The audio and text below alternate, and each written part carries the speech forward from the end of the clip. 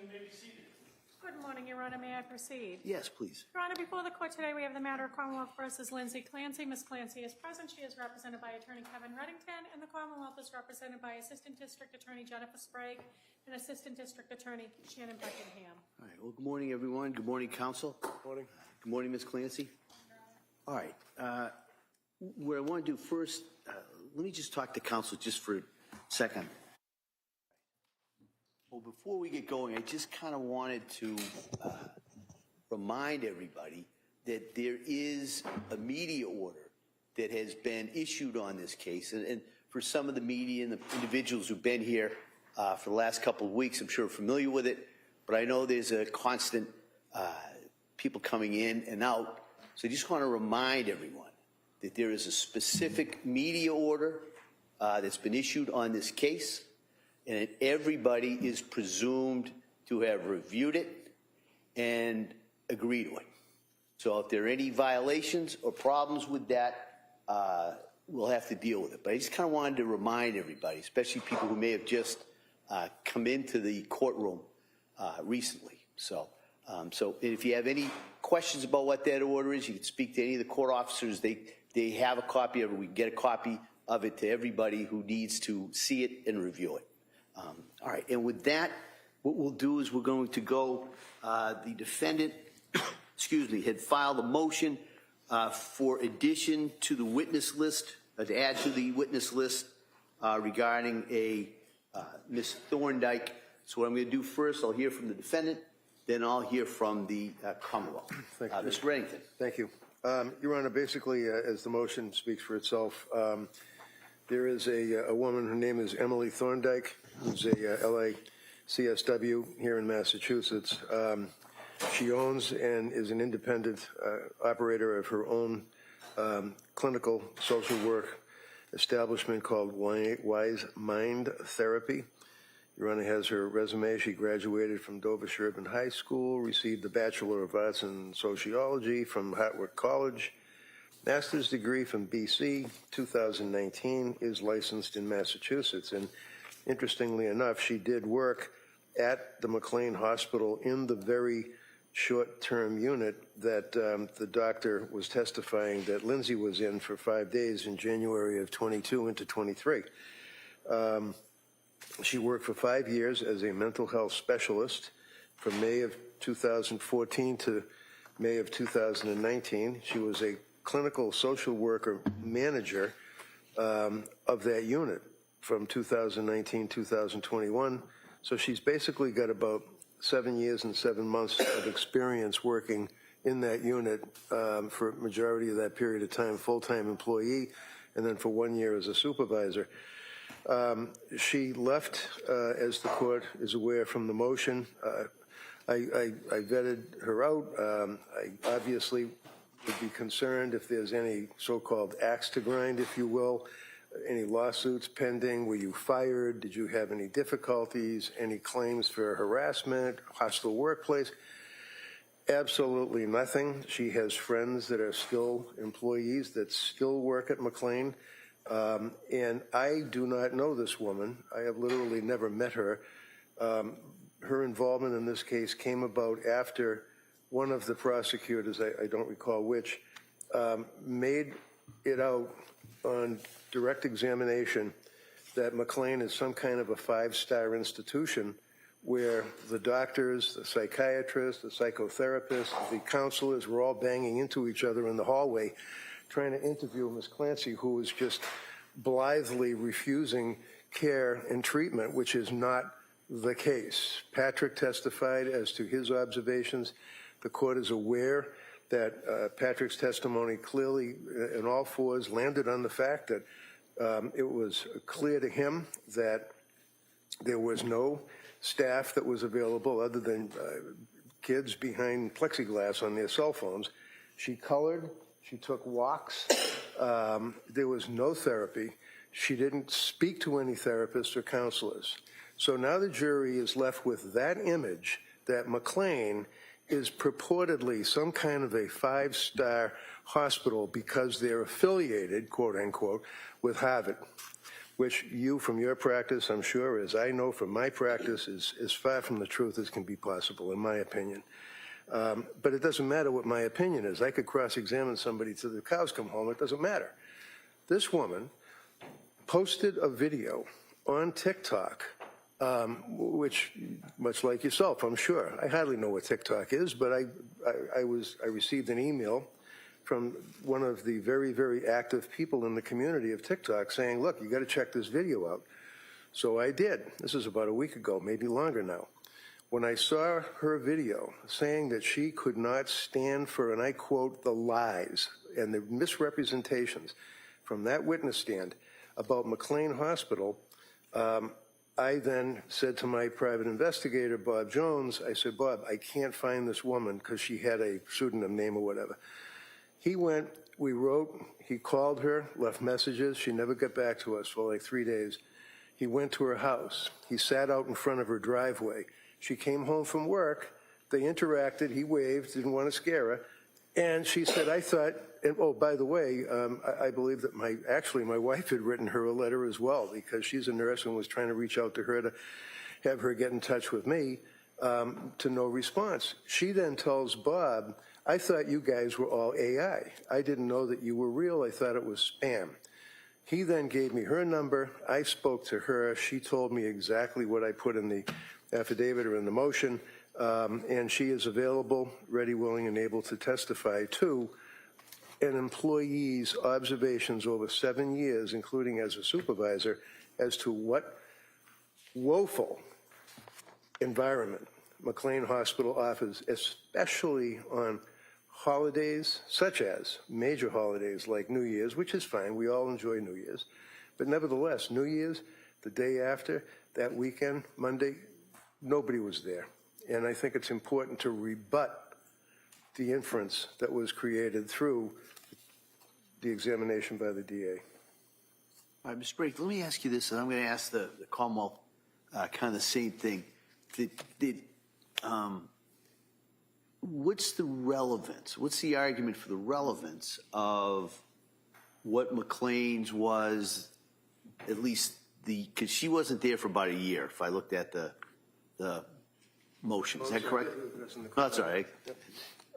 Yeah, that's true. She left. She has her own business now, and she left, but it was just a year. Yeah. There's no change in the circumstances from Lindsay going into that hospital on New Year's of 2022 to 23, and this woman's work experience where she left a year before. And I agree with you. This would have been a non-issue were it not for the flavor of the government's repeated argument that she was a person who was spurning health care, didn't want health care, had the opportunity, and she walked away from the opportunity, which, as I say, is as far from the truth as possible. So I think it is now, because of their questioning, squarely before the jury, to leave that impression. And the woman that was the doctor from McLean was just a pleasure. She was just a lovely, lovely woman and testified as best she could in the case. But they're left with the impression that McLean is this wonderful place that she just did not have any interest in utilizing what was available to her. That was not available to her. And she's testifying to custom, practice, and her observations over 7.5 years. Is there another alternative to get there? Someone who actually works there or worked there during this time period? That it's the time period that a year? One of the things that, well, yeah, but things can change in a year, you know? I don't think so at McLean. I don't know so. I guess that's the question. I don't know so. That would be that's one of the things I may have to wrestle with. But that's kind of what I was asking, whether or not there is, or I understand the argument. Okay. And I understand the argument regarding relevance. But if we're talking about staffing or the availability of programs and how that work, this witness is a gap there. I guess that's all. I'm wondering if there's another way to get there. So, you know, the realities of trial practice, if you're the government, you send summonses, you have people come to your office, you're interviewing witnesses. If you're the defense, they run for the hills. For example, one motion I'm bringing with you is merely looking for pediatric records that I have had to have Bob Jones go and try to get them, HIPAA forms, everything, and they're avoiding us horribly, and I'm going to have a contempt hearing request very shortly. But the point I'm getting at is, if they want to reach out to McLean, I'm sure that McLean administration would bend over backwards to give them every record that they would need as to how many employees they had, what their work records were, their doctors, their counselors, all available. I know I can't get it. So I'm suggesting to Your Honor that this is an opportunity for a person who worked there for all those years, who does not have any dog in the fight, to testify to what her observations were clearly within her time frame. She left a year before Lindsay went in there on New Year's. So I certainly agree with that. Cross-examination, they could get records if they wish, but I think it is relevant. I think it's material, and I think it has to be used to rebut the inference that was raised. All right, thank you. Thank you, Judge. Yeah, Commonwealth? Your Honor, the Commonwealth would object to the witness, the late disclosed witness, in addition to the obvious Rule 14 issues, the fact that we didn't have notice of this individual, there's been no discovery other than what's contained in the affidavit, and what we could identify from this woman's TikTok video. There's no report from the investigator who, admittedly, by counsel, has spoken to this witness, this individual. Aside from that, we have a number of other issues with this witness. One is, this isn't somebody that's proposed to be an expert, so they're not relieved, they wouldn't be relieved of a sequestration order, but this woman's TikTok, admittedly, she's been following the trial.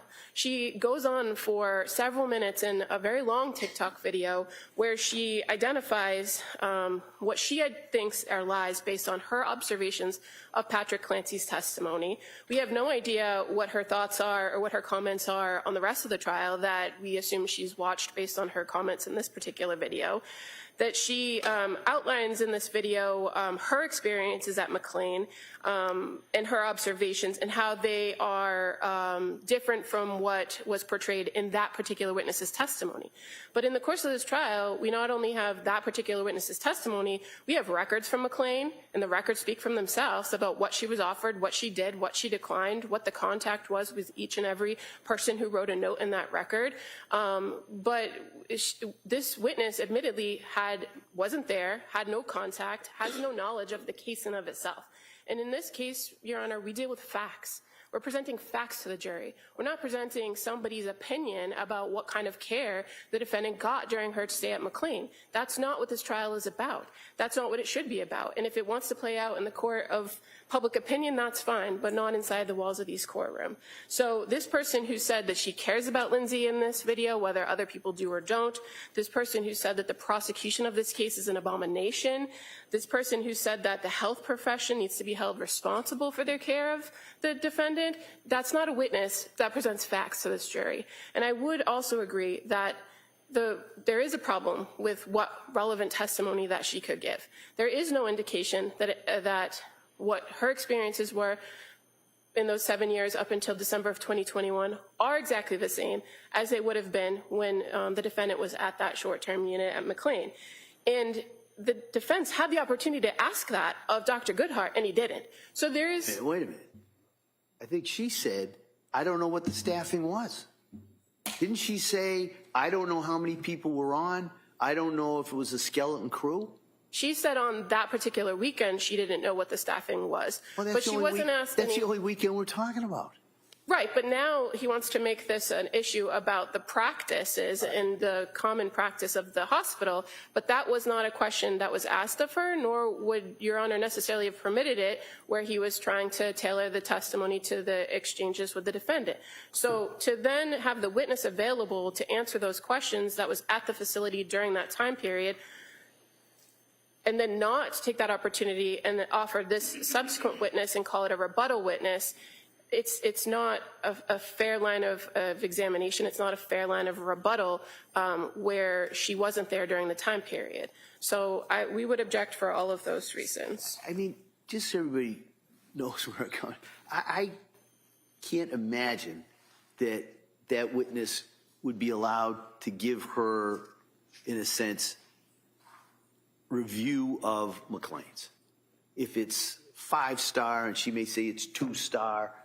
You know, this is not TripAdvisor. I wouldn't allow that. And no one. But the question seems to be, for me, a closer call about what the standard staffing and programs may be available on a holiday weekend.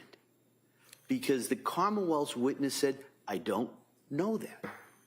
And that seems to be something that maybe the parties could come to an agreement about establishing. Either, you know, there's got to be somebody who's still working there that says the weekend, 2 weeks, the weekend after this wasn't a holiday, we have X amount of people there. We have X amount of programs that are available.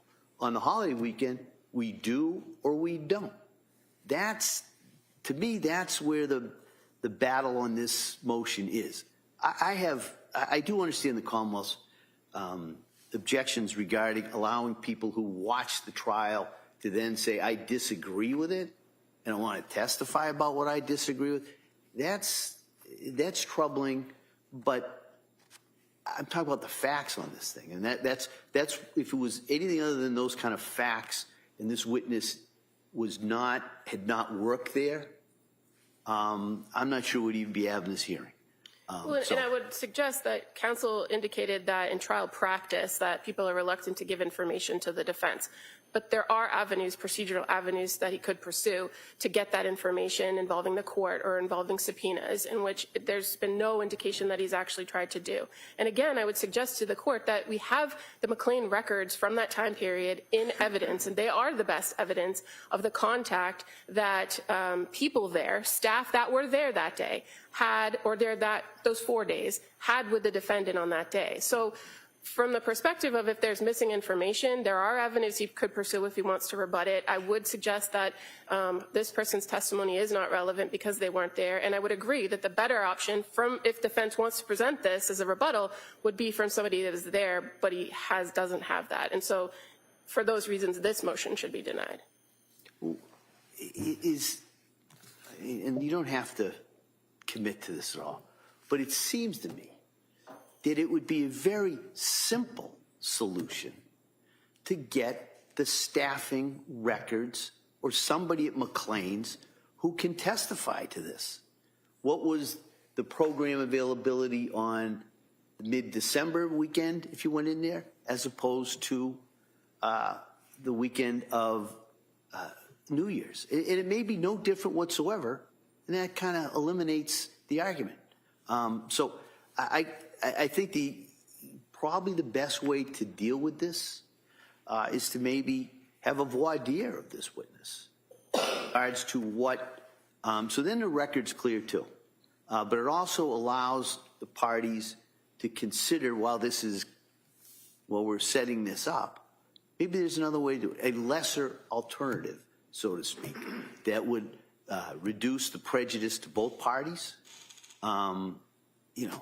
So again, I don't know how a voir dire of this particular witness, who clearly wasn't there and didn't have contact with the facility during that time period, would answer Your Honor's questions. But I do agree. Maybe we can find out. I can ask the questions, and we could see. I understand the problem that I kind of had as the case was going. The individual that was probably, you would anticipate, could talk about the staffing, the difference of a holiday weekend and a non-holiday weekend, said she wasn't aware of that.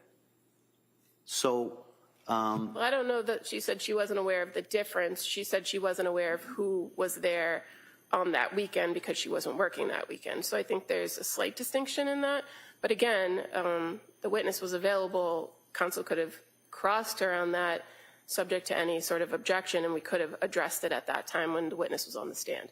But again, that witness is under summons, and if counsel wants to recall her, he can. There are avenues that he could pursue if he wants to pursue this line of rebuttal that's short of calling this particular witness that's been proposed, is the point that the Commonwealth wishes to express. So I'm going to take this under advisement. I want to review it. but I'm inclined, just so everybody can kind of maybe make some idea where we may go with this, I'm inclined to have a voir dire, this witness or some other witness.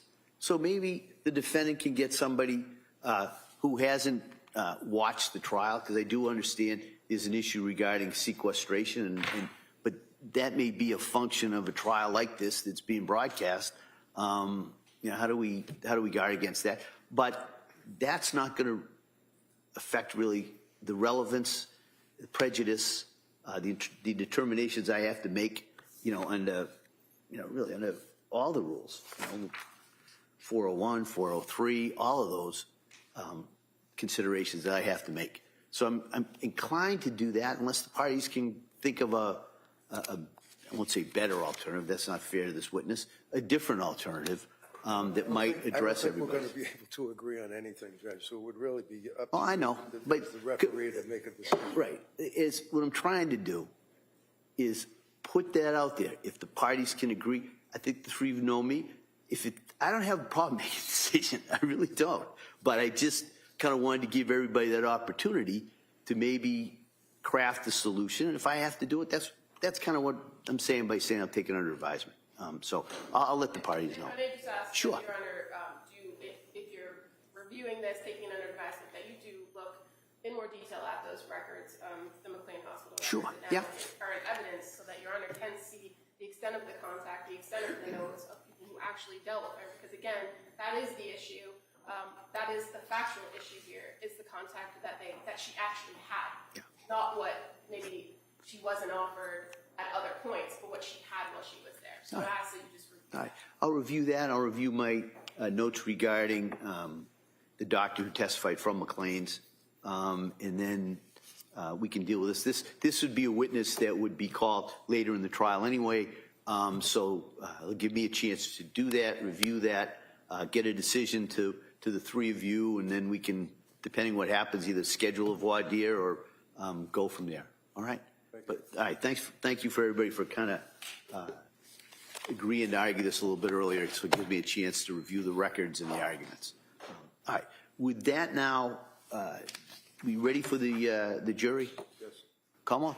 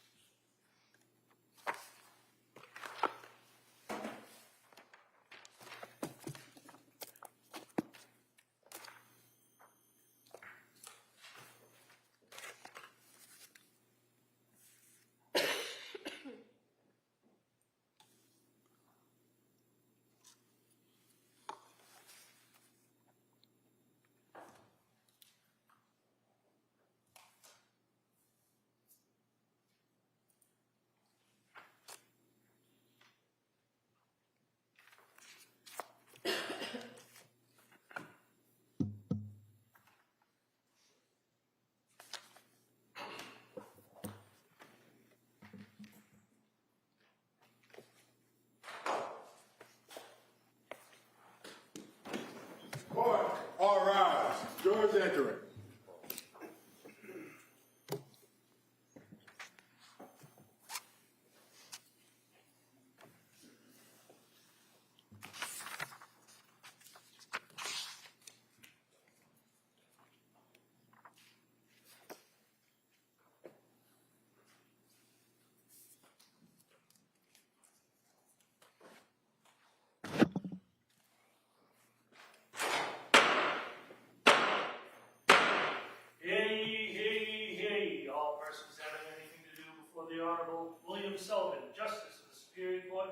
sitting in Plymouth, within and for the Commonwealth. Draw near, give your attendance, and you shall be heard. God save the Commonwealth of Massachusetts. This court is now in session. Please be seated. Good morning, Your Honor. May I proceed? Yes, please. Your Honor, before the court today, we have the continuation of the jury trial in the matter of Commonwealth versus Lindsay Clancy. Ms. Clancy is present. She is represented by Attorney Kevin Reddington. The Commonwealth is represented by Assistant District Attorney Jennifer Sprague and Assistant District Attorney Shannon Buckingham. All right. Well, good morning, everyone. Good morning. Thanks for your patience. I told you we got a little late start, but I appreciate you waiting for us. And so what I'm going to do is going to go through those questions. And then at that point, we'll talk a little bit about the schedule, and then we'll get right back into the trial. So first question, as you all know by this point, has any member of the jury read, seen, heard, or overheard anything from any source about any aspect of this case that would affect your ability to be a fair and impartial juror? All right.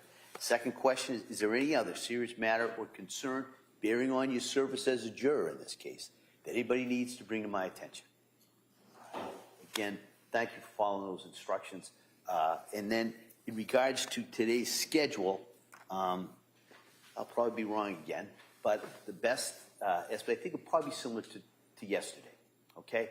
So we'll go, return to the case, we'll take a break, hopefully around 11, take a break from 1 to 2, and then we'll go into the afternoon, depending on how the case testimony goes. And then at the end of the day, I'll try to remember, bring counsel over here. We'll talk about kind of where we are on the timeline of the case, where we are kind of scheduled for the week and going forward. So I'll try and give you that, hopefully, this afternoon before I send you home. All right. So with that, we're going to return. There was a witness. Ms. Paul was on the stand. The Commonwealth had finished their direct examination, and we're about to begin cross-examination of that witness. So I would ask the witness if the witness could retake the stand, please.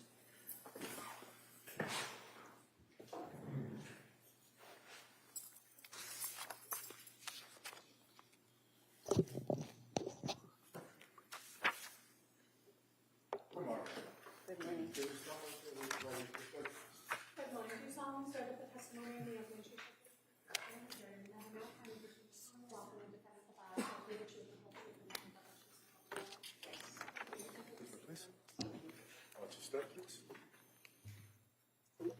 All right, good morning. Good morning.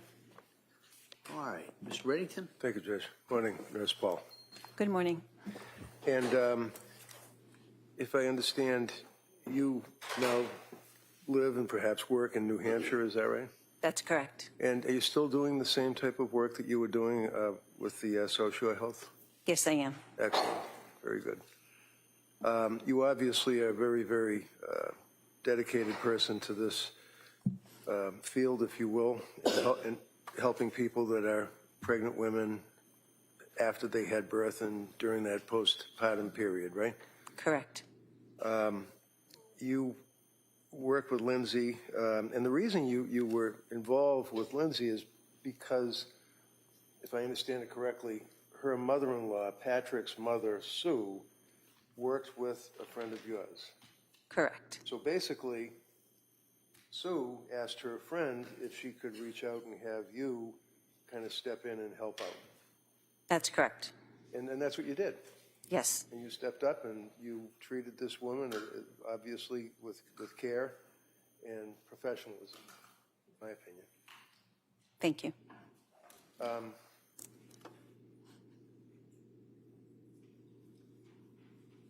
Your Honor, I would like to offer the records from South Shore Health, if I could. Objection? No objection. Those records may be admitted. Exhibit 222.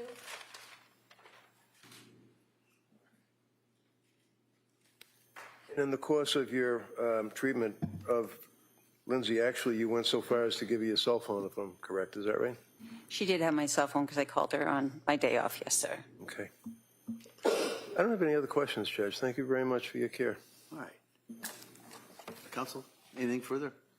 No, All right. Thank you. You may step down. Thank you.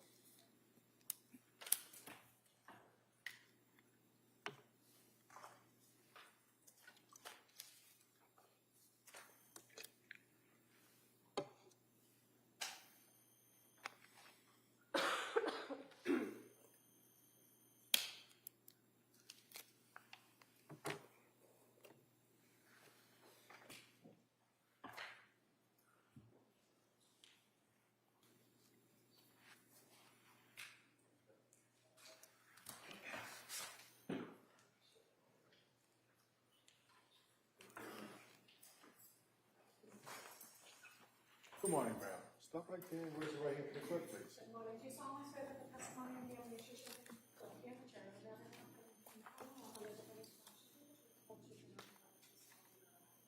Thank you, ma'am. You may take a seat. Watch your step, please. Hey, good morning. I'm going to ask you to keep your voice up and speak into that microphone, all right? Thank you, Your Honor. Yes. Attorney Buckingham, please. Thank you. Good morning. Good morning. Could you please tell the jurors your first and last name? Rebecca Gelada. And how do you spell your last name for the record? Jollota. And what do you do for work? I'm a psychiatric nurse practitioner.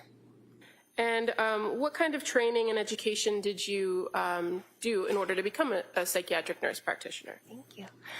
I have my bachelor's degree from the University of Connecticut in Allied Health Sciences. I then went on to get my master's actually in counseling psychology in 2013 from William James College in Newton. I worked in the mental health field as a clinician in various positions for a time. Then I went back to school. I've been an RN in Massachusetts since 2017. I got my MSN in 2019, at which time I became a licensed and credentialed psychiatric nurse practitioner. And where is that? Here in Massachusetts? Yes. Are you licensed anywhere else? No. And so can you tell us a little bit about your work history? Sure. I have worked in as a detox nurse at McLean. I have worked as a therapist in outpatient clinicians prior to becoming a nurse. I have worked in DMH respite facilities, and now I'm a nurse practitioner. And when you were a therapist, doing outpatient therapist, was that something you were doing on your own as a social worker, or were you associated with a practice? It was part of my training after I got my master's in counseling in 2013. So I had a panel of patients, but I was under the supervision of a licensed provider. It was up towards getting my licensure. And where do you currently work? South Shore Health. And how long have you worked for South Shore Health? Since 2021. And how did you come to work at South Shore Health? What was the role that you started? I had been working sort of in general practice as a psychiatric nurse practitioner, but I was interested in working in women's mental health specifically. And at that point, I was getting training to become more specialized in it. And when a job opportunity became available, I applied for it. And what kind of training is that you were doing to be more specialized in women's health?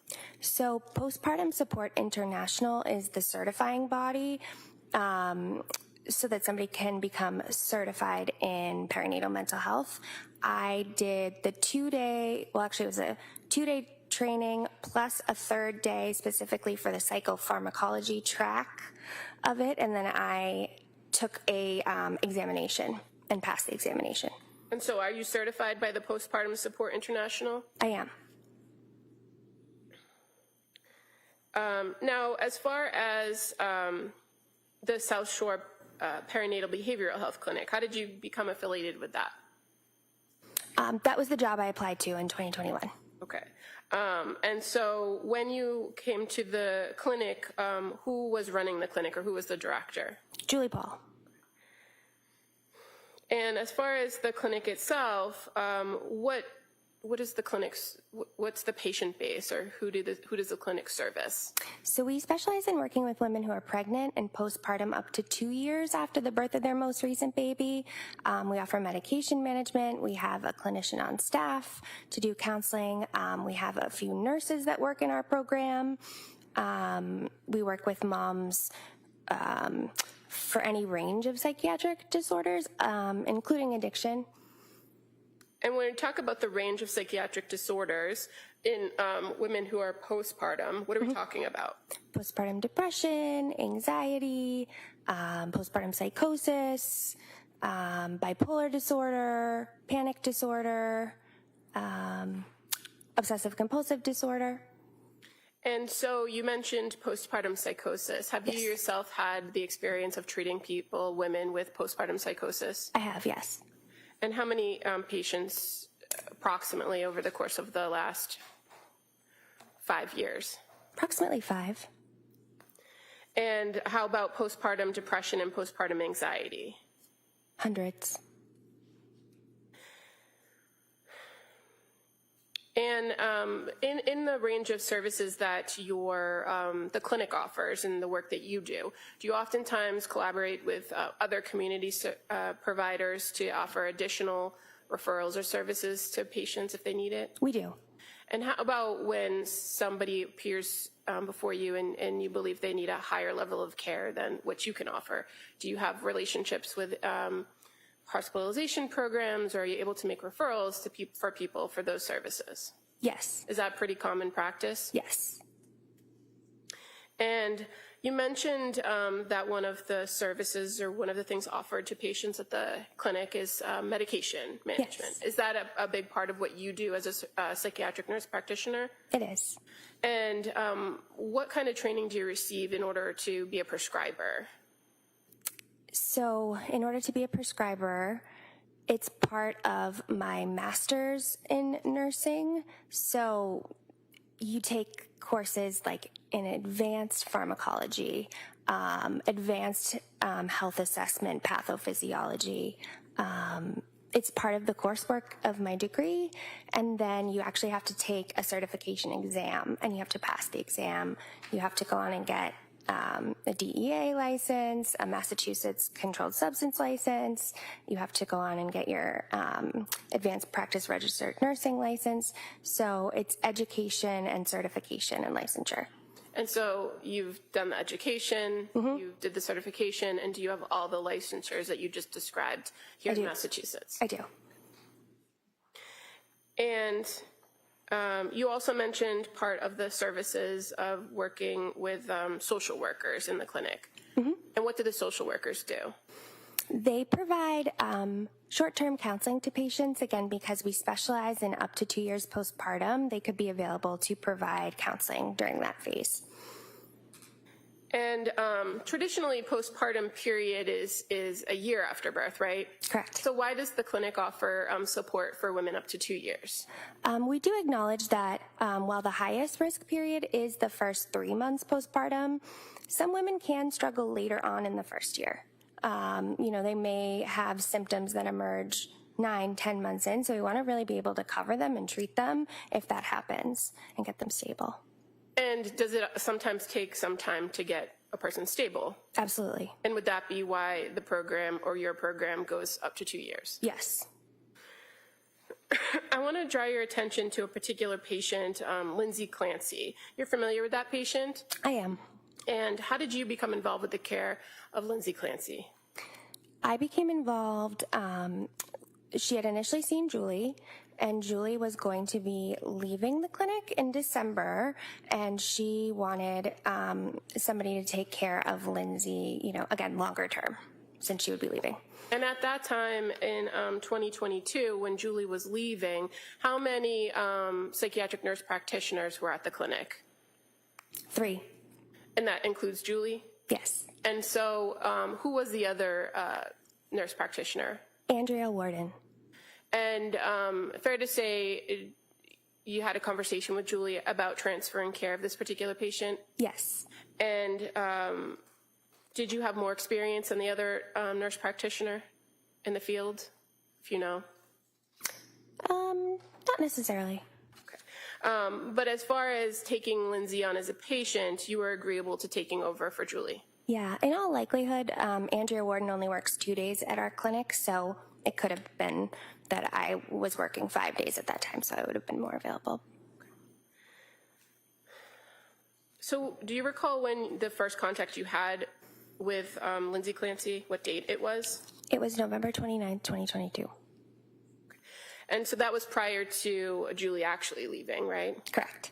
And fair to say, on that November 29th date, you had an actual follow-up with Lindsay. I did. Do you recall if it was virtual or was it in person? I recall that it was virtual. Okay. And in the practice of the clinic, is there an option for patients to do in-person or face-to-face Yes. in-person visits? And how does it come about that a person is either in person or virtual? Our model is that we do initial assessments in person because new motherhood is very busy. There's a lot going on. We would rather see you than not. And so sometimes it is just easier to log on to a screen. Sometimes if we feel like someone would benefit from that face-to-face assessment, we'll say, please book your next appointment in person.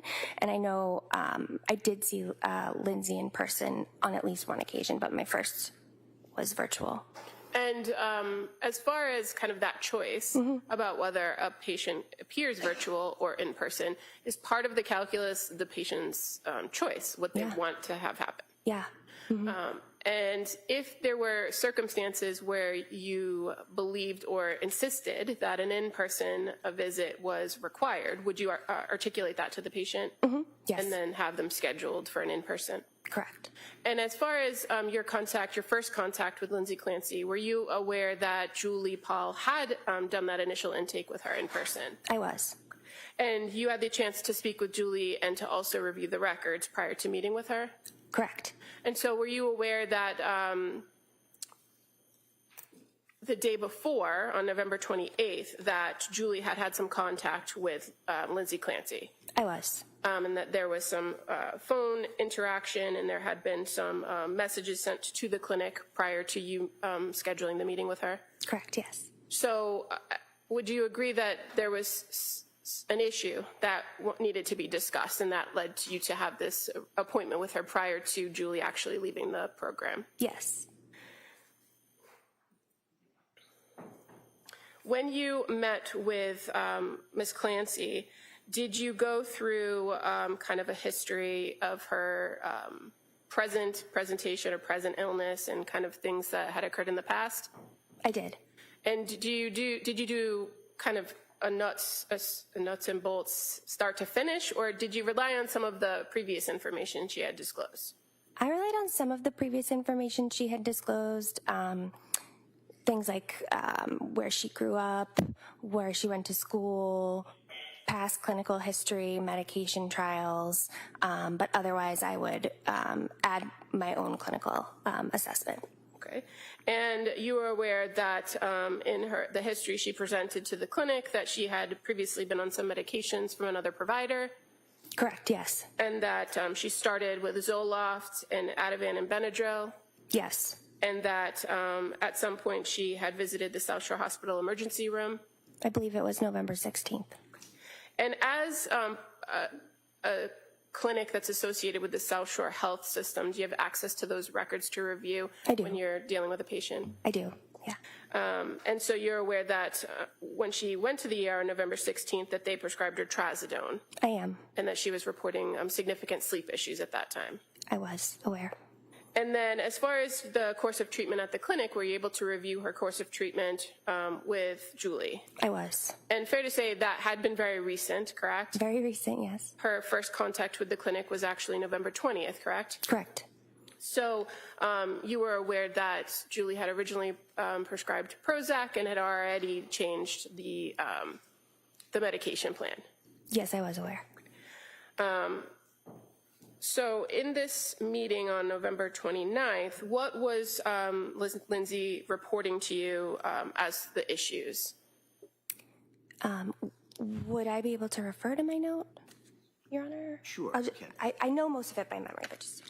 So she had been taking mirtazapine, Remeron, at that point for 4 nights. So I believe she started it on November 25th. I was then seeing her on November 29th. She wasn't yet appreciating much difference from mood, anxiety, or insomnia. She would say, you know, I'm able to fall asleep for 2 hours, then I'm up for 3 hours in the middle of the night. And finding herself like in those 3 hours needing to take an Ativan to help her fall back asleep. Now, when she said not appreciating much difference after taking it for 4 nights, in your training experience, is that something that you would normally see with that type of medication? Yes, I wasn't surprised by that. And for something like mirtazapine, or what's referred to as Remeron, right? Remeron, yeah. What class of drug is that? It is a noradrenergic specific serotonin antidepressant. So it's slightly different than an SSRI. It does work on serotonin. It also works on the noradrenergic part is alpha receptors, which is what our body, those are the receptors that our body responds to adrenaline. So it should help kind of calm you down. And it also works on histamine receptors, which is why it can make people sleepy. So for Remeron, the fact that it has a calming effect on somebody with anxiety, it's sometimes a good fit, right? Correct, yep. And for somebody who might be complaining of sleep issues, it also has that secondary component that could help.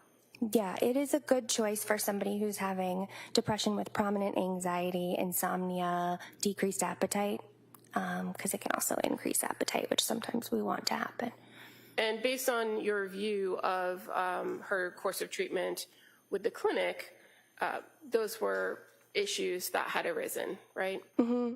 Yeah, I had noticed she had lost weight when she had gone to her PCP on October 20th. I believe she weighed like 130 pounds. On the 16th, when she went to the ED, she weighed 124 pounds, and they had done a pretty good medical workup on her with labs and everything, and she had reported like decreased appetite, so that was part of the clinical picture, and of course not sleeping and very anxious.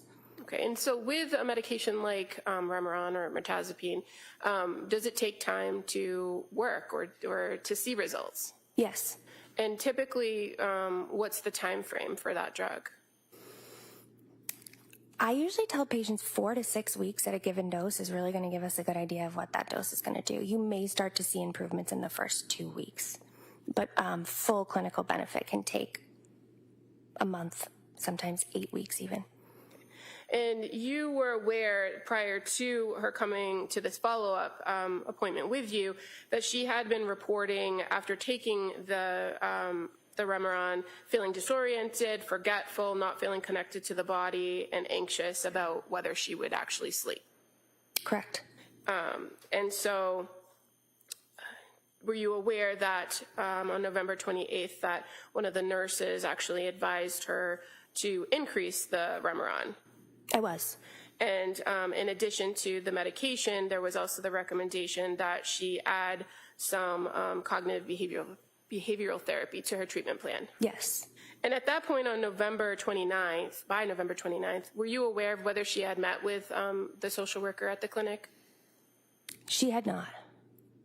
So did you have any indication that she had been engaging in some sort of cognitive behavioral or psychotherapy? No. Now, in relation to the medication piece of this follow-up, did you have any conversations with her about the concerns with the Remeron and what to do about that? Yes, I did.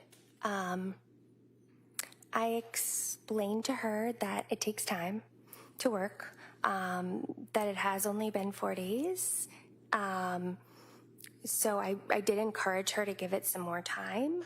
I also made additional recommendations as well. Okay, and so what were the recommendations for? I had known that Julie had tried like 5 milligrams of Ambien, so I had suggested maybe we could try 10, maybe we could try Ambien controlled release formulation, because she was having these wake-ups in the middle of the night. The controlled release, kind of like the outer layer gives you 60% of the dose, helps you sleep. Then throughout the night, the inner layer gives you 40% of the dose, keeps you asleep. I said that might be a good option while we're waiting for the Remeron to work. Because I was sort of thinking that maybe the underlying depression, anxiety was causing the poor sleep. So while we're treating that, let's try these alternatives. Okay, and so was she receptive to the Ambien? No. And did she say why? No, I don't recall. Okay. Did she express to you that she had some other concerns about taking certain types of medications for sleep, like benzodiazepines? She did. What did she say about that? Was concerned about taking benzos, she had mentioned something called rebound anxiety. And what that is once the dose sort of wears off, your anxiety goes like above your baseline once the dose of a benzodiazepine wears off. It usually typically has to do with half-life of a medication. So for Ativan, that's usually between 8 and 24 hours. So if she's taking it in the middle of the night, the next morning she would feel more anxious. She was concerned about that. She also feels she was concerned about getting physically dependent on it because she had needed to take it for a number of nights. And when she used the term rebound anxiety, was that her terminology? Yes, it was. And is that a terminology that you generally use in psychiatric care to describe that, what you just told us about? Yeah, it's a clinical term. And was that something that she mentioned first, or did you mention? I put it in quotes in my notes, so that's usually when a patient mentions it, I put it in quotes. Okay. And so as far as the plan to address the sleep and to help her with this complaint, with Ambien not a choice, what was your next recommendation? I discussed hydroxyzine because it's an as-needed medication for anxiety, but it's not a benzodiazepine, doesn't really carry that risk of rebound anxiety or tolerance or dependence, and it could help her sleep. So I offered that as an alternative as well. Were you aware that she was offered hydroxyzine before? I was not aware of that. Was she willing to try the hydroxyzine? No. And so what was her preference? Her preference was to continue with the mirtazapine, the Remeron, 15 milligrams, and with the as-needed lorazepam. And just so we kind of stay with the same terminology, when you're talking lorazepam. Sorry, Ativan? Yeah. And that was something that she expressed to you? Yes. Now, when you're dealing with a patient, and obviously this is your first interaction with her, right? Mm-hmm. Do you take into account your contact and communication with them in assessing whether they have the ability to make these choices or make informed decisions? Absolutely. And so your conversation with her about her medication treatment that she had received and what you were proposing as a plan, was she able to engage with you in that conversation? Yep. And so when it was collaborative. And so when she declined the options that you first offered, did you then present her with alternatives? I did. And ultimately, at the end of the day, whose choice is it as to what medication regimen person would be on? The patient.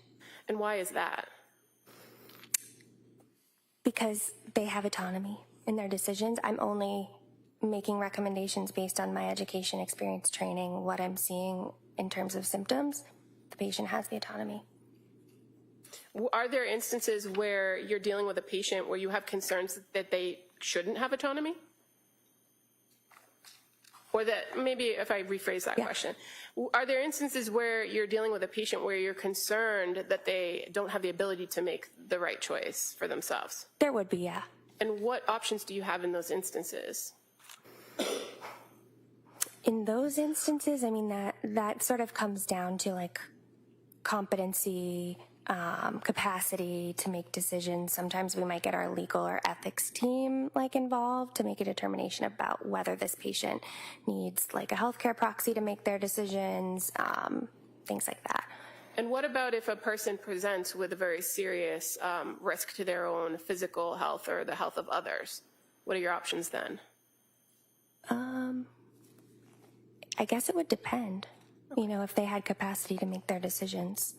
In your interaction with her on November 29th, did you also go through with her and perform a mental screening test or a mental status screening? I did. And why do you do that? It gives me some objective data of how the patient presents, how is their speech, how's their appearance, what is their thought process, what's their thought content, things of that nature. And in this meeting on November 29th of 2022, did you observe anything in which she displayed manic symptoms? No. And what traditionally are manic symptoms that you look for? So there's a new mnemonic called DIGFAST. Try to do this quick. D is distractibility. Patient is highly distracted. to lots of extraneous stimuli. There is pressured speech, grandiosity. So like suddenly someone's like, I'm going to run for office. I'm going to be the president. And you're like, okay, you've never had an interest in that before. Sleep is really poor. So somebody might get like 2 hours of sleep, but be like, go, go, go, go, go. Increased goal-directed activity. So somebody might be like painting the exterior of their house, painting the interior of their house. They might be, you know, doing a bunch of different projects with no like decompression time or feeling tired. Those are the general symptoms of mania. Sometimes there can be psychosis associated with it as well. Okay, and so when you say mania and psychosis, are those two different things? Yes. And so are you also looking in these screenings to identify signs of psychosis? Absolutely. And what would be signs of psychosis usually? Signs of psychosis, they can be sort of subtle. It might look like somebody's like responding to, you know, stimuli in their head, like based on the way that their eyes are kind of tracking and they're not really paying attention. They may be quite guarded. They may have a delusional thought process. Like, for example, they might think that like somebody's out to get them when there's really no like basis. When you say responding to internal stimuli, is that generally when a person hears things, auditory hallucinations, Yes. or sees things that aren't there, Correct. visual hallucinations? And in addition to kind of watching for these things in your interaction, do you flat out ask somebody if they're experiencing those symptoms? I do. And in this first interaction that you had with Lindsay Clancy on 11/29, did she display any psychotic symptoms? No. What about assessing for suicidality? Do you do that as do. well? And what do you do for that? I generally ask, you know, are you having any thoughts of wanting to hurt yourself or anybody else? And if the answer is yes, it sort of becomes a more in-depth assessment. Do you go back and ask them about past thoughts? Yes. Whether they've articulated that? And in this case with Ms. Clancy, did she ever indicate whether she had a history of having suicidal thoughts or suicidal ideation? She did not. And how about homicidal ideation? Do you ask about that? I do. And in this instance, did she indicate whether she had any homicidal ideation or thoughts of harming other people? No. And as far as your observations of her presentation, like her mood and physically how she presented, did anything stand out to you as far as any of that? She seemed anxious. Okay. Did I remember? Okay, so as far as mood, So I couldn't hear that. Sorry, if she can finish her answer. Sure. You done with that? Yeah, I'm done. Okay. All right. so as far as mood, you noted her to be anxious, right? Yes. And you also look at a person's affect. And did you? You're gonna have to answer yes or no. Yes. Sorry. You observed her affect to be consistent with her mood, which you identified as anxious, right? And you examined somebody for Yes. their, Sorry. that's okay, thought process, right? Right. And what did you observe her thought process to be? I observed her thought process to be linear, meaning you could follow it, her train of thought easily, and goal-directed. She understood that she was there to be assessed for treatment. It seemed to be her goal. And do you also perform other screenings like the generalized anxiety depression scale and the Edinburgh scale? I do. And did you do that for Lindsay Clancy on November 29th? I did. And what were the results of those screens? Her Edinburgh, so the Edinburgh scale is out of 30. She was 17. What does that mean? Moderate to severe symptoms, postpartum depression. Now, with that particular screening tool that you can use, is it fair to say that with postpartum women, it often fluctuates? It can. That the patient is asked about the previous 7 days. And as far as the generalized anxiety depression scale, what were the results of that screen? May I look? 14 out of a total of 21. And so what does that mean? That would mean moderately severe anxiety.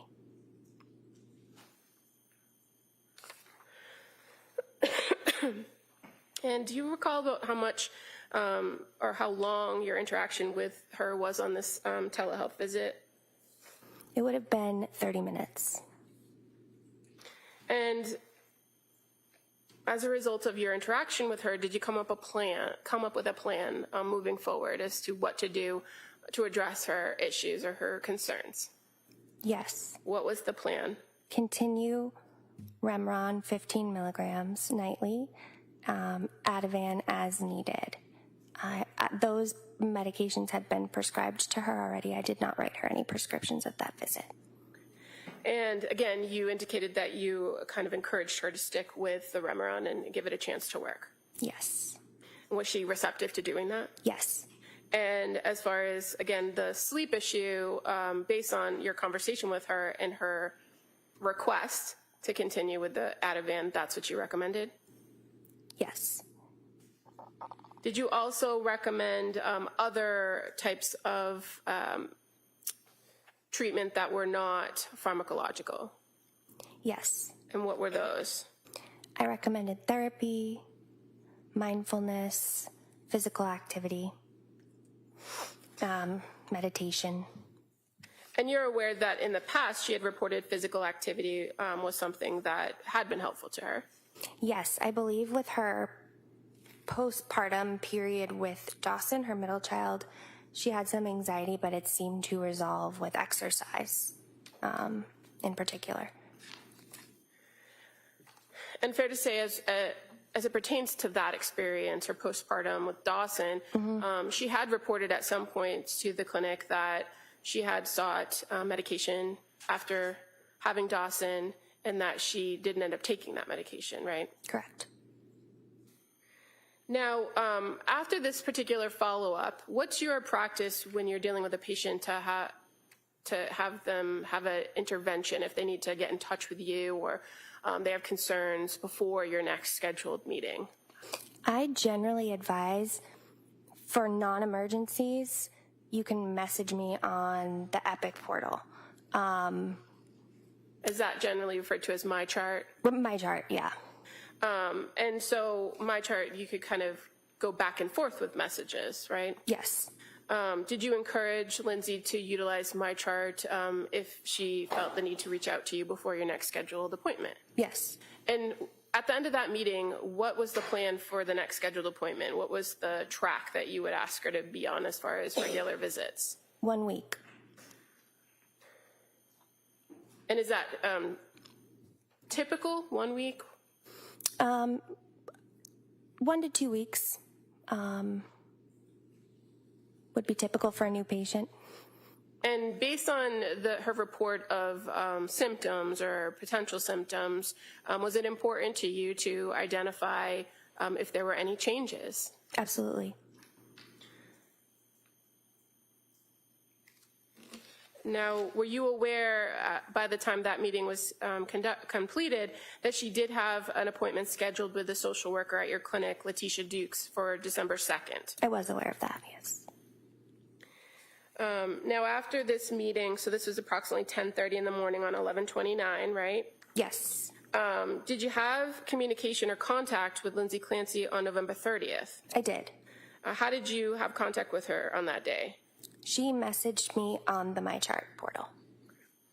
And you're aware that on that particular morning, Julie had informed her that she was leaving? Yes. Or were you aware, I should say? Yes. Now, when Lindsay messaged you, that was at 11 a.m. That was the first message, correct? I would have to look at the note for the time. Okay. Do you have those? I do have the messages. I believe that'll be accurate. It was 11 a.m., yep. And did she ask you something specific in that message? She did. What did she ask you? She asked me if it would be safe to stop taking Remeron after 5 nights. So you had just met with her on November 29th Correct. and talked about stopping Remeron, or talked about the concerns with Remeron. We talked about continuing it on the 29th, yes. But as far as the starting of that meeting, or where you were talking with her about the medication, she had already reported concerns with that medication, right? Yes. And so you encouraged her to stick with it, and then the next day she's asking to stop again. Yes. Do you recall that in that message she indicated that in the course of that night that the depression, she felt like the depression was much, much worse and not helping her sleep, and that she only got 2 hours? Yes. And she asked for a phone call from you, right? Yes. And did you call her back or did you message her back? I messaged her back, but I also believe I had my nurse call her back because I was in between patients. Okay. And so when you messaged her back, what did you ask her about to address that concern about stopping the Remeron after 5 nights? I asked her what symptoms of depression did she notice was worsening. And why did you do that? Because she had mentioned that she felt that she was more depressed.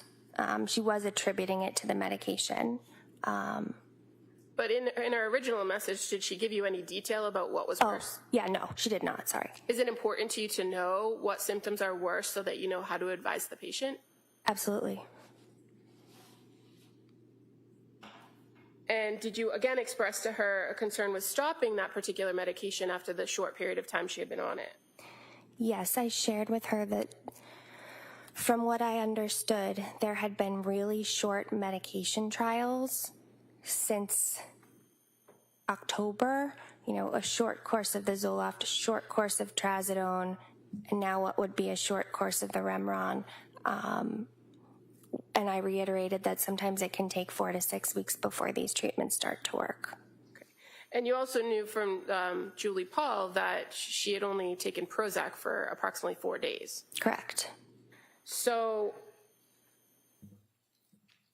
even though you gave her that information and encouraged her to stay with it, did you suggest an alternative? I did. And why did you suggest an alternative? At this point, I'm trying to establish a therapeutic relationship with her as a patient. So I had met with her on the 29th. She's concerned about the mirtazapine. I'm kind of asking her to hang with me on it and give it a chance. But then the next day she's asking me again that she really doesn't like it. So at this point, I'm trying to kind of give her an alternative to establish a collaborative therapeutic relationship. And at the end of the day, if you prescribe a medication and the patient doesn't want to take it, Right. You don't know if they're going to take it, right? Exactly. So what was the alternative you suggested?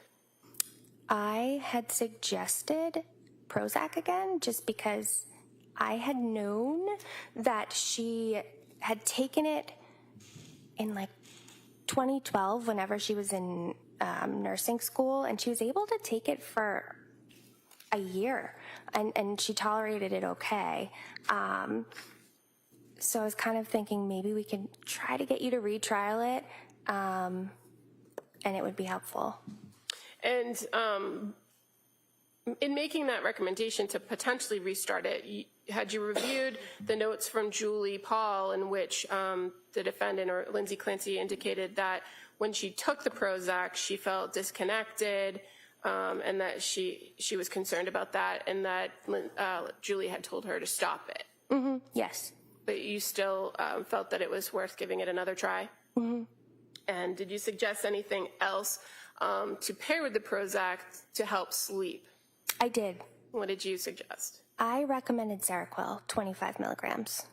And now, Seroquel, is that a drug that you're familiar with? I am. And in your practice, especially dealing with women's health, perinatal issues, what would a low dose of Seroquel accomplish for a woman postpartum? To get them to sleep. And you are aware that Seroquel at higher doses could be used to treat other types of mental illnesses? Yes. But in this circumstance and with this recommendation, what was the purpose of the Seroquel? So at this stage, my awareness was that she had tried a first-line option, which would be the benzodiazepine. The second-line options are usually what we call the sedating antidepressants, like trazodone, Remeron. So this would be more like a third-line option to try. And is that because trazodone, she reported, didn't help her? Didn't help. And she didn't like the feeling on Remeron? Right.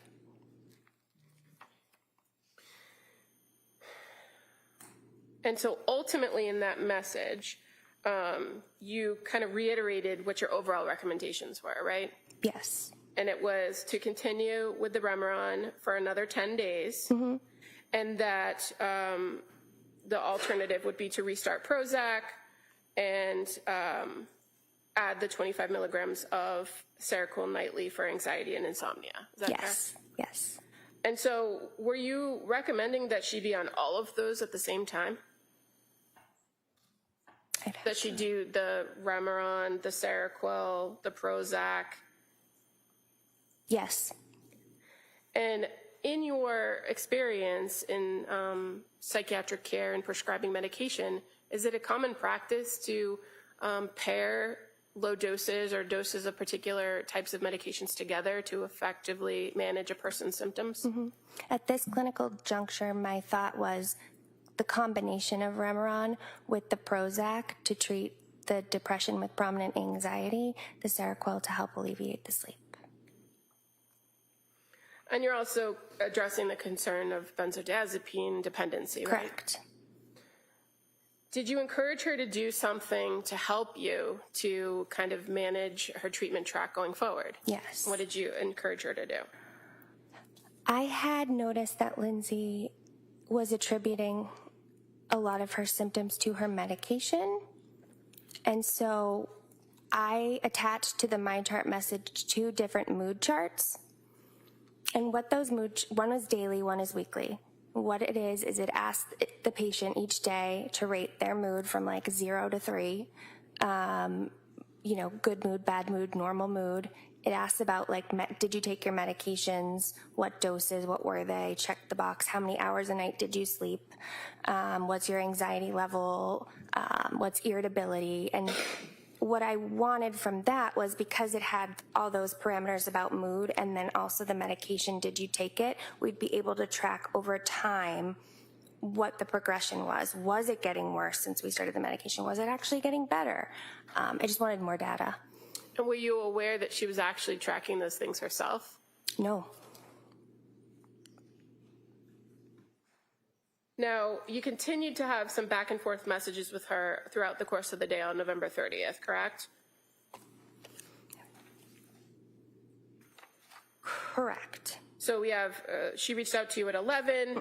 You responded to her at 11:52. Yes. There's another message from her at 12:15, right? Yes. And just going back for a second, when you were asking her about worsening symptoms, did you ask specifically about suicidal symptoms? I did.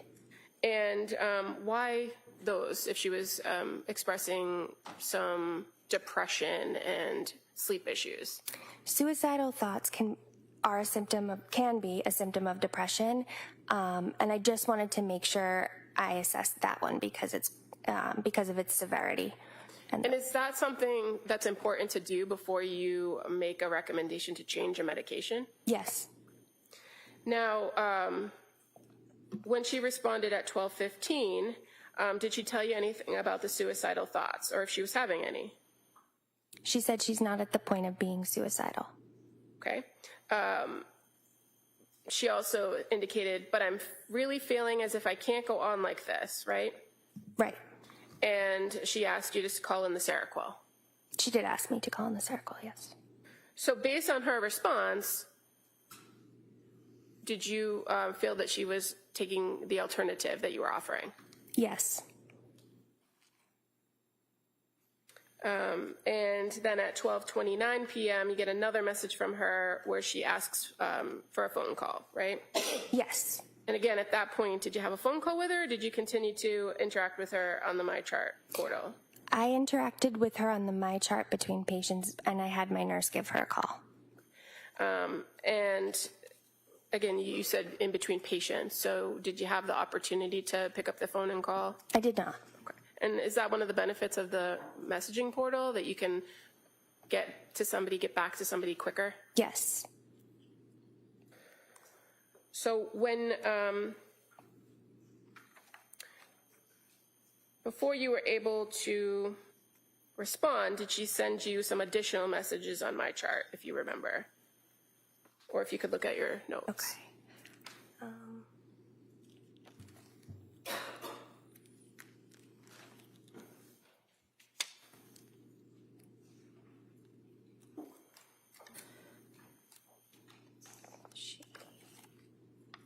I see that the symptoms of depression that she reported.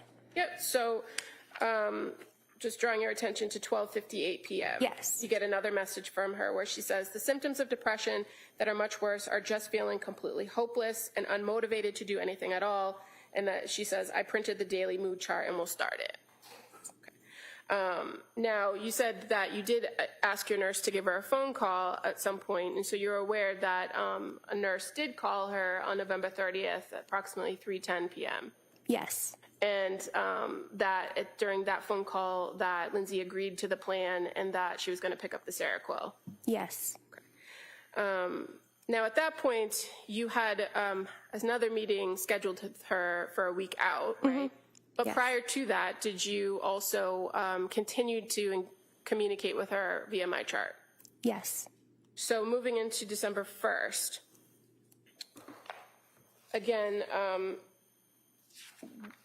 were you able to send her a message? She sent me a message on December 1st, and I did reply to it. Okay, so December 1st at 12:20 p.m., we have a message from Lindsay Clancy. Hi, Rebecca. I really don't like the way I feel on the Remeron, and I know that I can't stick with it, or I can't stick with taking it. I started having very intrusive thoughts that I never had before. I didn't take it last night. I would really like to go back to Julie's original plan of Prozac in the morning and using Ativan and Benadryl at night as a Band-Aid until I get to a therapeutic level of Prozac. Please let me know if you agree with this plan. I know that I need to give it a good couple of weeks to work. Is that the message that you first received on December 1st? It was. And were you aware that that same day that Lindsay had reached out to her primary care physician asking for an immediate appointment with her nurse practitioner? I was. And that she was looking to discuss medications? Yes. Do you know if she actually got an appointment or went to the appointment there? They had reached out to her, and she did not respond to their voicemails or MyChart messages, so she did not see them that day, to my knowledge.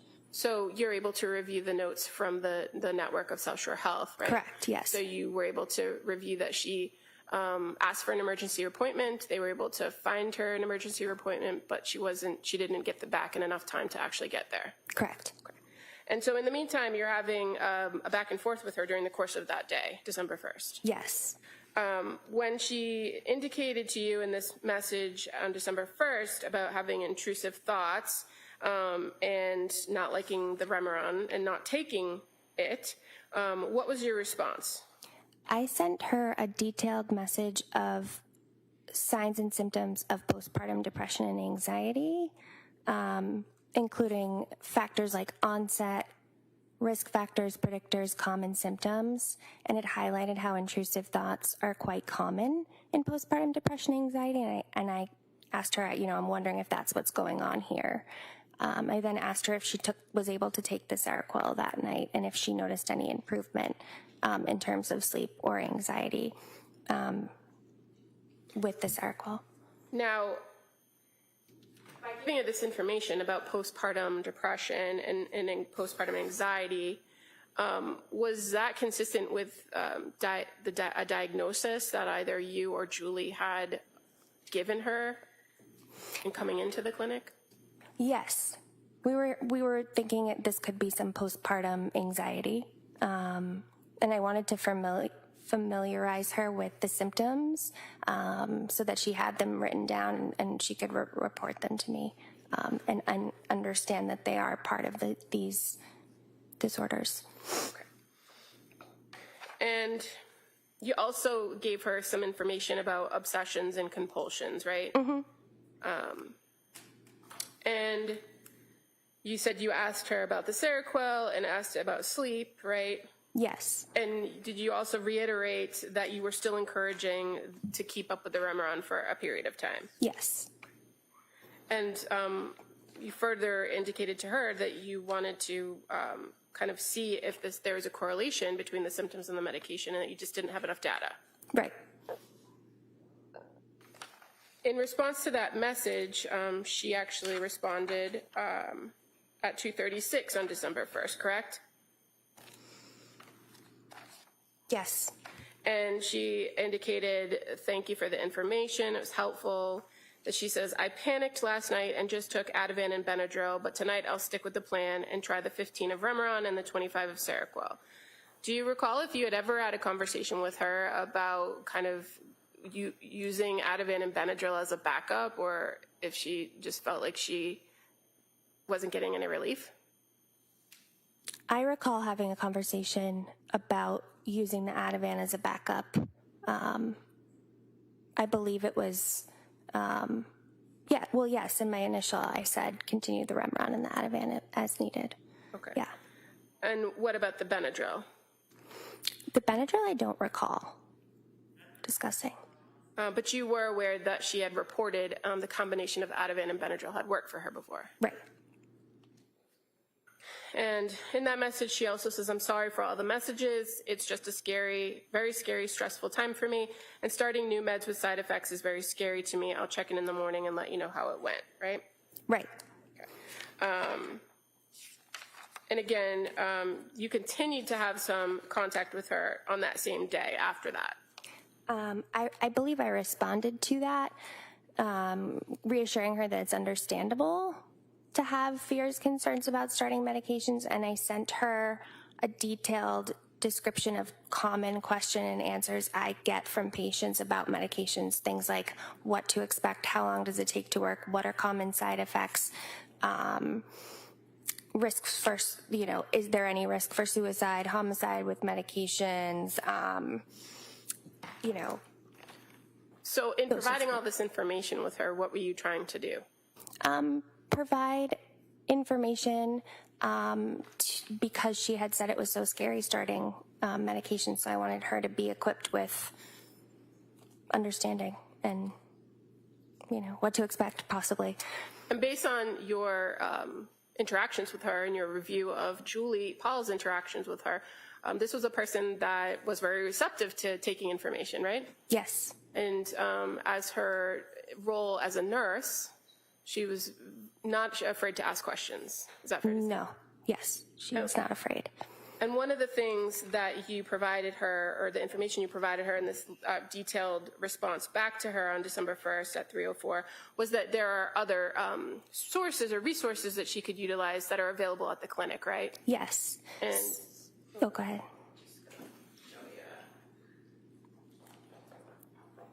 these two books, Exhibit 148. Yep. Good Moms Have Scary Thoughts, and this one, The Pregnancy, Postpartum Anxiety Workbook. Yes. To you? Yes, I instructed her that we had copies of these books that we were giving out to patients and that she should come grab them when she was in clinic. And she informed me she would be seeing Letitia the next day for counseling, so she would grab them when she was there. Okay. And so that day, December 1st, fair to say you went back and forth with her from about 12:30 to her last message, she was at 4:37 that day. Yes. And you said that she indicated that she did have an appointment the next day with Letitia Dukes. Yes. And were you aware of whether that was an in-person meeting? Yes, it was in person because she said, I'll be in clinic, I'll be able to get those resources. Okay. So moving to December 2nd, you didn't have a scheduled appointment with her, correct? I did not. And you knew she was going to see Letitia that morning in clinic, right? Correct. And you received several messages from her that morning. I did. Again, through the MyChart portal. Yes.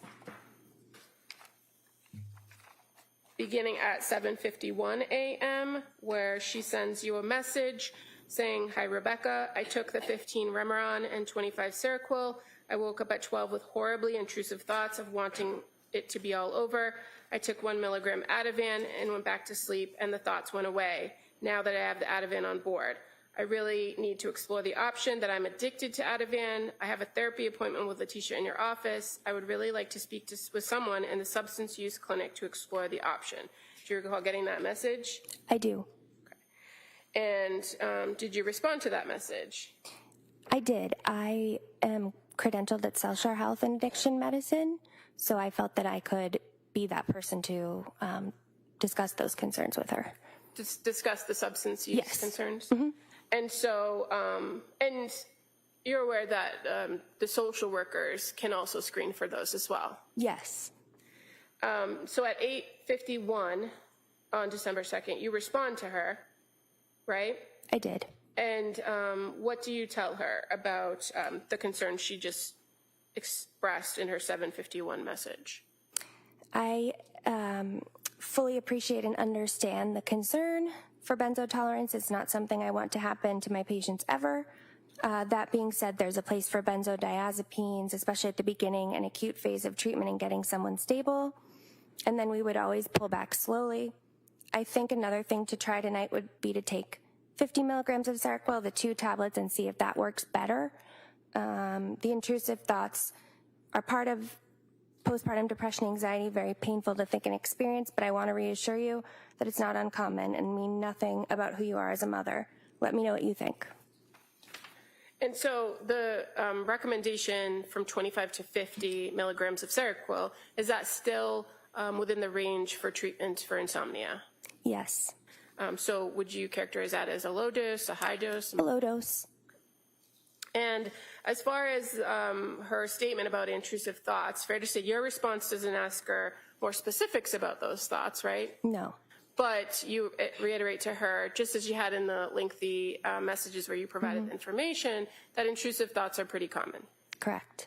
Now, did she respond to that message? She did. And so at 9:04 on December 2nd, there's a response from Lindsay Clancy. "I'm willing to try anything. I just keep coming back to the feeling that I'm dependent on Ativan after my 2.5 weeks of taking it daily with Benadryl, following the bad reaction to Zoloft. I feel addicted to it, and I feel like I'm not being heard, that is a possibility. I feel like we are throwing all these different meds at my insomnia when the root cause is Ativan dependence. I don't feel any of the anxious thoughts I had before. I feel completely numb." So you got that message from her at 9:04, correct? I did. And what was your concern when you got that message, or did you have any concern? I wouldn't say I had concern. I just wanted to, again, provide her some information about what I thought might be happening. Based on your training and experience as a psychiatric nurse. Sorry, she didn't finish her answer, please. Okay, yep. Go ahead. I was finished. Okay, well, she's finished. All right, next question. Based on your training and experience as a psychiatric nurse, and you said you had some experience with substance use, did you feel that there was a dependency issue or an addiction issue with Ativan? I did not. Is it fairly common that Ativan is going to make somebody feel better if they're feeling anxious? Yes. That's why you take it, right? Yes. And that's why you take it as needed. Is that fair to say? Yes. So in your response to her at 9:37, do you make clear to her the difference between dependence and addiction? I do. Okay. And as far as benzodiazepines go, there's a real concern for dependence and addiction in the fields. Is that fair to say? Yes. But based on taking it for 2.5 weeks, taking it to address actual symptoms of anxiety, did you have a concern of dependence? No. And so did you articulate to her that anything about that concept of dependence versus addiction? What did you say? I said, I wonder if you fear you're becoming dependent on the benzodiazepines, and there's a subtle difference between dependence and addiction. With addiction, there's a change in behavior caused by biochemical changes in the brain after continued substance abuse. The substance use becomes the main priority of the person with the substance use disorder, regardless of the harm it causes to themselves or others. With dependence, we're referring to physical dependence on a substance characterized by symptoms of tolerance and withdrawal. Benzodiazepine withdrawal is similar to alcohol withdrawal symptoms. We would be seeing things like elevated vital signs, high blood pressure, tachycardia, diaphoresis, mild alteration of mental status, initially with a possibility of perceptual disturbances, delirium, dysphoria, and tremors. Did the insomnia predate the Ativan use? I hear your concerns about the benzos, so my recommendation is do not take them every night. I recommend taking only every other night, and then we will not refill it. And so what's diaphoresis? Sweating. Okay.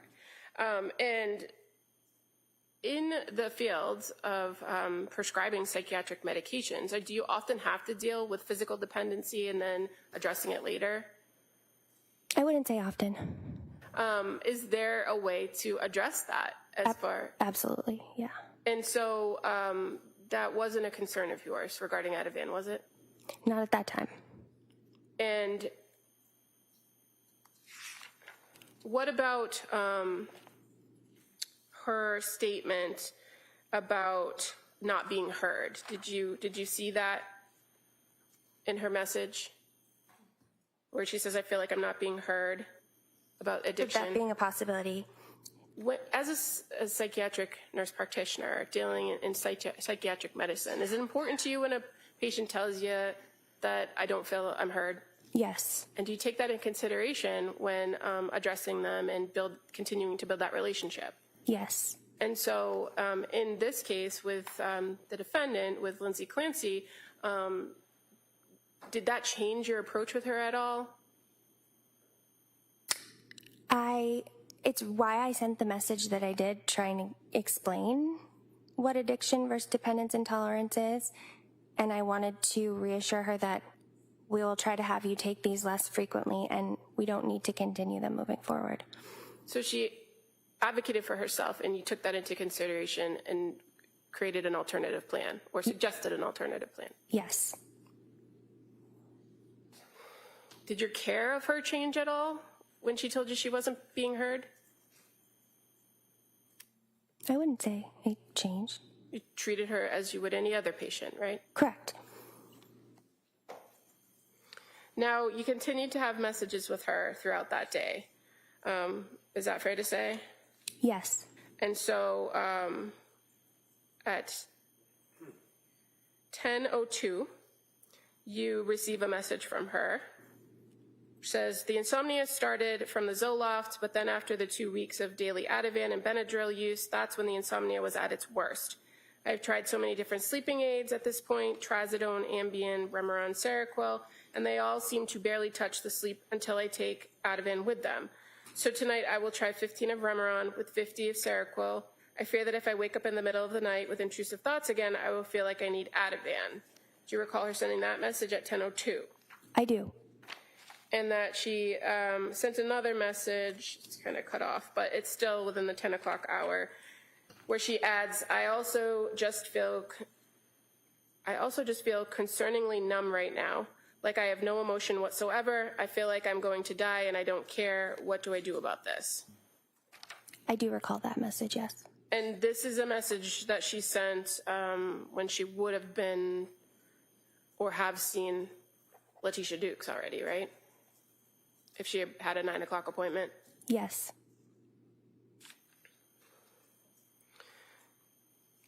When she sent that message to you, did you respond back to her at 11:35? I did. And with the fact that she talked about being numb and having no emotions, feel like I'm going to die and don't care, what did you do? I said, this sounds like depression and anhedonia symptoms. I would say if you're feeling unsafe, particularly as we head into the weekend, it is important for you to have information for psych emergency services available to you. And I provided a list of the 24-hour emergency service programs like mobile crisis intervention. Okay. And when you say anhedonia, excuse me if I mispronounced that, what does that mean? Anhedonia is a symptom of depression where people are unable to feel pleasure. They might describe it as feeling numb. They're unable to look forward to things. And in her message where she says, I feel like I'm going to die and I don't care, did you take that as a suicidal thought or suicidal ideation? No. And so did you tell her to go to the ER right away? No. Did you have concerns that she needed to get a higher level of care at that moment when she sent that message?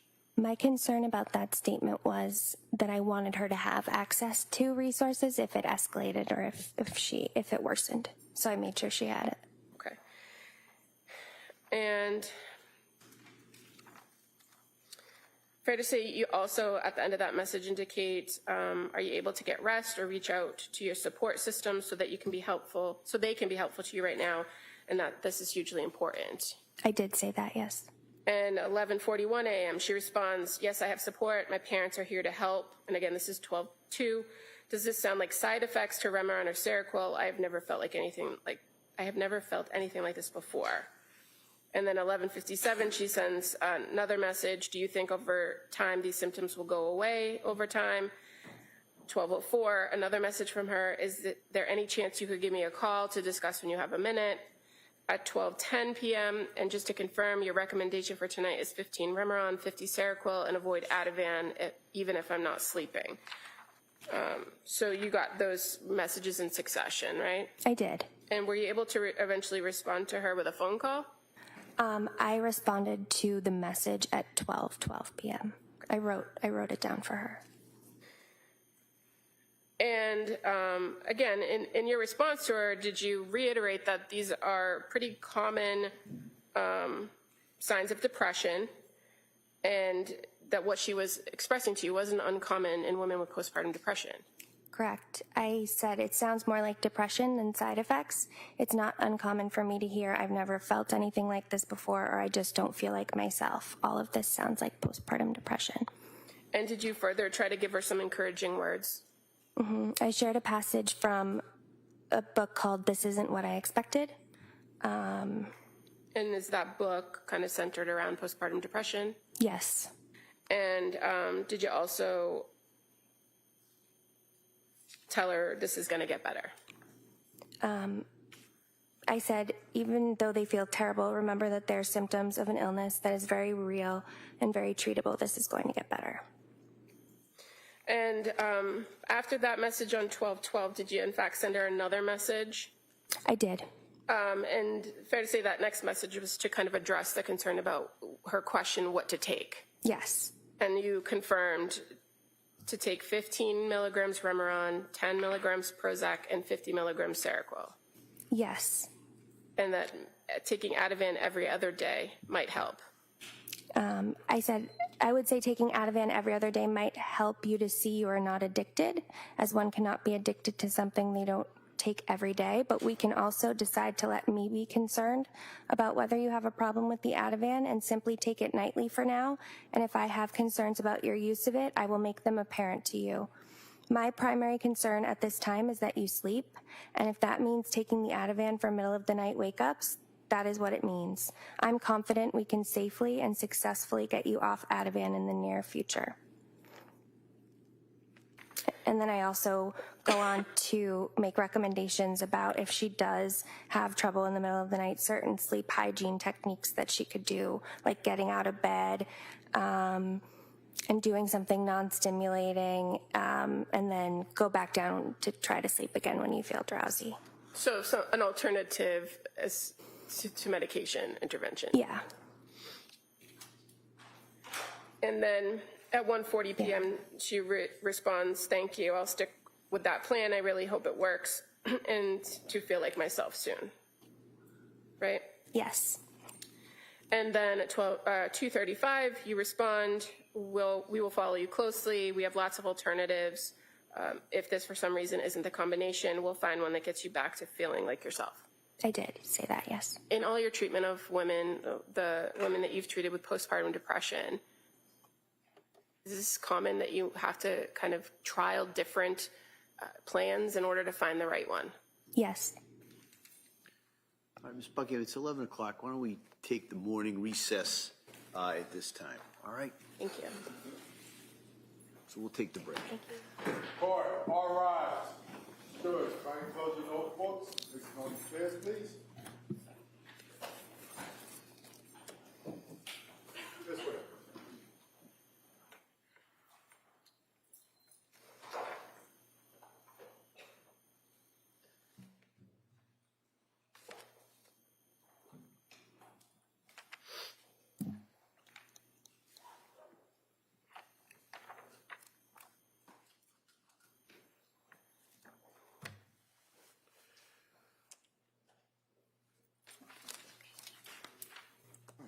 Counsel, anything we need to discuss before the break? All right, so we'll be in recess for the morning recess at this time. This court is back in session. You may be seated. We do appreciate you so though. Yes. Thank you. All right, we all set for the jury? Yes, ma'am. Bring in the jurors when you're ready.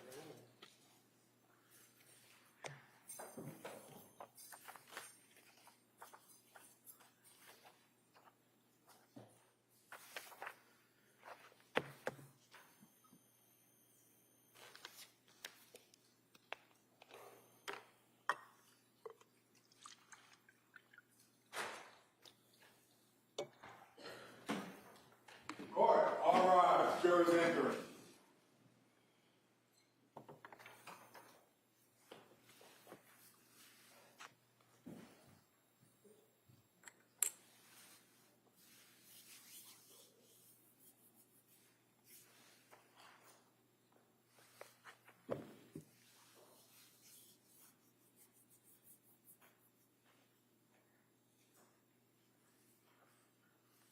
This court's now in session. Please be seated.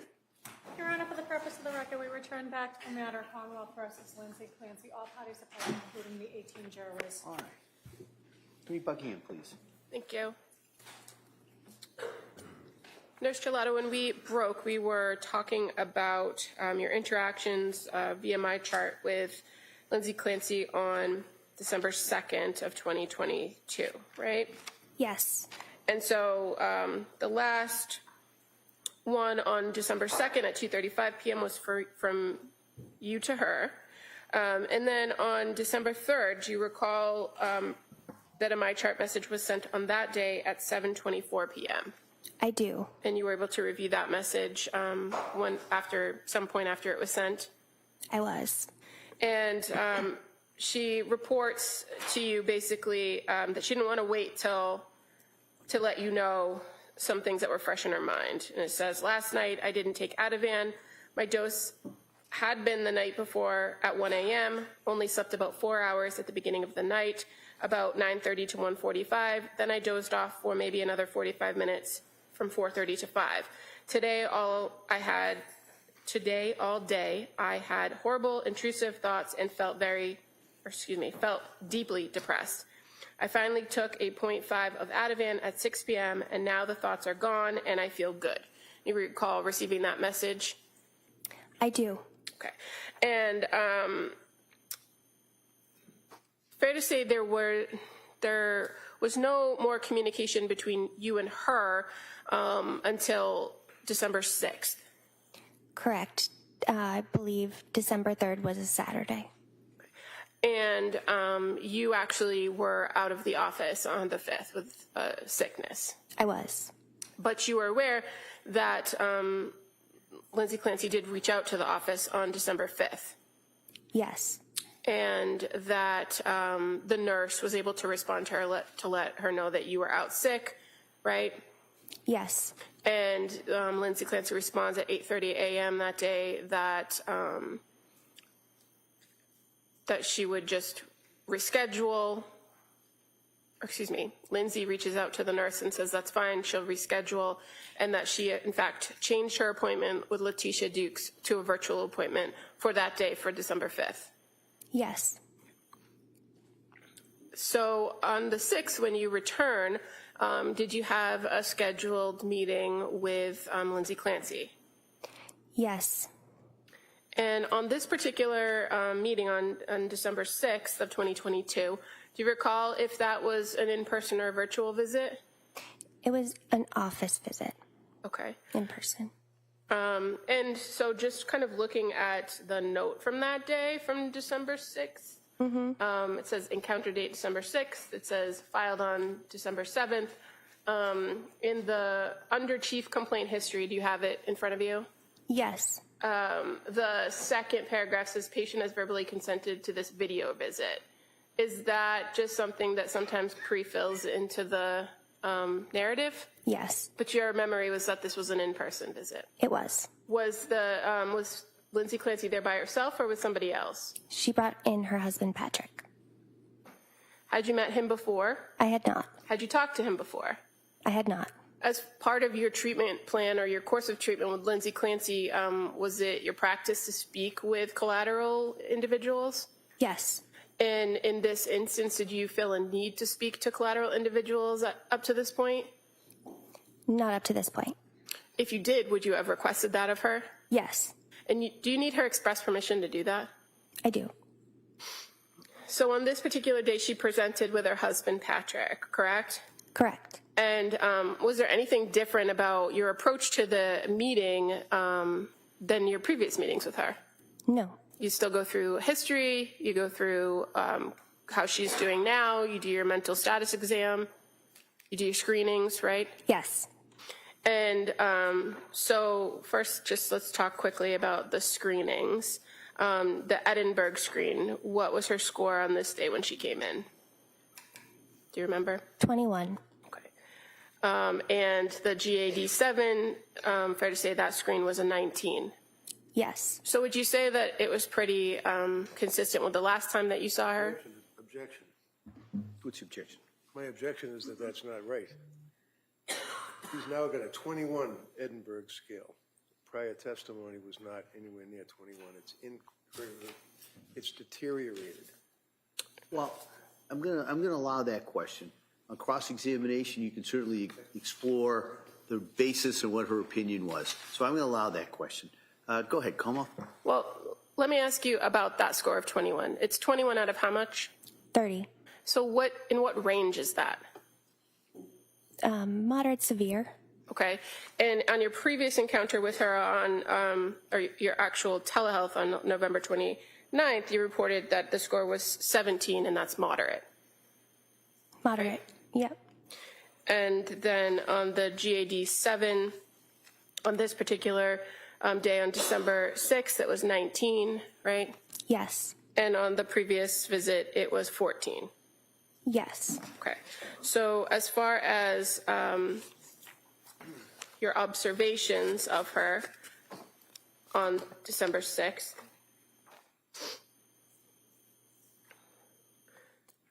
did you notice anything different about her speech and language?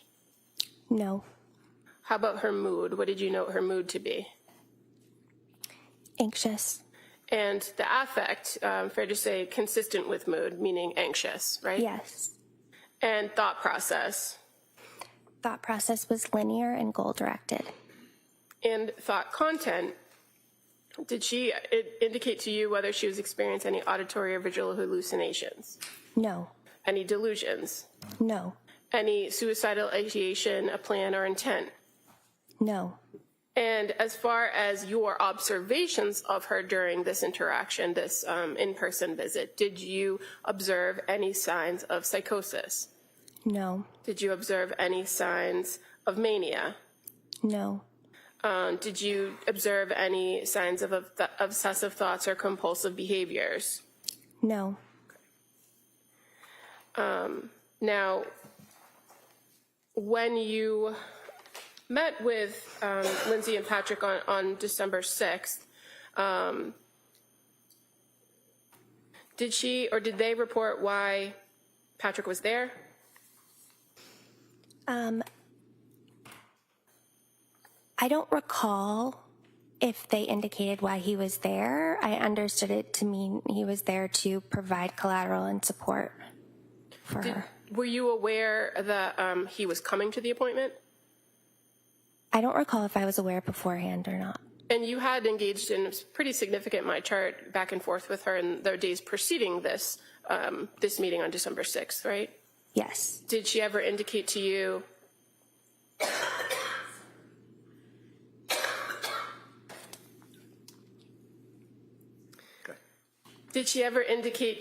in those messages that she wished to bring him along to one of the visits? No. Fair to say, when a person brings a collateral and is willing to have somebody speak, you're more than happy to get that information. Absolutely.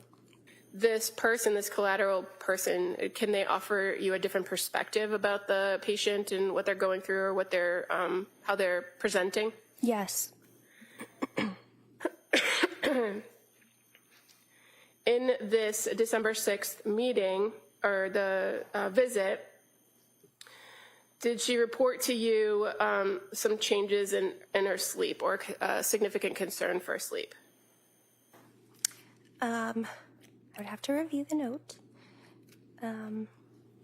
What I remember is that the sleep really hadn't improved much beyond getting a few hours, waking up in the middle of the night, maybe piecing together more time. And fair to say, there was some conversation to go back and talk about when symptoms started and try to get to kind of the root cause or what they believe the root cause of her symptoms were. Yes. And did Lindsay and Patrick report to you the connection with the Zoloft medication in September as a concern? Yes.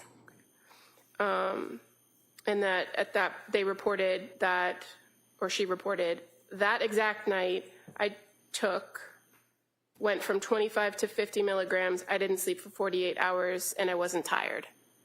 Correct. So that's in your note as a quote, meaning that's directly what she told you? Yes. Did you express to Lindsay Clancy on this particular meeting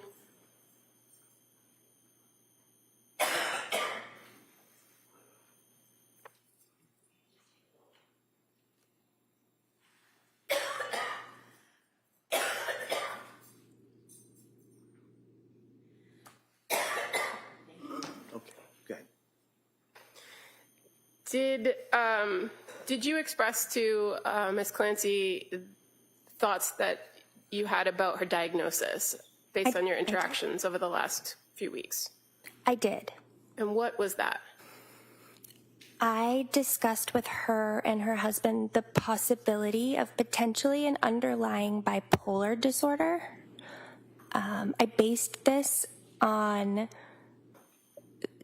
several factors, one of them being that she had such what we call an activating response to the Zoloft. It's unusual for somebody to describe taking Zoloft and then going 48 hours without sleep and not being tired. So that raised my clinical suspicion a bit. And she had been, I would say, having difficulty tolerating other antidepressant medications that we had been trying to have her take since then. And so again, I'm wondering if it's because potentially there might be an underlying, what we call mood disorder, bipolar disorder. And as far as the information that you had about her past psychiatric history, were there any indicators to you about manic episodes? No. So I do recall in reviewing Julie's note prior to meeting with Lindsay, she filled out what we call a mood disorder questionnaire. It's like a screener somebody can do to assess history of mania and bipolar disorder. Lindsay it was a negative screen. So there's 3 questions. One question has 13 different symptoms. you have to score 7 out of 13 on question 1, but also in question 2 it asks about, are the symptoms happening at the same period of time? And then it asks about any functional impairment from the symptoms. So I recall the 3 symptoms she did endorse were not sleeping for that period of time with the Zoloft and not feeling tired, having racing thoughts, and trouble concentrating. None of the other symptoms did she endorse. They did occur at the same period of time. And I don't want to be inaccurate, so I can't remember what she said for functional impairment, but I believe it was minor impairment. Okay, and so the fact that those were reported, but ultimately the full screen revealed negative for potential mania. I did also consider, though, that the MDQ is less specific when it comes to bipolar 2 or bipolar not otherwise specified. There's bipolar 1 and bipolar 2. Both have mania symptoms as part of the diagnosis. Bipolar 1 is usually more severe in that it's typically, a patient might be hospitalized or it causes greater functional impairment. Bipolar 2, it's a shorter duration and typically less functional impairment. And as far as determining diagnostically whether somebody might be presenting with bipolar disorder, is there a particular tool you use in your trade to try to assess that?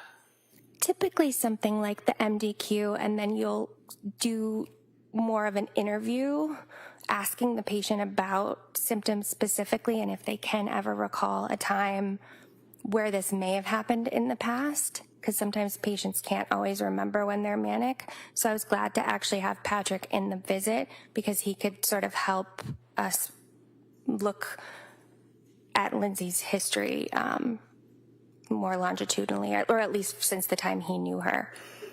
Okay. And as far as, so those tools that you're talking about, the MDQ and kind of screening tools that you use in practice, is there another tool that you use to assess whether a person meets particular criteria to be diagnosed with bipolar 1 or bipolar 2? There are others, not ones that I've used.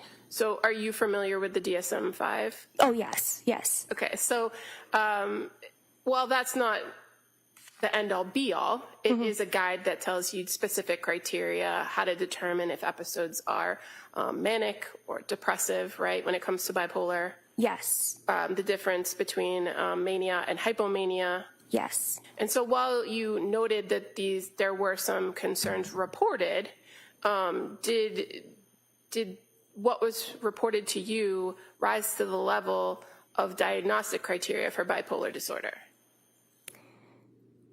Not at that time. Okay. And when you explained this to them, your thoughts about her reactions to the medication and these reported prior symptoms, did Patrick and Lindsay seem receptive to your diagnosis? I recall Patrick saying my wife is not bipolar. Lindsay looked at me. She did not say anything. Okay. And was this the first time in this meeting on December 6th where you broached that issue or mentioned that? Yes. Did the conversation continue about symptoms and managing symptoms after that? Yes.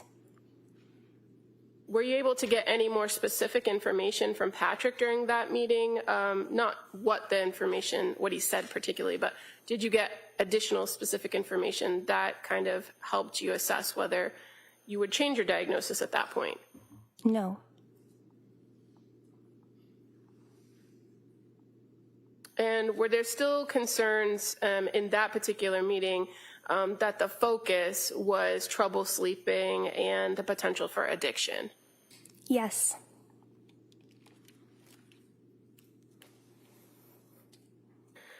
As far as recommendations, did you talk about what's called tapering medication?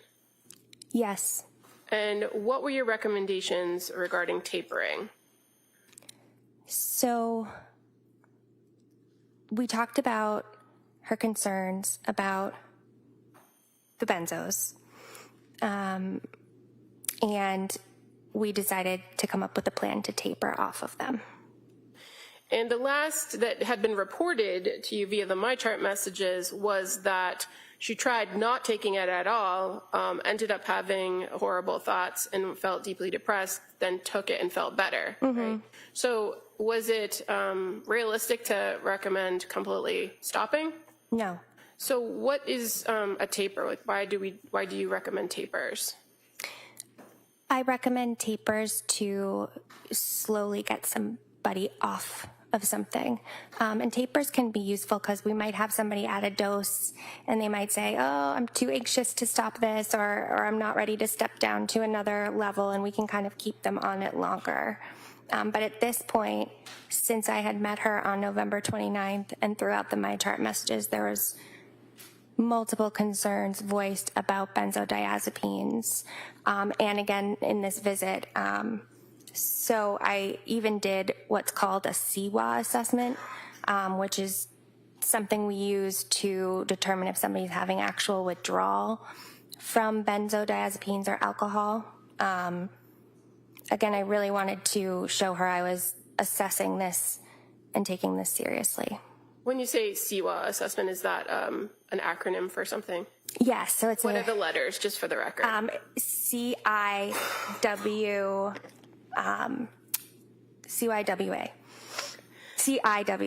Okay. And did you, when you do that assessment, does it give you some sort of score? It does. Ask the questions. And what was her score when you did that CIWA assessment? 1. And what does that mean? Minimal to no withdrawal. The only symptom she reported was anxiety. Her blood pressure was normal. Her pulse was normal. She had no nausea, no vomiting, no tremor, no tactile disturbances. People in withdrawal from benzos or alcohol will sometimes feel like there's bugs crawling or pins and needles. Auditory disturbances, so hearing things, seeing things. No sweats, no headache. She was oriented. Okay.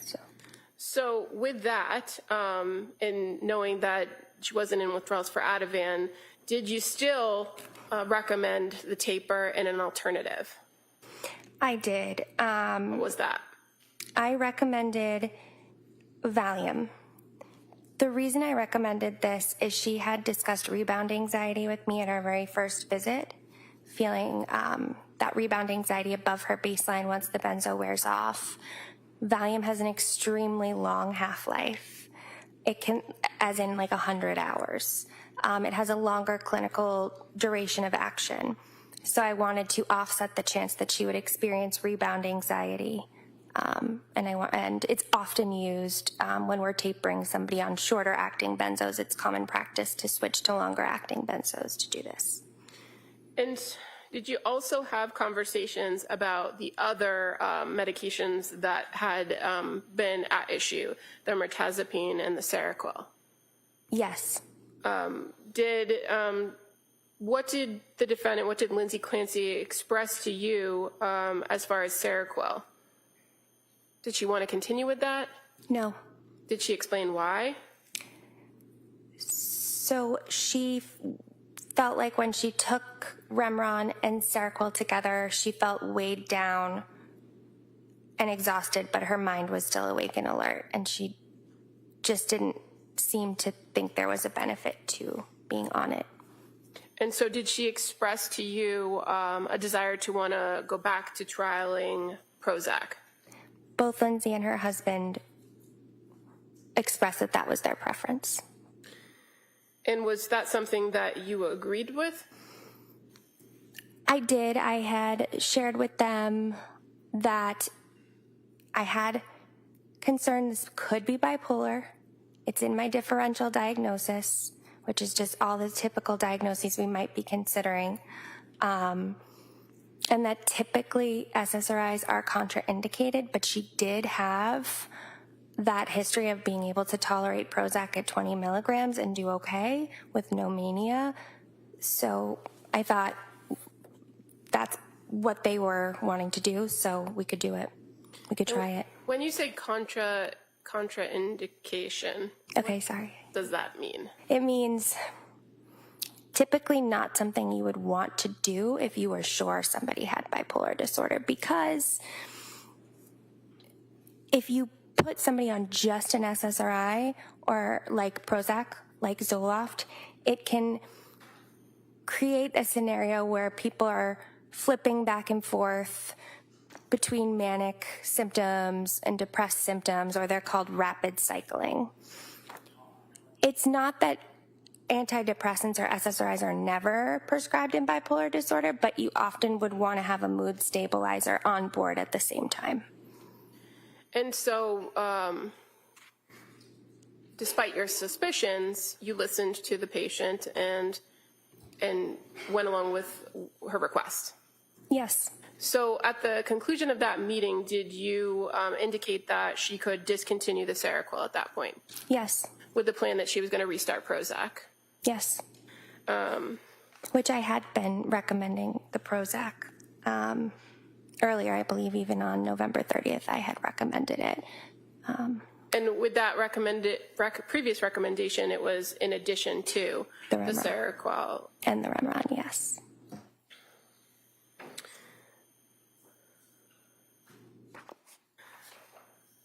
So after this meeting, on December 6th,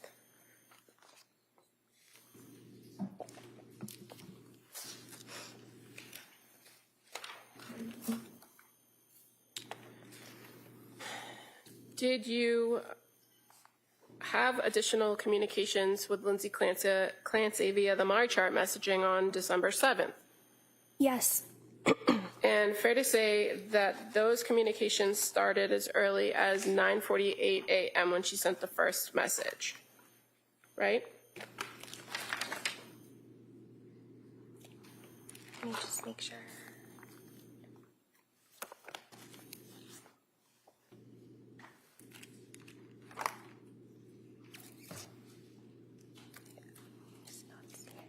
Oh, yes. Yes. So on December 7th at 9:48 a.m., she sends a message saying, "Hi, Rebecca, last night did not go well at all. I took the Valium and melatonin and only slept from 9 to 1. Then around 2, I got desperate and took 25 milligrams of Benadryl and only slept about 1 more hour. What can I do? I really need help." So that was the message that you came into on December 7th, right? Yes. And did you respond to her in the messaging app? I did. And what was the response? I'm trying to find the sequence. Yeah, 10:19 a.m. Then it gets cut off.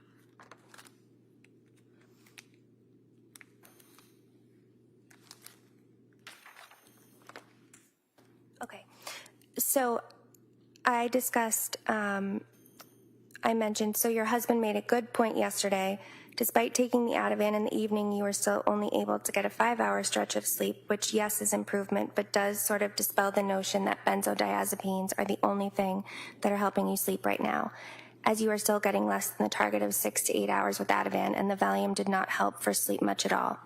My next step in this case is to try a higher dose of Seroquel on its own. Are you feeling any subsequent loss of energy, exhaustion, fatigue with lack of sleep? Why would it be the next step to increase from 75 of Seroquel to 100? So she had been taking 50, so I was suggesting 75 to 100 would be my next step, because again, bipolar is still on my differentials, and now I have the data that she only slept 2 hours. So I asked her the follow-up question, are you feeling tired? Or, are you feeling exhausted? Any subsequent loss of energy? It's still in the back of my mind that this could be bipolar. So as far as the Seroquel goes at that point, creeping up the dosage, do you get now from the using it to treat insomnia to using it to treat something else like bipolar? Correct. And so that piece of it about feeling subsequent loss of energy and exhaustion, fatigue, why ask that? Patients can have insomnia because they're anxious or because they're depressed, but typically they're exhausted or they're tired the next day, and it really does affect them. If a patient has an underlying bipolar, they could go on 2 hours of sleep and not feel tired at all, and that's unusual. And so that is one of the signs, potentially, of a manic episode? Potentially, yes. So on December 7th at 10:33, she responds, no, the weird thing is I don't feel tired at all. And she says, so just Seroquel tonight, ? I feel like I'm going to panic without a benzo with it. And then again at 11:44, another message, would I be able to do the Valium with Seroquel? Is that a safe option? So again, in this exchange with her in my chart, she's asking you questions to clarify what you've said and also alternatives to address the issue, right? Right. And as far as her questions go, and then her response about not feeling tired, how did you respond in the message?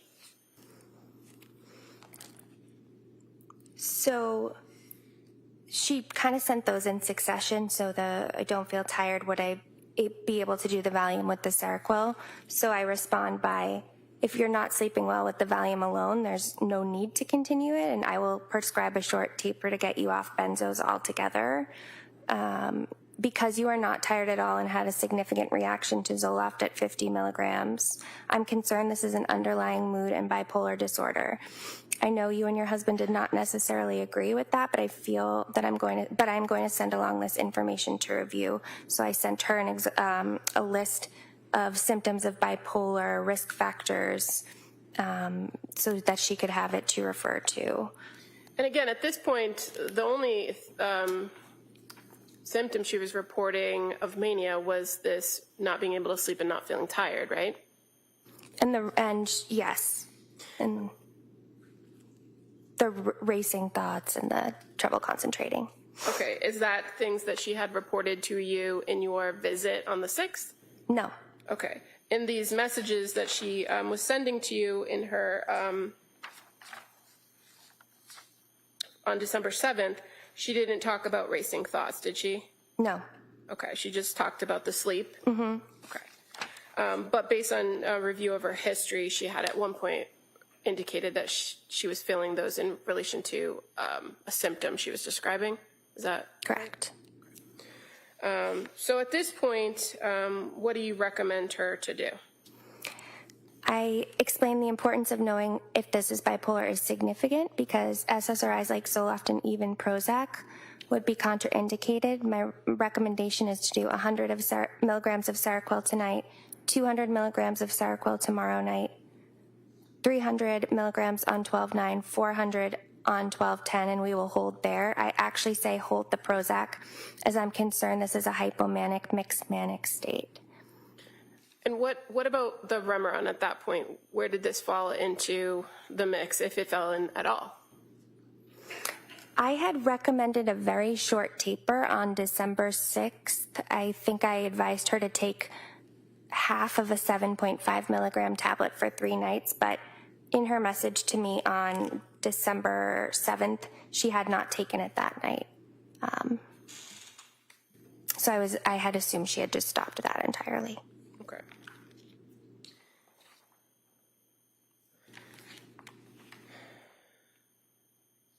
Now, after you sent that message at 12:32, did she respond at 2:53, indicating that she would stick with that plan and that she said she needed a refill on the Seroquel because she only had 30 25 milligram tablets? She did say that. There were actually a few earlier messages as well that day. I provided an alternative. One as an option, it quickly came into my mind, we're thinking about Prozac we could add Zyprexa on board because there's actually a combination pill of Prozac, Zyprexa. The brand name is Symbyax, and it's for bipolar. And I said, for our purposes, we can prescribe them separately and take them both for the same effect. And I asked her to let me know which one she would prefer. And she responded, I think I would like to do the Seroquel with the Valium taper. Okay, so that suggested alternative actually was on at 12:37. Correct. And then at 1 o'clock, she elects that she'd like to do the Seroquel with the Valium and asks for you to call in the Valium and the Seroquel. Yes. So that's on December 7th, right? Yes. On December 8th, at 6:35 a.m., she sends you a message saying, did well last night, need Valium, feeling panicky, don't know if ready to taper as quickly as planned. Yes. Kind of paraphrasing, but. Yeah, she exclaimed, I actually did really well last night with the Valium and Seroquel. I mostly slept from 9 to 5 with a few wake-ups, but was able to go back to sleep. She was concerned that she felt like she needed to take the Valium around 5 p.m. because she was feeling panicky. I feel really dependent on it. Can I taper any slower? And what was your response to her request for a slower taper? I said, I'm hesitant to taper any slower. Remember, Valium has a really long half-life, 100 hours, so you will have some on board in your system throughout the weekend. And why were you hesitant to taper any slower?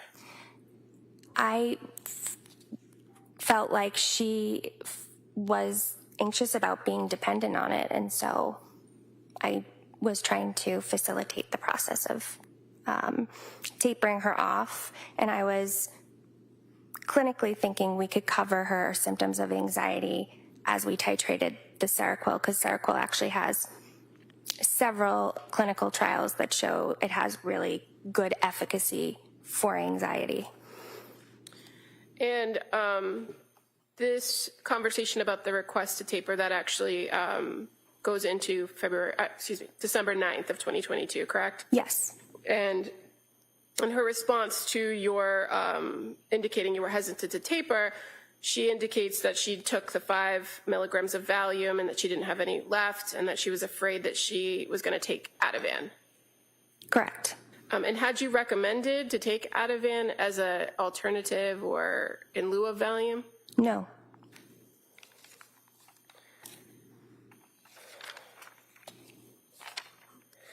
Were there any more communications on that day, December 9th of 2022? Yes. What were they? Later that afternoon, Lindsay and her husband called. Okay. And so did you, fair to say they called the clinic, leave a message, and then you called them back? Yes. And when you called them back, what was the nature of that conversation? What did you guys talk about? Her symptoms, we discussed that the plan was to taper the Valium over the weekend, but they both agreed that Lindsay's symptoms were too acute. She's sleeping better, but still waking up with panic symptoms and intrusive thoughts, feels numb, has thoughts of SI but no plan and no intent. I encouraged her to engage with women and infants in Rhode Island to complete an intake for a partial hospitalization program. But she was able to contract for safety over the phone with her, with the 3 of us on the phone, that she didn't have a plan, no intent, that she would reach out if needed. I did agree to continue the Valium until our next appointment, which was scheduled for 12/13. I prescribed it as 5 milligrams, but I advised her she could take a half tablet twice a day, so 2.5 milligrams twice a day. Walk me through that. She had she had indicated to you that she wanted to slow the taper. Yes. And then you said no, that wasn't a good idea. Right. And then on the 9th, they call you and say that she doesn't want to taper. She wants to stay where she is, right? I think it was that same day. The messages were earlier in the day, and then later in the afternoon, around, it's noted at 16:10, so 4:10 p.m., that she and her husband then called, advocating to stay on. And in advocating to stay on the Valium, that she reported she's still waking up with panic symptoms and having intrusive thoughts, feeling numb, right? Yes. So in addition to agreeing to continue the Valium, did you make a recommendation about the Seroquel? Continue the titration. So when you say titration, what does that mean? So I had recommended 100 on day 1, 200 day 2, 300 day 3, 400 day 4. This is the manufacturer recommended titration schedule to treat manic symptoms. Because again, I had shared with her, I think this is a mixed manic, hypomanic state. So that's what I was targeting. Okay, and so as far as Seroquel goes, there's some guidance you get about Seroquel that's put out by the FDA, right? Correct. And it talks about dosage and administration for every drug, essentially, right? Yes. And as far as Seroquel goes, there is different recommended dosages or ranges for different mental illnesses that you're treating. Correct. So in this instance where bipolar is in your differential diagnosis and you're recommending titrate up to 400, is that consistent with the thought that you believe she had bipolar diagnosis? Right. So I was thinking it was a mixed manic state or possible hypomanic state. A mixed manic state is when patient has symptoms of mania, like poor sleep, no loss of energy, but they also can feel depressed, numb, suicidal. It's sort of like it's a mixed state. It's a mixture of symptoms. A mixed state presentation is clinically acute. It's unstable, so I really wanted to get the manic symptoms under control. I really wanted to get her to sleep. And so going up slowly to 400 milligrams, what's the recommended dosage range for somebody with bipolar disorder of Seroquel? For somebody, a manic presentation, you can titrate over days rather than weeks. You can actually go up to 800 milligrams. And so even though you had previously indicated to them in your December 6th meeting that you were agreeable to discontinuing the Seroquel, based on our presentation in the days following, did you change your recommendation? Correct.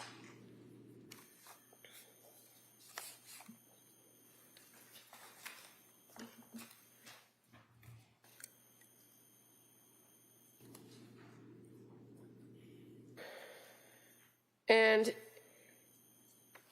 with the increased Seroquel that you had requested as of December 9th, she was reporting sleeping better, right? Correct. And that had been something that had been a recurring concern in your interactions with her, sleep? Yes, my understanding was that she had been sleeping poorly since October. And was there, when you say you were recommending partial hospitalization during that phone call, did you give a particular place in which you would recommend her to try to seek treatment? Women and infants. And that's in Rhode Island? Rhode Island. And are you familiar with whether they have particular perinatal or postpartum programs there? They specialize.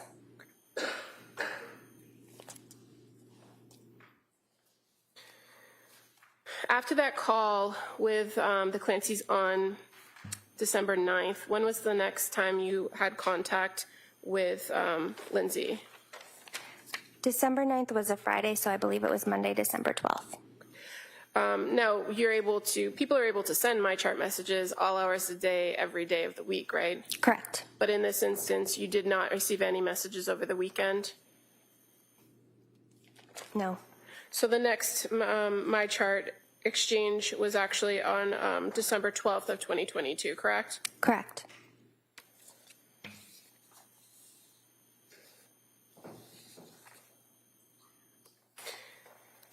Now, on December 12th, do you recall who initiated the contact via MyChart? Lindsay? And at 1:59 p.m., she sent a message to you saying, I've been noticing on my Apple Watch that my heart rate has been fluctuating more than usual, It has been going from 56 to 136 within a matter of minutes. I'm wondering if this is a side effect of the Seroquel and if there's anything I should do about it. Thanks, Lindsay. Do you remember getting that message? I do. And again, at that point, as of December 12th, you had recommended the titration plan going up to 400, right? Yes. So by that Monday, where should she have been if she was following your instructions? 400 milligrams.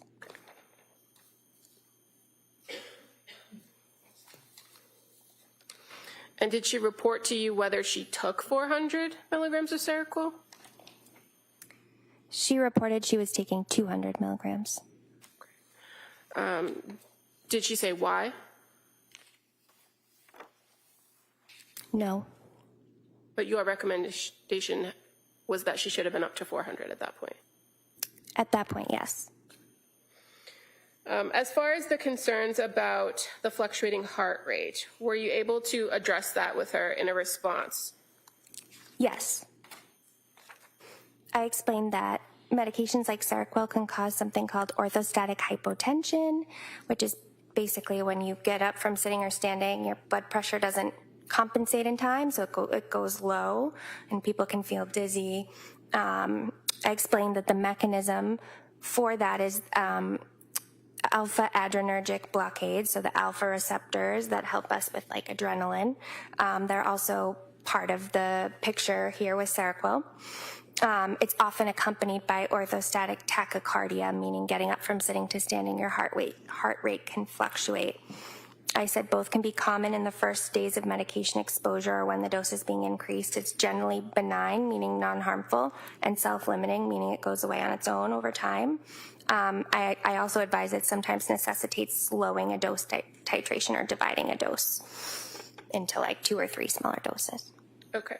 And so with this response and trying to address these concerns, you're aware that she had spoken to the nurse that morning? Correct. And that she had expressed to the nurse a desire to get off the medications altogether? Correct. And what was your response to that concern that she had in the call to the nurse? What did you tell her? I said, as long as you are aware of the risks, I don't think you've been on Seroquel long enough for it to have a positive benefit on your mood or anxiety, but if you've noticed benefit, if you have noticed benefit, the risk would be worsening of mood and anxiety upon stopping the medication. We also discussed tapering off the Valium, which I'm fine with, if you would like me to send along the taper schedule. Being off medication might help you see where you are at baseline, but I do think you are experiencing significant and severe symptoms of postpartum depression that needs to be treated. I acknowledge that medication alone is not always the best option for someone, but often it's part of the puzzle. Other treatments include counseling, support from others, exercise, healthy diet, yoga, and relaxation techniques. I know this has been brought to your attention several times, but I strongly, strongly recommend a partial hospitalization program so that you can get started on utilizing these treatment methods for relief. And you were aware at this point, as of December 12th, that she had met with Letitia Dukes at least once, right? At least once, yes. She had been given referrals for CBT or cognitive behavioral therapy programs out in the community, in her community, right? Yes. There have been other recommendations for her to obtain a partial hospitalization program at that point. Yes. Now, anything about these exchanges that made you concerned that you had to kind of raise the level, meaning call her in for another meeting or make any sort of recommendations for inpatient hospitalization? Not at this junction. And why is that? She wasn't reporting any acute safety concerns in these messages at this point. It's just physical side effects. Physical side effects, yes.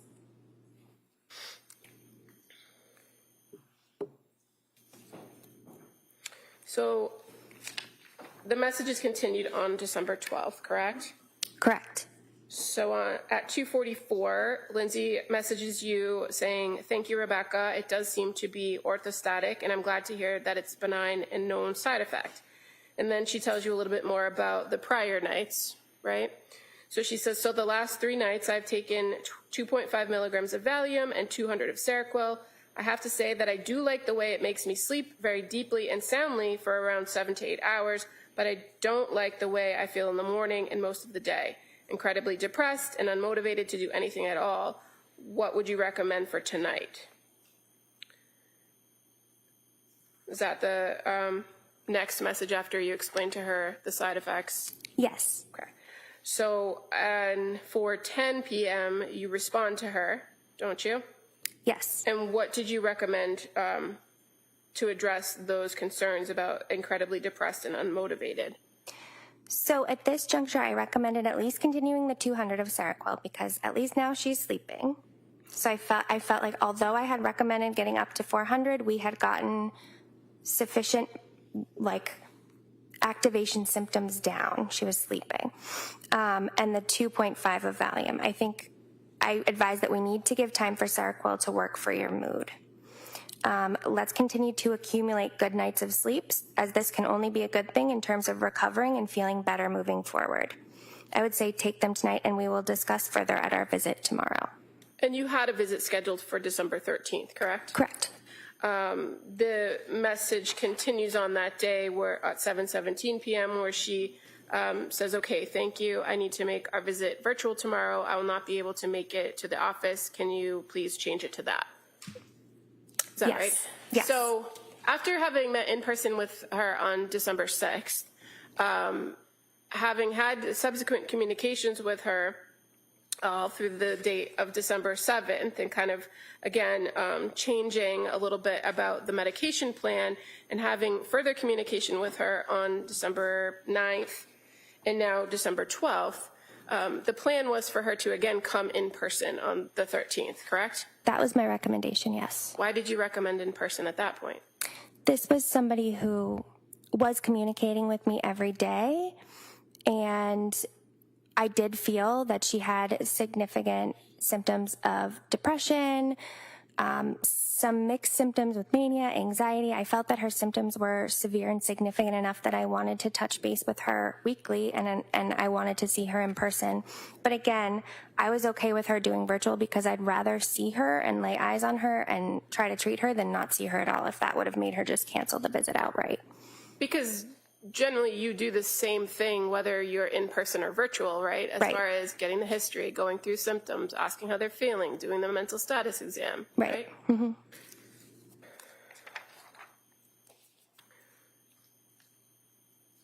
So you meet with her on December 13th at 10:30, correct? Correct. And now this is a virtual at her request. Yes. And do you revisit with her kind of the recent events and the timeline of the changes that you've gone through the MyChart messaging? Yes, I structured my note as like a recent treatment timeline. So I put, 12/6, what had happened, 12/9, what had happened, and then I write update today, 12/13. That's sort of for me to like remember the treatment history that I've had with her so far. Okay. Because while the MyChart messages are available to you, they might be in a different place, right? So they're not all contained within your same note. Right. So I made note of, again, our visit on 12/6. I made note that she and her husband had called me on 12/9, and then I made note on the 13th. So I wasn't documenting all the MyChart messages, but just sort of my visit history with her and phone calls. Okay. And so when you saw her in this virtual visit on December 13th, was she reporting improvement in her sleep? Yes. And how was she sleeping during that time period? 7 to 9 hours. Okay. And that was holding at 200 on the Seroquel? Correct. And was she taking anything else daily? Valium, 2.5 just once daily at night. Okay. And while she reported sleeping better, she still had significant symptoms of depression, right? Correct. And what were the symptoms she articulated? Hopelessness and, again, anhedonia, that feeling no pleasure, feeling numb. Okay. And she also kind of complained of that racing heartbeat and That's tachycardia, right? Yep, the orthostatic tachycardia. So I recommended holding a bit longer at 200 milligrams. At this juncture, she had been on 200 milligrams for 4 nights. I wanted to continue it for a full 7 nights. And then we were still discussing whether to taper benzos, and our plan was to kind of slowly phase them out at that point. So we were going to decrease from 2.5 milligrams daily to 2 milligrams for 7 days, and then we were going to reassess at our next visit in a week. I also provided psychoeducation about behavioral activation, CBT techniques to utilize for depression. I also recommended postpartum.net for support groups, and I reiterated that she consider a partial hospitalization. And again, during this telehealth visit, you have these conversations with her, but you also do your mental status exam. You make observations of her, right? Yes. Did you observe any signs of mania? No. Did you observe any signs of psychosis? No. Did she articulate to you any suicidal ideation? She had endorsed that she had had thoughts of it on the Edinburgh over the previous weeks, that she sometimes had thoughts of harming herself, but not at that visit. Okay. And would that have been something you'd follow up on? Would that statement from the Edinburgh? Or Objection. Would that be something you'd follow up on? No, I'll Okay. allow that.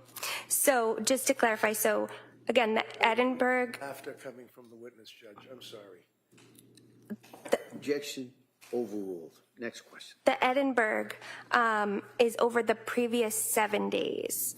So she had that thought sometimes when I asked her, are you currently having SI? It was no during the visit. okay.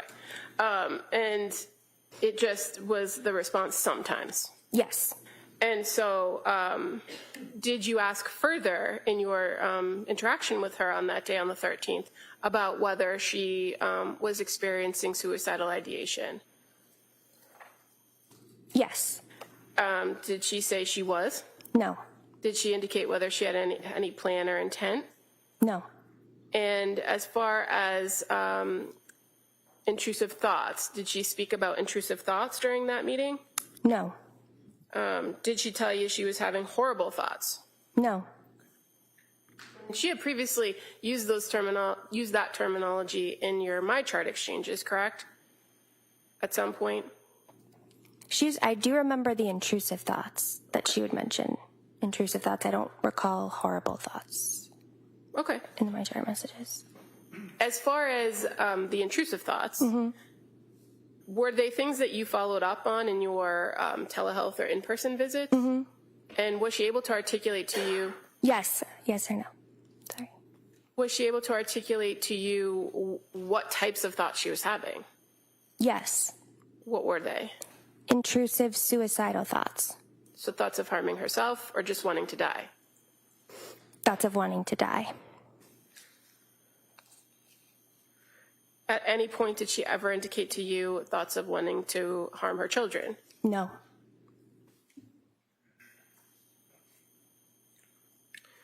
So at the conclusion of this visit on December 13th, what was the plan?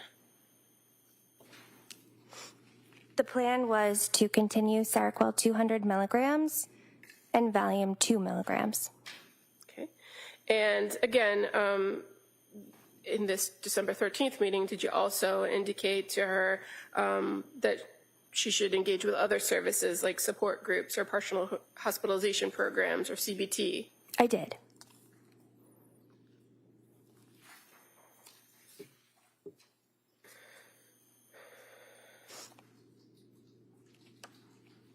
Do you recall whether you received any MyChart messages from her after that visit on the 13th? I did. So I actually sent her a message on the 13th. okay. So on the 13th, you meet with her at 10:30. At 2:27, you sent her a message. Why? I wanted to send along some more ideas and information on what she could do to help herself feel better. Because even though she was reporting sleeping better, she was still presenting with these depressed symptoms, correct? Correct. And so in the message you sent her on December 13th, it's actually a fairly lengthy message that talks a lot about cognitive behavioral therapy, right? Yes. And the benefits of it, and sends encouraging words. Yes. Does she respond to you on the 13th?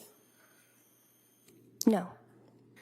The next contact you have with her is that in a MyChart message on December 16th. Yes. And December 16th, 12:50 p.m. Oh, no, I apologize. The next contact with her, there was a telephone call on December 15th. Okay. Was it with you or was it with a nurse? It was with me and her husband and Lindsay. Okay. Sorry about that.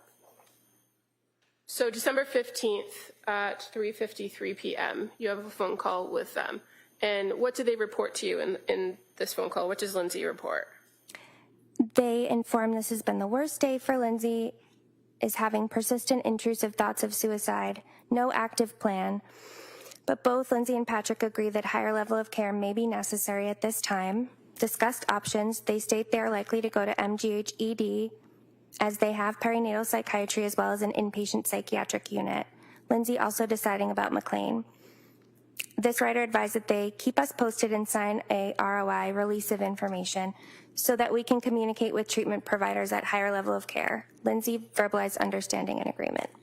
So on this phone call that you had with them on 12:15, what prompted the recommendation that they go to the emergency department? Again, they had described it as the worst day and was having persistent intrusive thoughts of suicide. And they were at the point where they were ready to get assessed for a higher level of care. And was this different than some of the other communications that you've had with, or that you had with Lindsay Clancy over the course of the weeks? I would say so. Okay. And so you talked to them about the process of going to the emergency department and the potential for going to McLean for inpatient?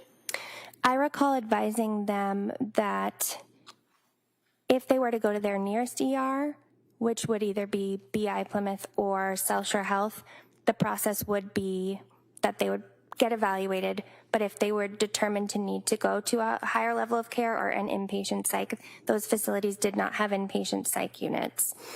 So they may be sitting there waiting for a bed at any first opening in the state, which could be, up in Amesbury or Newburyport. But that if they were to go somewhere like MGH has a unit called Blake 11, which is a psychiatry unit, and oftentimes they prioritize admissions from their own emergency department. MGH and McLean are also combined under the umbrella of what's now MGB. So sometimes if somebody presents to MGH ED and there's no beds at Blake 11, they might reach out to McLean and try to get them in to McLean.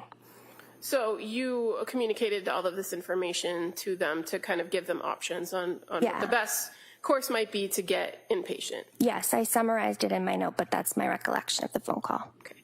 And you're aware that that Ms. Clancy had been employed at Mass General as a labor and delivery nurse? I was. So they were familiar with that facility. So I did ask, would you be comfortable with that? And they were.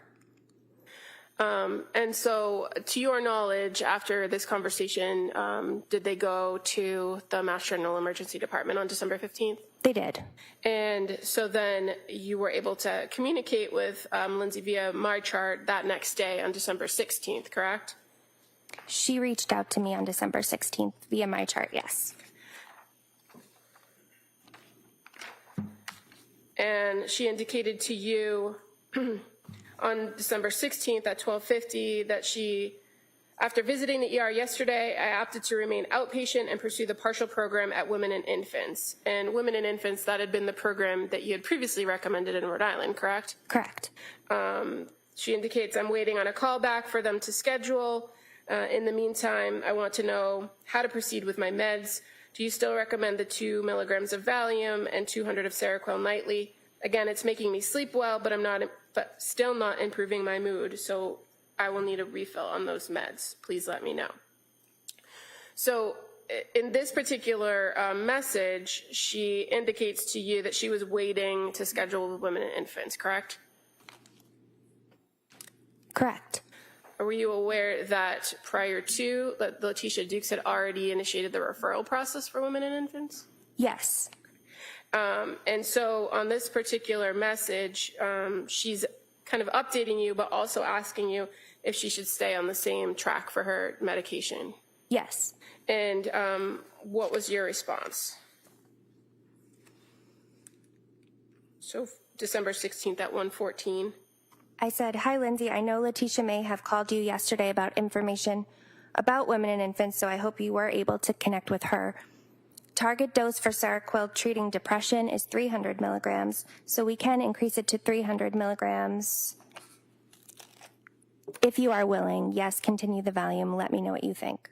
And why at this point did you recommend increasing now to the 300 after having recommended staying at 200 for the Seroquel? The FDA recommended dose for treating depression, bipolar depression, Seroquel is 300 milligrams.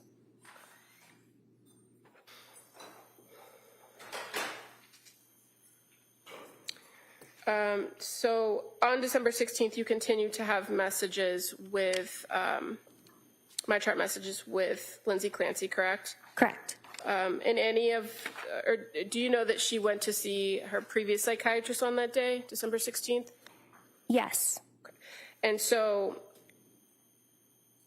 in her messages later in the day at approximately 2:11 p.m., she indicates, "I spoke with my original psychiatrist after my ER visit, and she recommended adding 25 milligrams of Lamictal to stabilize my mood. Is that something you would agree with?" Had you ever talked with her about Lamictal before? No. Is it a drug that you kind of commonly recommend for people? I do. And was it something that you thought could be a good fit for this patient? Yes. And so in your response to her at 2:26 p.m., do you further talk about using it as a mood stabilizer?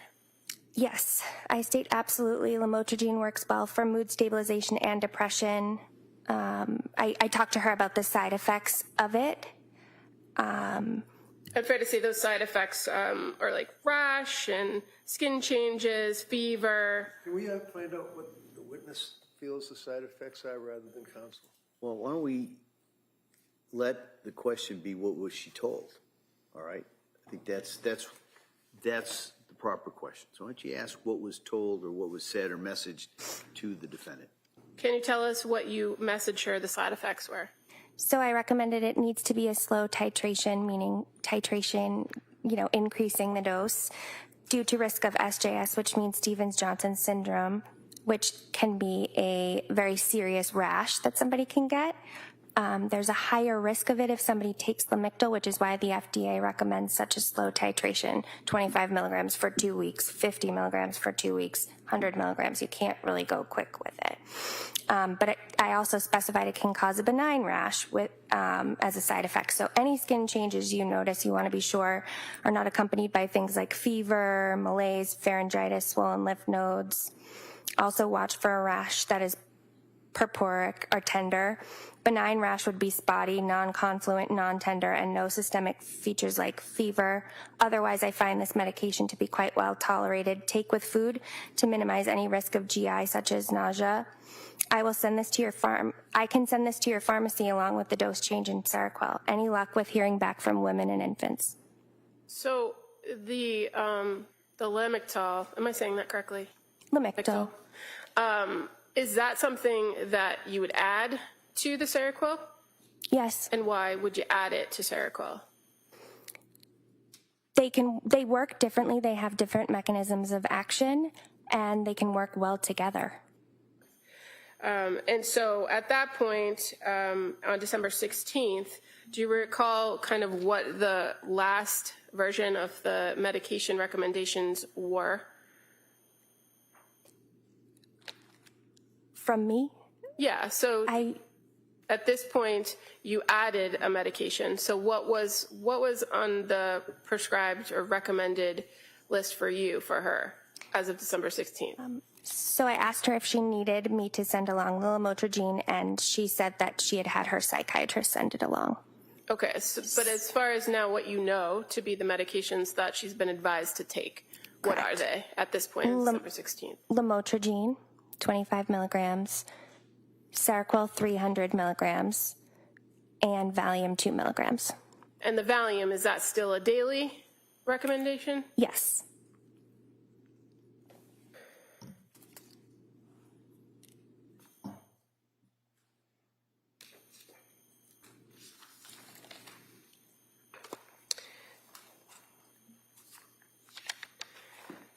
At the end of that message that you just read, you asked her if there was any luck with hearing back from women and infants, correct? Correct. Did she respond to you in a message about what was happening with the women and infants? The next message at 2:33? In 2:33, she said, unfortunately missed the call this morning from women and infants, but I did request them to call back. I'm hoping they do so today. Okay. And you said that you'd also learned in this exchange that her other psychiatrist had already called in the lamotrigine prescription. Correct. And then, did you have any further communication with her on 12/16?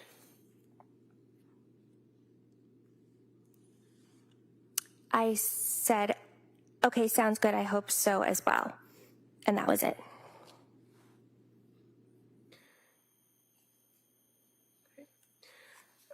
When's the next time you spoke with her? 12/16 was a Friday, so I spoke to her on Monday, December 19th. And again, did you speak with her via the MyChart messaging, or did you speak to her on the phone? MyChart messaging.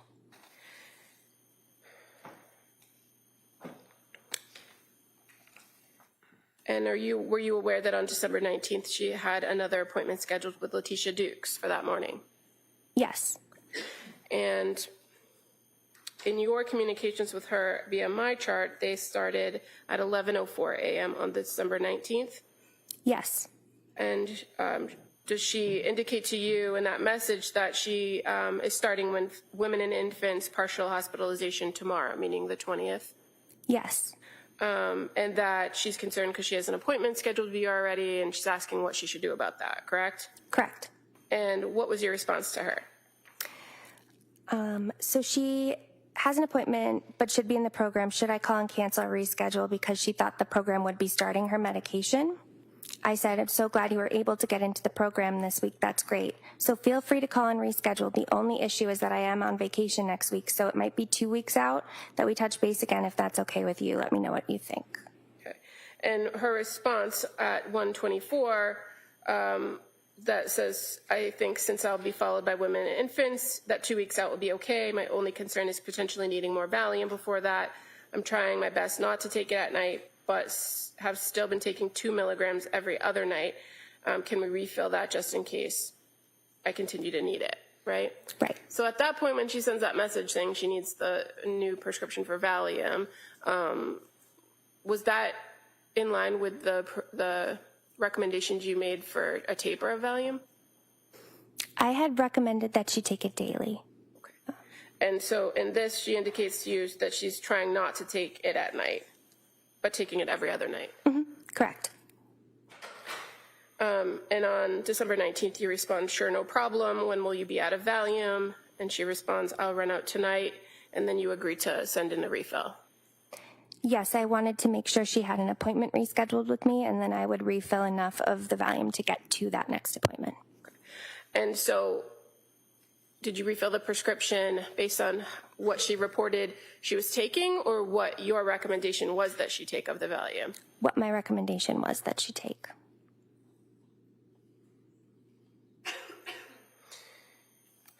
And so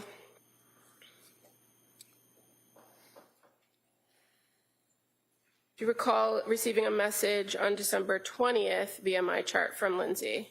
I do.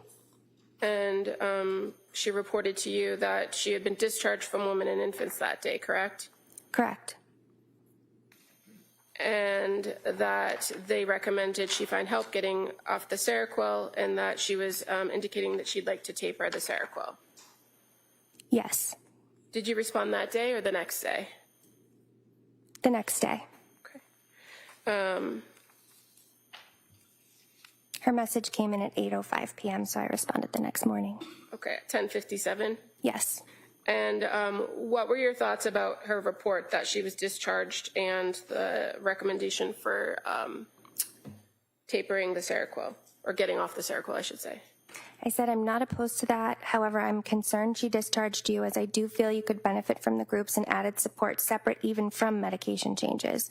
In fact, if we're not going the medication route, I think groups and therapy are the treatment needed, as I feel the intrusive thoughts you've been having are nonetheless concerning, and I know they've caused you considerable distress. I'm also on vacation next week, so I'm hesitant to start a taper when I am not available to you for questions and concerns.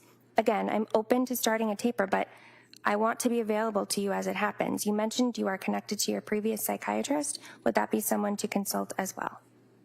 And so when you sent this message at 10:57, were you opposed to the idea of tapering the Seroquel? I understood that it was helping her to sleep, and I also understood that she felt as though she was still depressed. And she wanted to come off of it. And in this correspondence back and forth on the 21st, was there any conversation about the lamotrigine and whether she took it as a mood stabilizer? No. As far as coming off medication, was that something that you thought might be a good option for her? As I had expressed to her, I was hesitant. It could be done, but she would need a lot of what I would recommend to be group support, therapy, other types of treatment. At that point, based on your interactions with her through the clinic, through all the messages, through the meetings that you've had, were you aware of whether she was getting any other support, like groups, other than Letitia Dukes and yourself? No. And this partial... I apologize. Is she aware or no, she wasn't? She just said no. Sure, if you could just... Are you aware of whether she was? I was aware it was recommended. I was not aware that she was interacting with any groups. And the South Shore Perinatal Behavioral Program, you have groups that are offered through the clinic, correct? At that time, we did, yes. And if she was attending groups through the clinic, would that be something that you would have access to or be noted in her records? Yes. And as far as your communications with her, did she report to you that she was attending any sort of groups or therapy at other places in the community? No. The only person you were aware of that she was communicating with was her previous psychiatrist, correct? Correct. And that's why you made that recommendation to consult with her? Correct. And what's your concern, or what was your concern for not being available to her while you were on vacation with a taper? I wanted to be there to evaluate if the taper was going okay, if she was suddenly having a hard time sleeping again, so maybe I could recommend that we go back up, or, just to reassure her, to be there for her while this was happening. In your prior communications with her, she was very communicative with you about symptoms, about issues, about concerns, correct? Correct. And if you're on vacation, are you responding to my chart messages? No. There would be someone that would respond. It would have been my nurse, and they would have consulted with the two other, and Julie, I believe her last day was the 22nd, but they would have consulted with the other NP there, but I would not be available, no. And you were invested in this patient's care, weren't you? Yes. So on December 21st, after you made that recommendation that she not start the taper while you weren't available or consult with her psychiatrist, other psychiatrist, did you get a response from her at 3:57?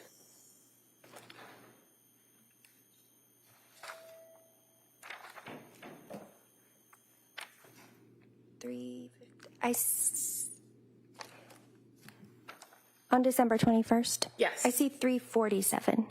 Oh, I'm sorry. That's what I meant to say. Okay. So 3:47, she responds back to you, correct? And gives you some more information about the women and infants recommendation. Yes. And it reads, the psychiatrist at Women and Infants recommended a more general mental health, PHP, partial hospitalization program, right? Correct. Such as the one at McLean, which I'm open to. I'm also looking to schedule with a CBT therapist in Duxbury. My other therapist does have appointments this and next week, so I can follow up with her too. How would you recommend starting the taper? I will need smaller pills, as the ones I have now are all 300 milligrams. Right? That's her response? Yes, she says her other psychiatrist does have appointments. Okay. And in the meantime, she had also sent an email to the clinic. Are you aware? I'm not aware. Okay. Do you know if she spoke with the nurse at some point on the 21st? Yes, I asked my nurse to call to, again, go over the risks of tapering, which could include worsening of mood, worsening of sleep, verify that this was really something she wanted to move forward with, remind her that I wouldn't be there. Okay. And on December 21st, 2022 at 4:26 p.m., you respond to her in the My Chart message, right? Right. And you had expressed reluctance for the taper, but ultimately did you provide her a plan for taper? Right. I said, I know Nicole reached out to you and she relayed that you would like to proceed with the taper. I'm sending as 100 milligram tablets, 200 milligrams, 2 tablets for 4 nights, 100 milligrams, 1 tablet for 4 nights, 50 milligram tabs, half tablets times 4 nights, then off. Let me know if any issues. And is that a standard or slow taper off of Seroquel being at a 300 milligram dose? Considering the fact that she had only been taking it for a few weeks, yes. If she had been on it for months, I would have done a slower taper. And in addition to giving her that plan, you also had the nurse provide her with some information about DBT groups, correct? Correct. And what's DBT? Dialectical behavioral therapy. And how's that different from cognitive behavioral therapy? Dialectical behavioral therapy, there's certain tenets to it, like emotion regulation, distress tolerance, interpersonal communication. There's a lot of skills to it. It's a very skills-based treatment. So we had recommended that as an additional support. And the next time you had contact with the Clancys, when was that? After December 21st?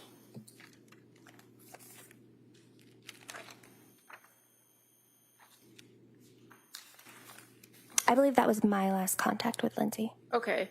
As far as the perinatal behavioral health clinic at South Shore, you're aware that on December 30th, Patrick Clancy called in about his wife. Correct. And that he spoke to a nurse, Katrina Melanson. Yes. And the record reflects that he reported that she was safe, right? But she'd like to go to McLean. I do recall that. And he was advised to take her directly to the emergency department. You can't just go there to McLean, right? Right. In your experience. In my experience. And that he said he didn't want to waste a day in the ED. Is that your recollection of the record? That is my recollection of the record. And that he was looking just to get the bed that was offered the last time on December 15th. Yes. And fair to say that that's not how the process works? They do not hold beds for that length of time. Okay. And so then he was advised to take her to the emergency department or call 911? Correct. And was that the last contact that the South Shore Perinatal Behavioral Health Clinic had with Lindsay Clancy? Yes. you were never advised or got any messages from her after she went to McLean, did you? No, we did check. Okay. The answer is no. Go ahead. Did you learn anything about her course of treatment at McLean after the fact? We had been wondering if she would come back to us. We did review the Mass PMP, which is sort of a log of controlled scripts, and we saw that she had medications filled from her previous psychiatrist, Dr. Tufts. And that would have been, No object to move to strike. It's not responsive to the question about McLean. She's now talking about. Overall. so the Mass PMP, what is that? It is a database that shows when patients fill controlled scripts such as benzodiazepines. And as a prescriber that has a DA license, you're able to review that information for any patient? Yes. And so after the 30th, when the call came in about going to McLean, you're able to identify that she was prescribed additional medicines by a different prescriber? Yes. And she never came back to the clinic? Correct. During all of your interactions with Lindsay Clancy, did she always present with clear linear thinking? Yes. Was she able to express to you her concerns and ask appropriate questions when necessary? Yes. And was she able to advocate for herself and express that she had some knowledge base about some of these medications? Yes. And at no point during the time that she was your patient or that she was at the clinic, did she ever indicate that she was had a plan to kill herself or harm her children? Did she? No. Thank you. There's nothing further. All right. Counsel, can I see your sidebar?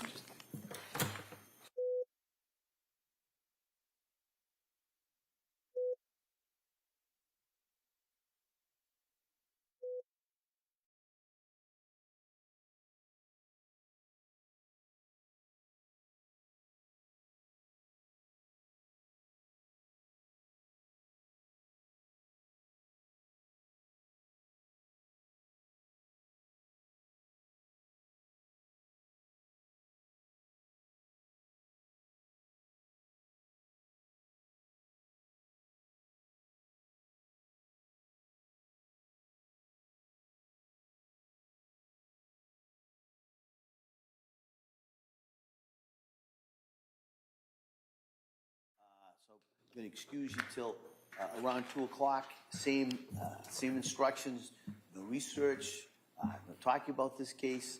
I hope everybody has a nice little break here. We'll see you back here right around 2 o'clock. Okay? Court, all rise. Jurors, notebooks, place on the chair, please. This way. That's from Angela, so just so you know, I might have to do something because they wanted that repeated. Okay. During the process.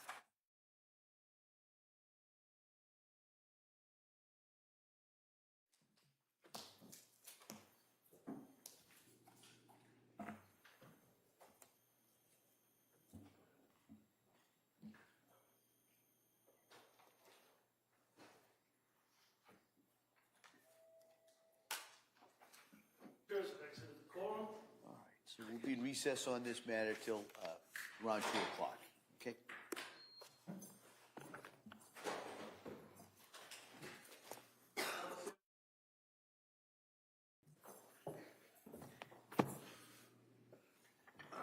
They're lined up. This court is back in session. You may be seated. All right. We ready for the jury? Okay. Yeah. Charles Raymond.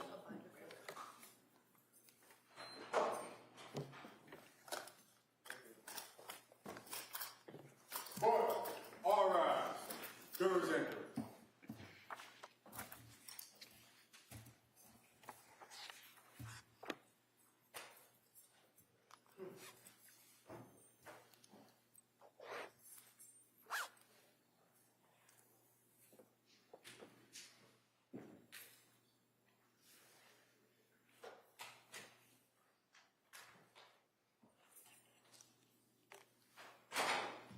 court's now in session. Please be seated.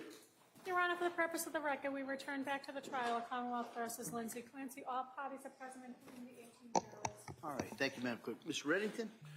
Thank you, Judge. Good afternoon. Good afternoon. Your Honor, just a couple of housekeeping matters. I have the medical records from Women and Infants Hospital. I thought I offered that as an exhibit, but it's only marked for ID, so can I offer that now? Commonwealth, any objection? I have that we did mark them as Exhibit 220. Yeah, I don't, this just says Exhibit F, though. That's why I usually mess up on those things. There was another smaller packet that's not in a binder that council offered yesterday that's been marked as Exhibit 220. Yeah, it's up there. Okay. All right, why don't we keep that marked for identification? If for some reason there's something different between Exhibit 220 and the identification, we could enter it. Okay. All right, if you need to offer anything additional, just let me know. Great, thank you. Thank you, Don. The other thing, Your Honor, that what I would ask is that there has been a lot of reference to the Diagnostic Statistical Manual 5-TR, especially as it relates to bipolar and related disorders. There's not an awful lot, but there's like probably 15 pages of single-space typing, and it's really hard for people to absorb it. I'd like to offer that section of the DSM just as an exhibit, so if somebody wanted to look at it, they could. I would object. We have witnesses to testify about that. All right. All right. Why don't we mark that for identification?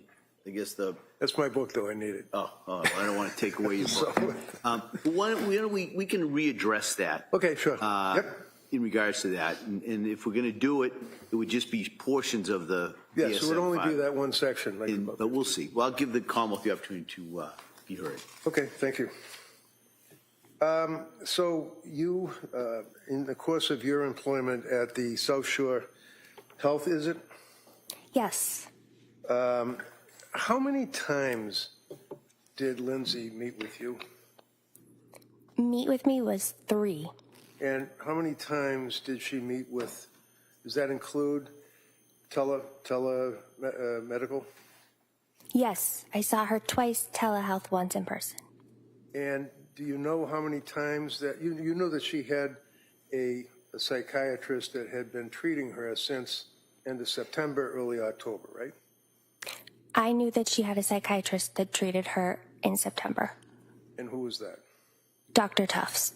And did you know that she continued to see Dr. Tufts through October, November, December, the same time that she was reaching out to you guys for help too? I was aware she took the Zoloft in October. I was not aware she was still seeing Dr. Tufts in November. And I knew she called her in December. You would agree with me that young woman came to you people for help, right? Yes. Okay. And she was very, very forthright. In other words, if you wanted her to sign a HIPAA form, she'd sign it, right? Right. And she would answer your questions to your perspective in an honest fashion. Yes. She didn't really hide anything. Nope. She told you all about the medications that she had been on and her fears and concerns about the medications, right? Correct. She described for you, as District Attorney brought out, what she felt her symptomology was, including suicidal ideation, worrying about suicide, feeling heavy, lethargic, you can't get out of bed, all of that stuff, right? Correct? Correct. And one of the things that you had left us with towards the end of your testimony is the fact that you were very willing, if you will, to work in tandem with other providers. In other words, you were concerned about being able to get information from other providers that had been dealing with her, treating her, right? I'm not sure I understand the question. Did you talk to Tufts? No. Did you ever get access to Tufts' medical records? No. Do you know how many times she saw Dr. Tufts? I do not. Would it surprise you if I told you that she saw Dr. Tufts 14 times in the time frame of October or the end of September, October, November, December, and then January, 4 months? Yes. And that's 14 times plus the 3 that she saw you. Is that right? Yes. So that's 17 times that this young lady had access to healthcare providers for her mental health issues, correct? Correct. And that would be within a compressed period of time. I know it's the last week, I believe, in September, but October, November, December, and then January, right? Yes. And during that period of time, you're aware that she was provided many, many, many prescriptions for antipsychotics, selective serotonin reuptake inhibitors, benzodiazepines, all of that, right? I'm aware she was prescribed other medications. She was what? Prescribed other medications. Did you ask what other medications there were? Yes. And did she tell you? Yes. Did she tell you who prescribed them? Yes. It's pretty easy to get a list from CVS, right? Yes. And did you have any difficulty determining who was providing the prescriptions for all of these medications? No. And did you know that, in fact, it was Jennifer Tufts that prescribed the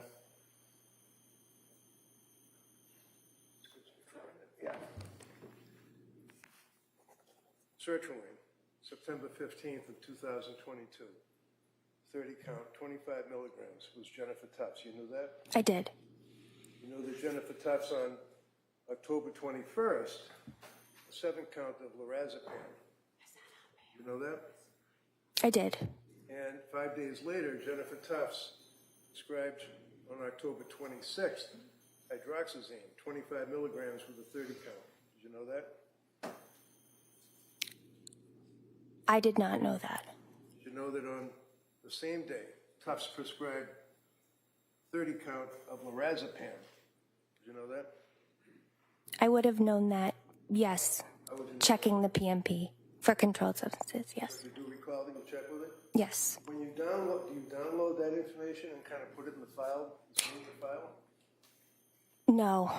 So is this your memory that you believe that you checked with PMP? I do routinely check the PMP. You might routinely check, but did you check? Yes. Yes, I did. You don't download it, you don't keep it with the medical records, right? It's a box you can click in the medical record and you can check that you reviewed it.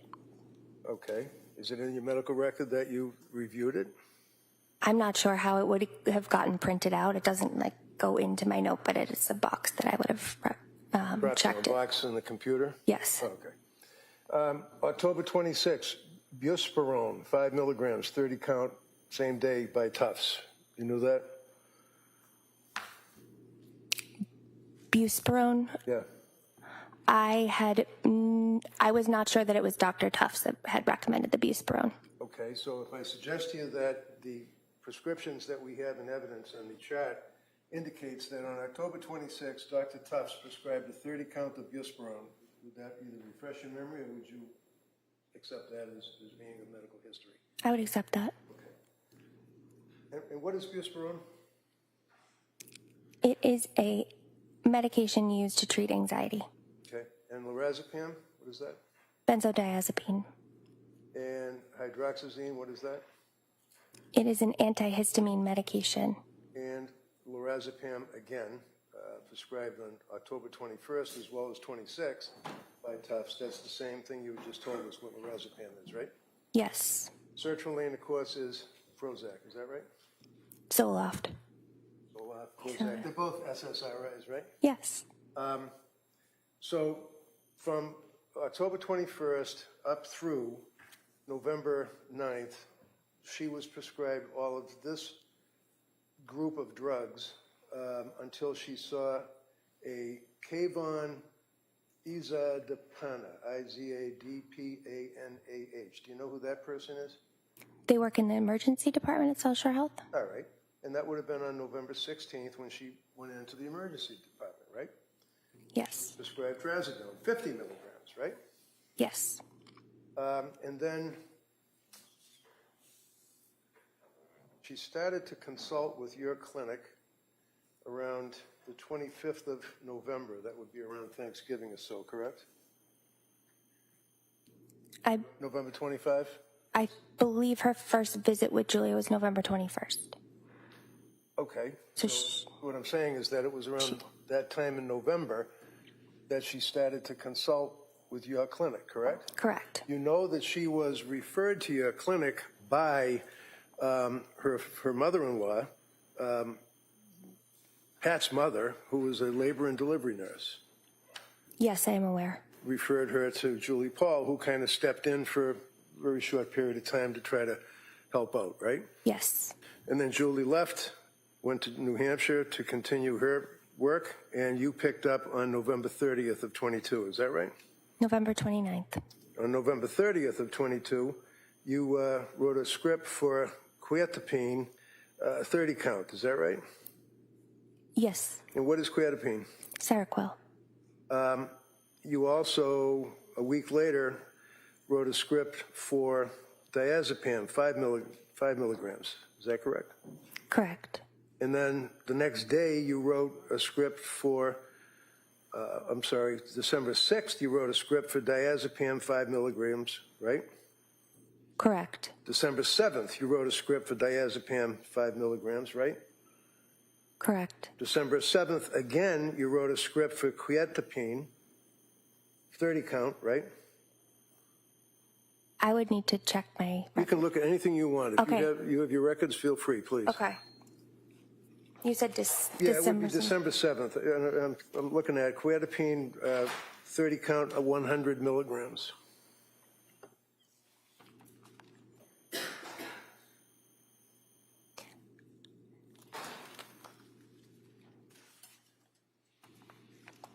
I don't believe it was a 30 count of 100 milligrams. Do you remember writing quietapine script for 100 milligrams? I do. I believe the quantity was 22. 22, okay. So on December 7th of 22, you wrote a script for quietapine, and forgive me, I'm sorry, what is that again? Seroquel. Seroquel, for 100 milligrams, right? Yes. And why did you write the script on November 30th for quietapine, 25 milligrams, and then about a week later increase it to 100 milligrams? On November 30th, I had anticipated utilizing it over a 4-week course of treatment for sleep and anxiety. But her clinical symptoms, presentations changed, and we opted to use it for mood stabilization. And who's we? Me. Okay. And were you working with anybody else, any psychiatrists or anybody? No. So when a person comes to your clinic as a woman who has recently had a baby or is within that postpartum range of time and presents with the symptomology that she presented, is that something that would give you cause for concern? Suicidal ideation? I in no way want to minimize what Lindsay experienced, but it's common for us to treat. It's common to treat women in that Yes. fashion that are that are postpartum? Postpartum who may have suicide. Oh, Keeps cutting off the witness before she gives an answer. May she complete her answer? Sure. As I've said before, let's only talk one at a time. You finish your answer, and then we'll go to the question. Go ahead. Her symptoms were serious, and it's not uncommon for me to treat women with serious symptoms in the postpartum period. Okay. 2 days later, you prescribed 8 count, 5 milligrams of diazepam. Is that right? 2 days from December 7th? Yeah, it was December 9th. December 9th. Yes. 4 days later, you prescribed more diazepam. Is that correct? December 13th? Correct. That would have been 2 milligrams? Yes. And then jump ahead to December 19th, you prescribed 14 count, 2 milligrams of diazepam. Is that correct? Correct. And then December 19th, you prescribed 300 milligrams of quietapine, 30 count, right? Correct. And that was on December 19th. 3 days later, on December 21st, you prescribed additional quietapine, 100 milligrams, 14 count, right? Correct. And then 1 day later, you prescribed more quietapine, 25 milligrams of 14 count, right? Correct. as far as your prescriptions continued on, if we can jump ahead, you continue to treat her, and on January 13th, you prescribed 2 milligrams of diazepam, 7 count, right? That would be on January 13th? I did not prescribe that on January 13th. All right, if I suggest to you that Rebecca Gelada has a script for January 13th of diazepam, that doesn't refresh your memory? Would it have been a script that I had sent previously that hadn't been filled at the original date? Well, I believe the records would indicate that. We'll make a note of it. January 13th, diazepam. How about January 16th? Do you recall prescribing diazepam to her, 2 milligrams, 3 count? No. Diazepam on the 19th of January, 2 milligrams, 14 count.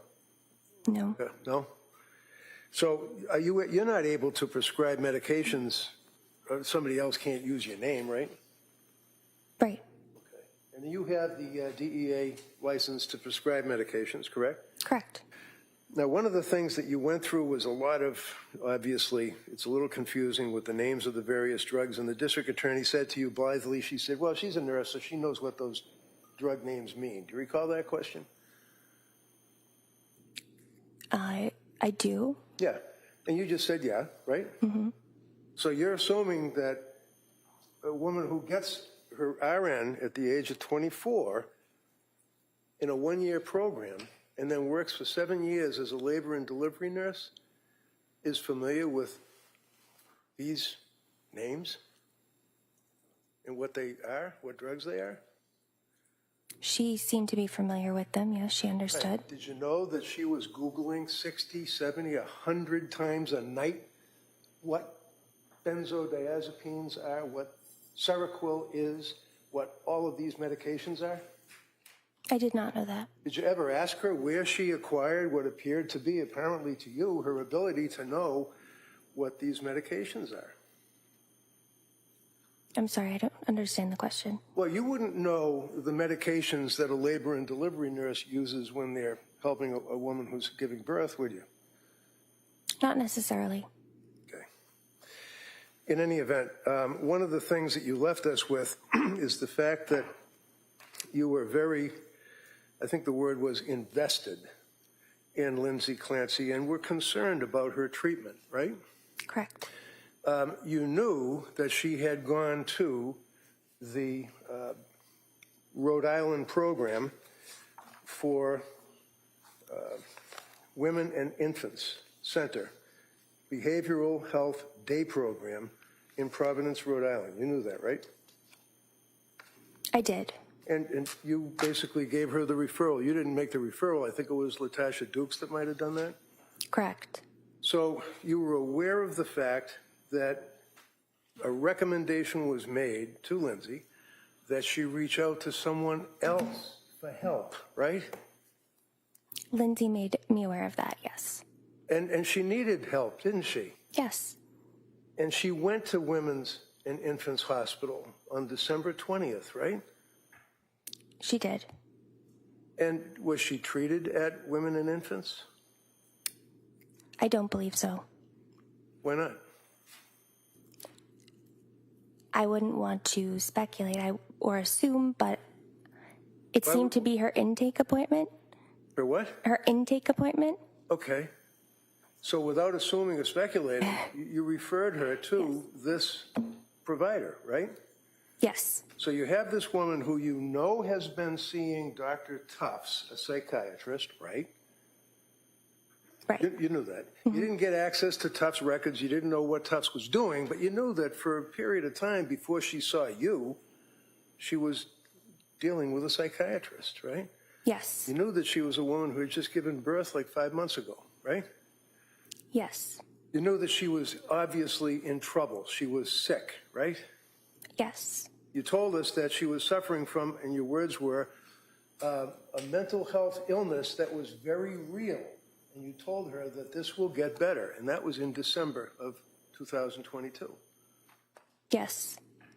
So when you referred her needing help to this Women's and Infants program in Rhode Island, and she went because that's what she was told to do, what happened at Women and Infants program? I can't speak to what happened at Women and Infants Why not? because I was not a part of that assessment. What does that mean? I did not see the assessment, and I did not speak with Dr. Diaz. Why? Lindsay had informed me that she was going to be at the program for 2 weeks. She was hoping to be at the program for 2 weeks, right? She told me she was going to be at the program for 2 weeks. But she was turned away after about 8 hours of sitting there in an assessment and sitting in a group session, and she was turned away because of their concern that she was suffering from, well, let me ask you, what was their diagnosis? I'm not sure. Did you ever find out? I have not. Does it matter to you as a treating person that, I think your words were, is invested in Lindsay Clancy's care at that time? Did it matter to you why she didn't get accepted into the program? It did. Why was it? I do not know their diagnosis. Did you know that she had been diagnosed? You have different diagnoses, right? Like general anxiety disorder or general anxiety, GAD. And then you have, is it a differential? Is that what it's called? Mm-hmm. What does that mean? Yes. It means a differential in medicine could be patient comes in with a cough. What are your differentials? Differential might be bronchitis, pneumonia, strep throat. So it's different things, different diagnoses you consider. Did you know that, in fact, they wouldn't accept her into the postpartum program because of their concern that she had been over-medicated by drugs, and they wanted to find out? I can't speak to that. Did you know that she was diagnosed as diagnosis depression due to adverse drug effects? I cannot speak to that. Do you know, invested as you were, that on December, strike that, on December 20th, the very same day that she had finished being evaluated, woman you were invested in, had been evaluated by Dr. Diaz that you recommended or you mentioned, that in fact, looking at the exhibit, that they recommended tapering Seroquel, starting 200 milligrams tonight, follow up with outpatient provider of note. We attempted to reach current outpatient provider Rebecca Gelada, but did not receive a call back. I never received a call from Women and Infants. So this medical record from Women and Infants saying that they called Rebecca Gelada and never got a call back, your memory is that they never called you? They never called me. I absolutely would have called them back. Okay. Well, regardless, you never talked to anybody from Women and Infants, did you? Whether they called you or whether you reached out to them being invested? I did not. I know our program re-referred her a few days later. I'm going to offer this now, Your Honor, I think just make sure. It's already in evidence. Yeah, we'll just, We've marked, it's just certain pages. It's a week cleanup. yeah, well, we'll keep it as an exhibit for identification. You can double check, make sure the pages that have been referred here are contained within, is it exhibit 220? Yep. And if not, then we can admit the second. Okay, thank you. One of the things that is a takeaway from your treatment of Lindsay is that she was, I think your words were that she was scared and thought that starting these drugs, the drugs, it was scary, were her words, right? Yes. And at no time did it occur to you that Lindsay was doctor shopping or trying to get drugs. She was trying to basically get off drugs, right? Correct. One of the things that you had mentioned is that the Good Moms Have Scary Thoughts book is something that you guys would give out to women when they would come into your program.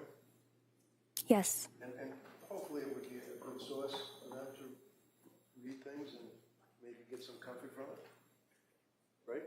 Yes. This is not, in your opinion, something that is indicative of like being a smoking gun. No. Police officer would seize it and the search warrant is No. This is something you guys provide people to just help them out, right? Yes. Yeah. And just a couple of things. So on November 17th, she had an office visit with you. Is that correct? Not on November 17th. Okay. And you are South Shore Medical Center, right? Yes, that may have been her PCP. Okay. Is that her PCP? Is that a person that would be under the umbrella of the South Shore Medical Center? Yes. Would that be Kimberly Tocchio? Yes. Okay. So you must have read Kimberly Tocchio's records, I would imagine, right? Yes. And you know that she was seen, the record indicates that she was seen by a psychiatrist, and this would be November 17th note, started Zoloft 25, which was then increased to 50 milligrams, right? Yes. And she took the Zoloft 50 milligrams for one night and was unable to sleep and was discontinued because of the effect that it had on her, right? Yes. Now, one of the things that you had mentioned is that it's important to determine, and you did have thoughts of possibility that she was bipolar. Is that correct?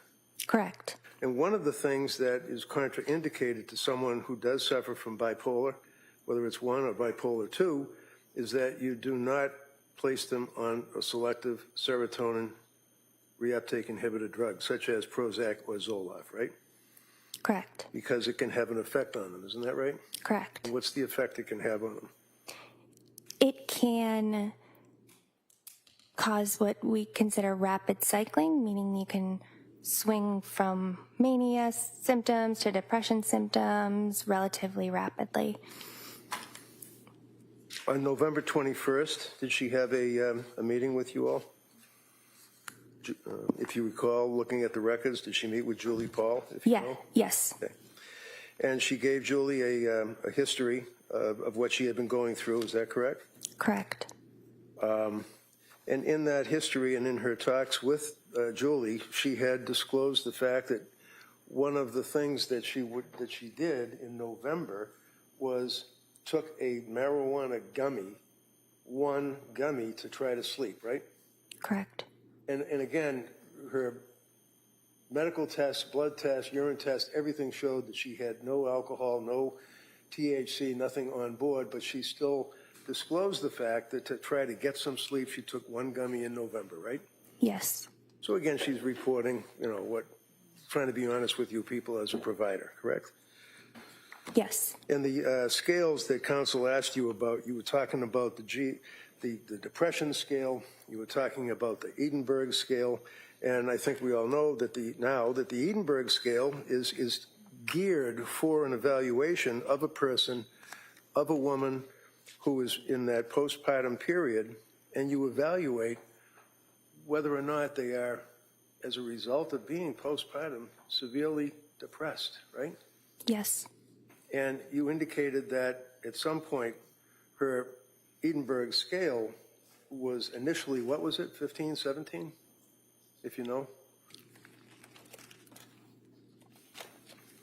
Initially at my visit, my first initial with her, Yeah, what was her Edinburgh scale the first time you saw her? 17, Okay. And that would be moderate? moderate. Okay. And then she had another Edinburgh scale after that, correct? Correct.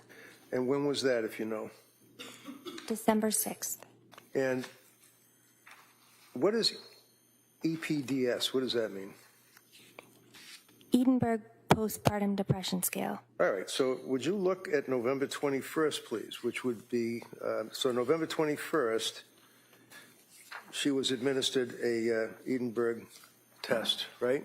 On the 21st. That would have been at Julie's appointment. I don't have that in front of me. If I told you that, well, on November 21st, it's a short period of time after November 17th, did whether it's Julie or somebody else, administer an Edinburgh test to her? Yes. And what was the result? 23. That's severely depressed, isn't it? Yes.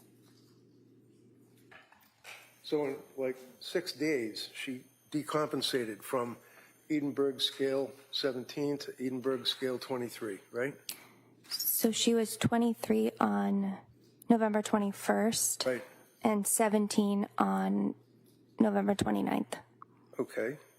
So when you see a patient that's come to you and has an Edinburgh scale of 23 and an Edinburgh scale a couple of days later, that would be, what was it? 17.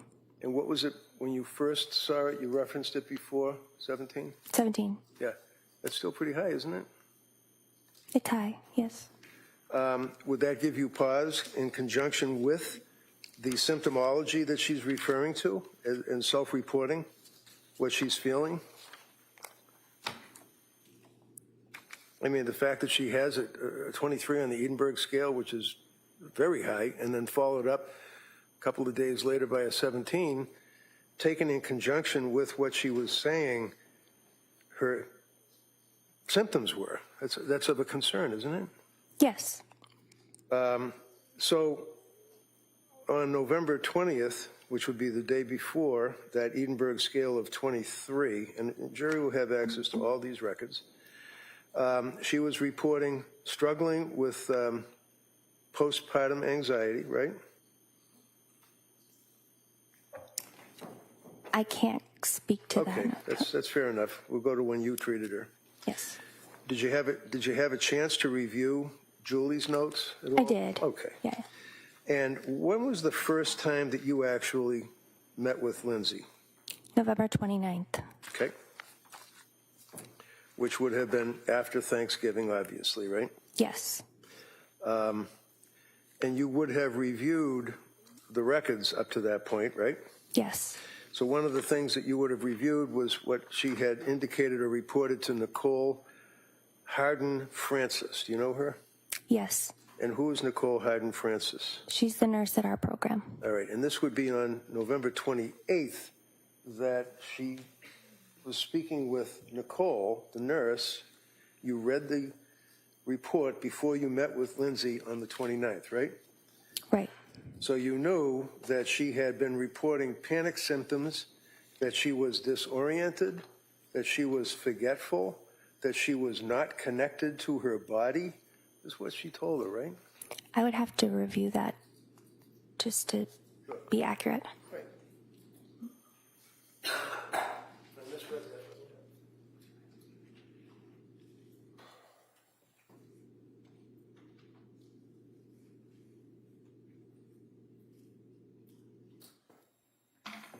That's correct. Okay.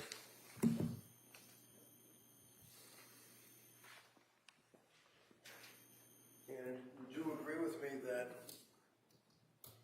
symptomology of mania, especially when incurred or encountered by a woman within the postpartum period, that's one of the symptoms, is being disoriented, right? Not necessarily. How about maybe a little bit? Could be confused if you're manic. Yeah. How about forgetful? That's an issue, isn't it? Not necessarily a symptom of mania. Okay. How about not connected to her body? What does that mean? I'm not sure what that means.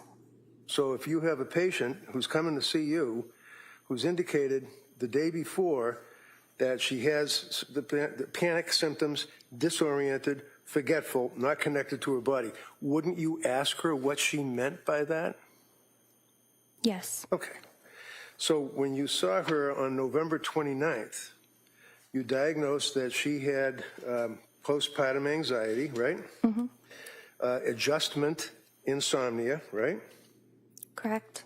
And when you met with her, you noted that over the last 2 weeks, you asked her about how she had been feeling, and she said she was feeling nervous, anxious, and on edge, and she said nearly every day, right? That's November 29th. That would be under screenings. Yes, she was. I would give you a page number, but they don't give us page numbers. She told you, and you can pull it up if you have it there, that she was not able to stop or control worrying, and that had been for several days at least, right? Correct. And she was worrying and stressing about things, worrying about different things every day, right? Nearly every day, yes. Couldn't relax nearly every day. This is a questionnaire form that you have, right? Yes. Being so restless nearly every day, correct? Correct. Asked if she was annoyed or irritable, and she said not at all, sure, like she didn't believe that she was a person that would be irritable or angry with people, right? Yes. And then feeling afraid as if something awful might happen, and she got that GAD-7 score of 14. Is that correct? Correct. So what does a GAD score of 14 tell you on November 29th? Moderate anxiety. And then you ask about in the last 7 days, trying to get a history. She denied, definitely not so much now, that she was able to laugh or see the funny side of things, right? Right. And that she was asked, is she looking forward with enjoyment to things? And she responded, hardly at all, right? Yes. Blaming herself when things go wrong, she says, yeah, some of the time. Yep. Yes. Anxious and worried for no good reason, yes, correct? Yes. Scared and panicky for no good reason, yes, correct? Yes. Then they asked if she felt sad or miserable, if she was a miserable person, and she said, no, not at all, right? Right. Did she indicate that on that date you gave her the EPDS Edinburgh test, and she had an Edinburgh score, as we said, of 17, right? Yes. All right. And then the medications that you prescribed to her, we've already got an evidence. The jury will be able to look at the actual scripts in the exhibit without going through every single day. The next time you saw her was November 30th, is that right? I messaged with her on November 30th, yes. Okay. And you indicated that if you're not sleeping well with Valium, no need to continue it. I'll prescribe a short taper. And you went on about tapering and 5 milligrams of Valium to 2.5 milligrams and no benzos. And That was not on November 30th. okay. Does it say on the record, are you looking where it says patient message in the perinatal behavioral health program of South Shore Health, November 30, 2022? Yes, I'm looking at the messages. Okay. So is it a different date that you sent that message? It says November 30th on it, right? I just don't know internally if you guys have different. Oh, I understand. Oh, at the top it says November 30th. Okay.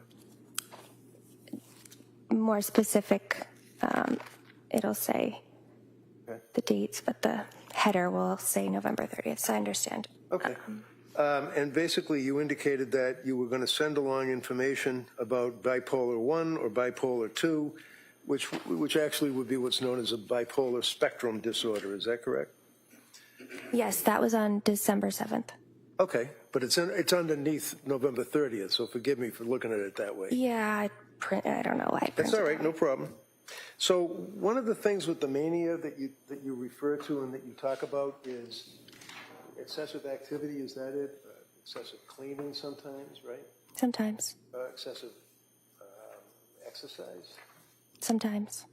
Did you know that after she had Callan, that within a matter of a couple of weeks, that she ran a 5K? No, I did not know that. And that nobody wanted her to, including Pat, but she just had to get out there and run and did. Objection. Overall. You know that? I did not. Is that something that would be important to know? I mean, as far as whether or not a person is in that manic stage where it's post-delivery, and that's a significant artifact, if you will, of exercising, right? It would have been something I would have considered. Okay. And as I said, you were pretty much the only one that actually considered bipolar spectrum disorder of all the doctors that she had seen. You know that, right? Are you aware of that? All right, never mind. That's right. She's going to object. That's okay. Okay. So the symptoms that you noted were a mania. It says mania characterized by exaggerated excitement, hyperactivity, and racing scattered thoughts, right? Yeah. So what is, go ahead. Was that from my note? I'm looking at the same thing that we've been looking at, which is, Oh, the information I sent her on bipolar. yeah, it says, yes. hi, Lindsay, and then your note, right? Your Honor, if I I may suggest maybe showing the witness what he's referring to. She has it in front of her.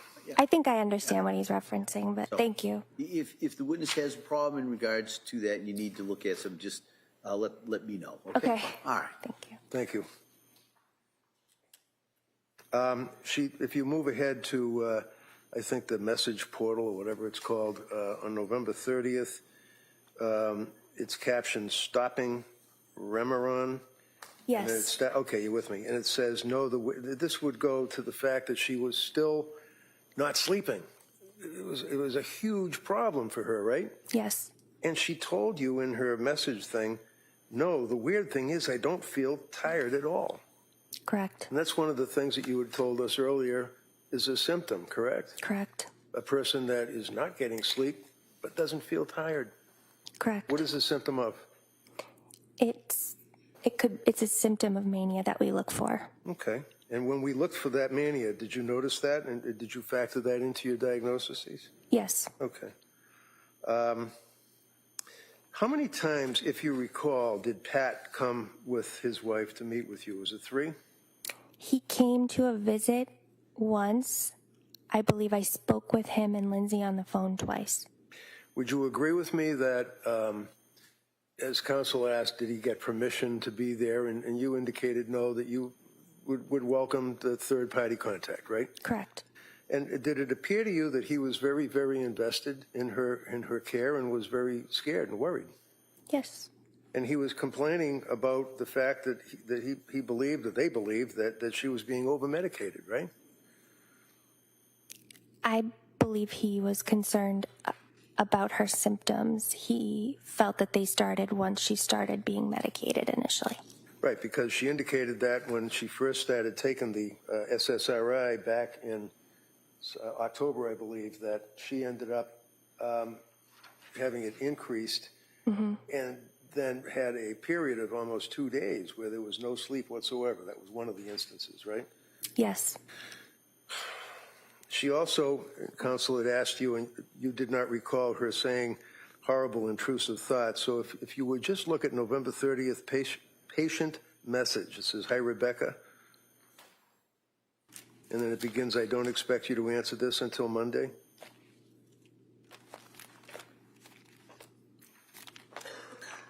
I see that. Okay. And then she says how she basically only slept for about 4 hours at the beginning of the night, 9:30, and then dozed off for 45 minutes and said, "Today, all day, I had horrible, intrusive thoughts and deeply depressed," right? Yes. So when was the next time that you saw her after she sent that message on November 30th?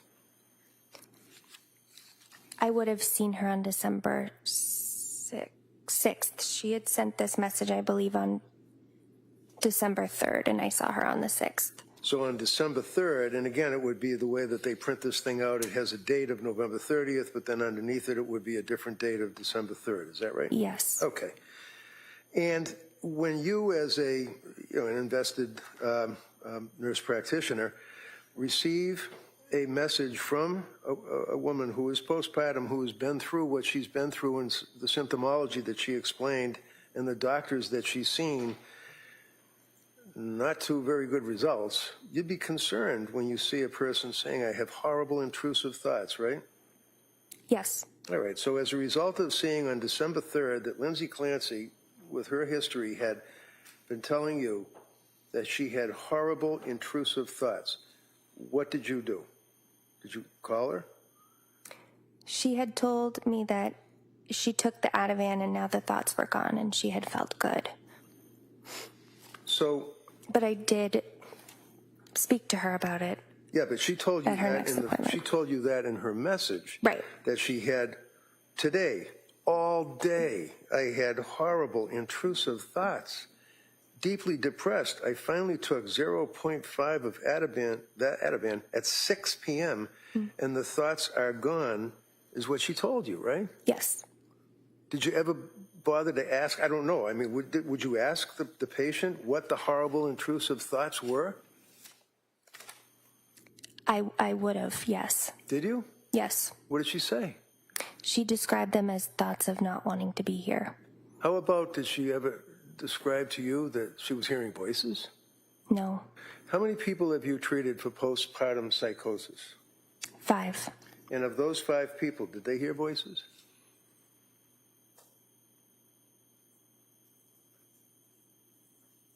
Not all of them. How about some of them? Some of them. And that's a real thing, isn't it? Yes. And visual hallucinations likewise? Not all. So with the voices, that would be an auditory hallucination. Yes. Visual hallucination, not all, but some. Yes. And that's a real thing. Yes. So when she had horrible intrusive thoughts, did she say where these happened? Like, was she in the yard? Was she in her car? Did you ask her where and what? Or was it just that she just didn't want to be here anymore? It was more that she didn't want to be here anymore. Okay, did you ask her what that meant? I did ask her if she had any plans or intent for suicide, which changed at different times during our treatment. So on December 2nd, you have received you sent a note to Lindsay and said it, meaning what she was telling you in a prior communication, it sounds more like depression than side effects. That would be of drugs, right? Correct. It is not uncommon for me to hear, and then you quote, I have never felt anything like this before, end quote, or quote, I just don't feel like myself. All of this sounds like postpartum depression. Is that correct? Correct. All right. So she was expressing all of the symptomology of depression, what you believe would have been side effects, and you indicated that at this point, while you're working through it, this sounds like postpartum depression, right? Correct. And what would the symptomology of, what does postpartum depression mean, and what is its effect on a patient? Postpartum depression is like depression at any time during a patient's life. However, there are some unique considerations. It typically occurs in the first 3 months after a person has a baby, but it can happen at any point in the first year. The considerations that are a little bit different than regular major depressive disorder are that there are significant hormone fluctuations that a person undergoes when they deliver a baby. Sometimes they breastfeed and they wean from breastfeeding, and that can set off additional hormone shifts. And it tends to be a very anxious presentation. And obsessive thoughts can occur with greater regularity in postpartum depression than they would with major depression outside of the postpartum period. So as a result of this information, you prescribed medication to her? After I sent her the information on the postpartum, would this still be December 2nd? Looking at the form that you have, it would be, yes, but I don't know if it's another date that there's a message underneath it. So let's look at the record where it says that on December 7th. 7th, Yes. okay. Okay. And that's where you talked about bipolar spectrum disorder, right? Yes, And that's where you talked about how people would have these feelings of goal-directed activity, overly talkative, racing thoughts, need for sleep, things of that nature, right? yes. What was the end result of that? Did you prescribe medication for her? I did. And what was it? Seroquel. One of the things that you had mentioned is that you provided a mood chart, I think. Is that what you said, a mood chart? Is this it? Is that an indication just so the jurors know that it's in the records? It's a horrible That looks accurate, yes. Yeah. Yeah, there it is, right there. See on the very top it says mood chart? To the left? Yes, All right, and on the top it says daily mood chart. And then you also provided another chart on that date. What is that? That's another variation of it? it's the weekly mood chart. Okay. So did you tell her to fill this out? I suggested that she fill it out so we could keep track of her symptoms. Okay. Do you remember if she filled it out when she spoke to you? She did not speak to me about filling it out. After that, she did say she printed it out. Okay. Did you ever ask to see it? I don't recall. Okay. On December 1st, you met with her, is that right? Oh, no, wait a minute. Christine Zappi. Who's Christina Zappi?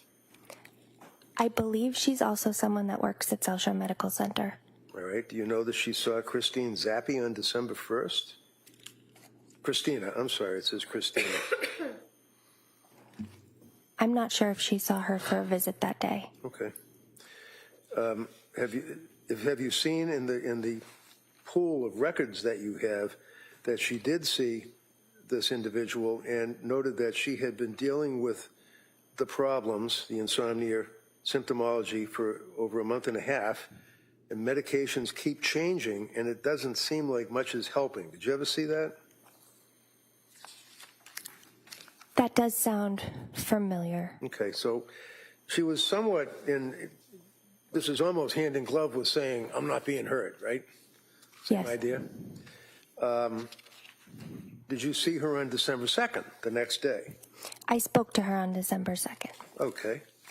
And again, the district attorney kept asking you about, she had the opportunity to come in and see you if she wanted to, and things of that nature, right? Yes.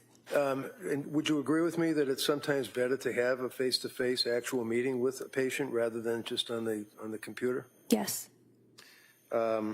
Did you ever, if you recall, with all of the symptomology and deterioration going by week after week, say to her, I really think that we should get together in person? Yes. So we met in person on the 6th, and our plan had been to meet in person on the 13th. Okay, so that would be December 6th, correct? Mm-hmm. Yes. Now, December 2nd, you had a conversation with her on the phone, is that right?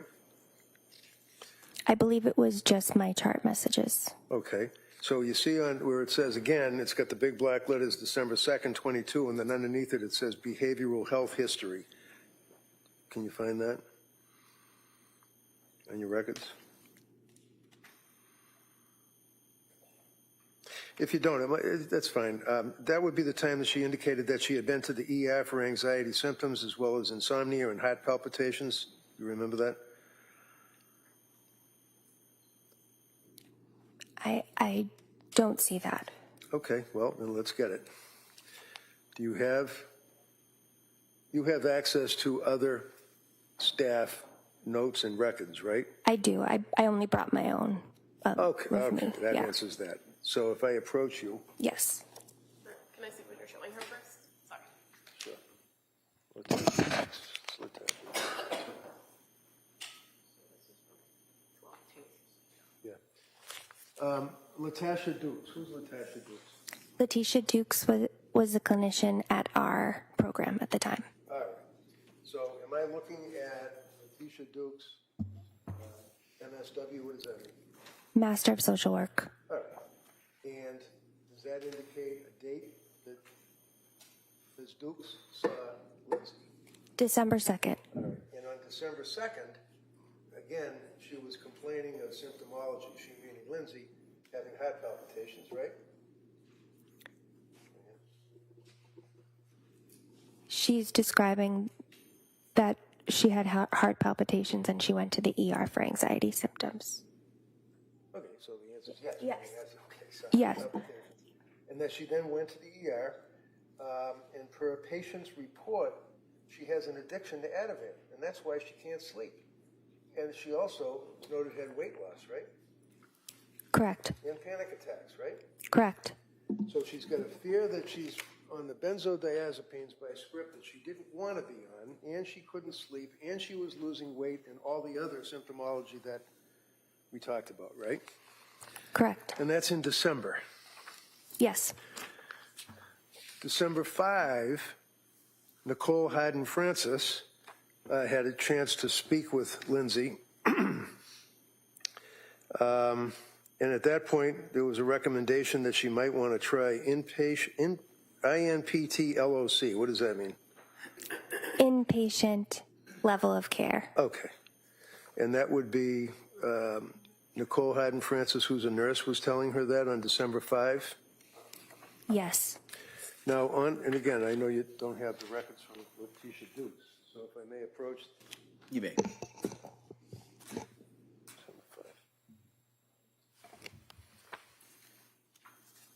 December 5, and you correct me if I'm reading these wrong, this would be Letitia Dukes, December 5, right? Correct. Okay. And on that occasion, Letitia Dukes notes that she called Aspire Crisis Support, she meaning Lindsay, right? Yes. What is Aspire Crisis Support? Aspire is the community mental health program that operates the local 24-hour emergency services program for psychiatric emergency services. Okay. So when I say you collectively, I mean psychiatrists, nurse practitioners, RNs in the psychiatric world, tell patients that are in crisis that if you feel that you're going to have suicidal ideation or anything, you should call these numbers, is what you people will give them, right? Yes. All right. She called Aspire Crisis Support, not once but twice, right? If you know. I'm aware of the one time she called. Okay. But she was not given any help at all by Aspire, whoever they are, right? I'm not aware of that. Well, it says right in the records from Letitia that she met with an Aspire clinician virtually and was told that she did not meet the criteria for inpatient treatment due to not having an SI plan. What does that mean? They just told her you're not laying on the ground with your throat cut, so we're not going to be able to help you? Can't speak to what they told her. So Aspire then recommended that she start or go to a day program. Is that correct? That's correct. And the clinician said that he, from Aspire, would be sending the patient resources, right?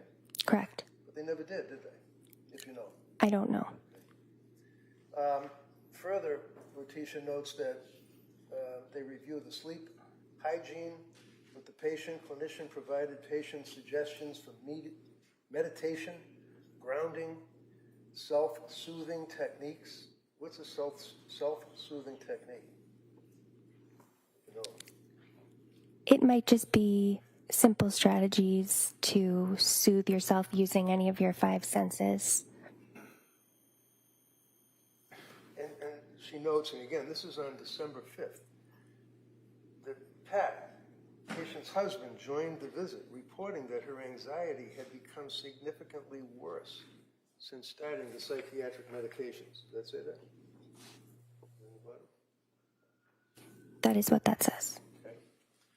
And in fact, when you spoke to Pat, he had told you that, in his quotation, or his words would be, it was 10,000 times worse since she started this medication, right? If you know. I don't recall him using that phrase. But he was upset about the medication, wasn't he? I would say he was concerned. Do you recall that he said that you're turning her into a zombie? I do not recall that he said that. So would you say to the jury that he was concerned or he was pissed off about the medication and what it was doing to his wife? Objection has been answered. No, overall. I would say he was concerned. Concerned? Okay. Did anybody address his concerns? That day, Any day. I would say that day, I collaborated with them to take her off certain medications. Okay. December 6th, you had a meeting with her. Is that correct? Correct. Again, she's diagnosed postpartum anxiety, right?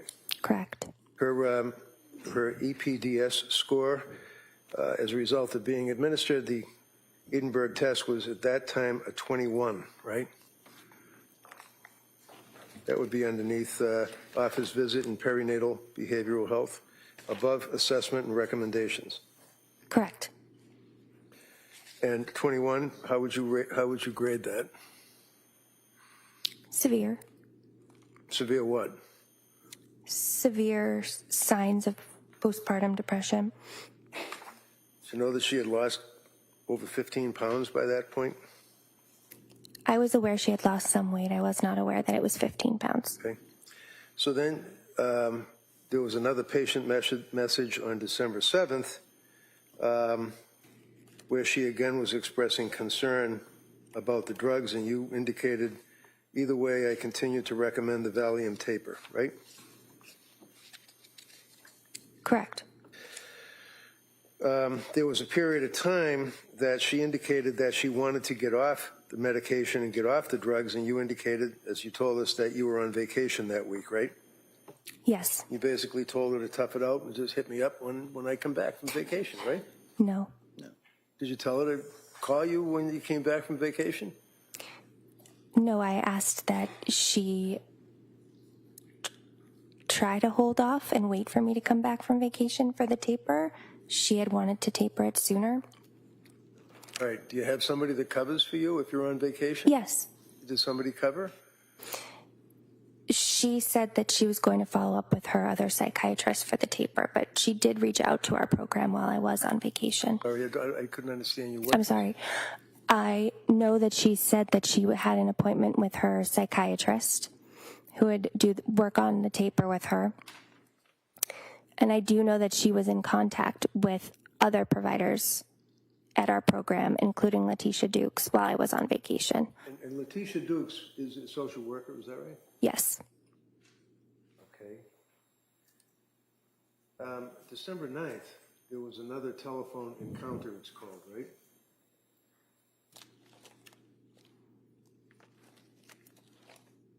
Yes. And yet again, her husband, Pat, was involved with this call, right? Yes. So does this put Patrick up to around 4 times, maybe 5 times, that he had been involved either in person with your business or on the telephone or on the telemetry or whatever it is, computer? I spoke with him on the phone twice. He was in one of our visits on December 6th, and it appears he was in the visit with Letitia as well. So this would be a Rebecca Gelada telephone Yes. encounter on December 9th, right? Correct. And on that occasion, Lindsay, and it says, and her husband called this writer, that'd be you, right? Correct. Regarding the plan to taper, correct? Correct.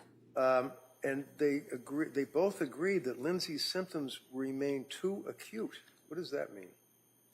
What's acute mean? Severe. Did they say that she's sleeping but waking up? Let me back up. Was he telling you all of this while she sat there? She wasn't saying much in that conversation, was she?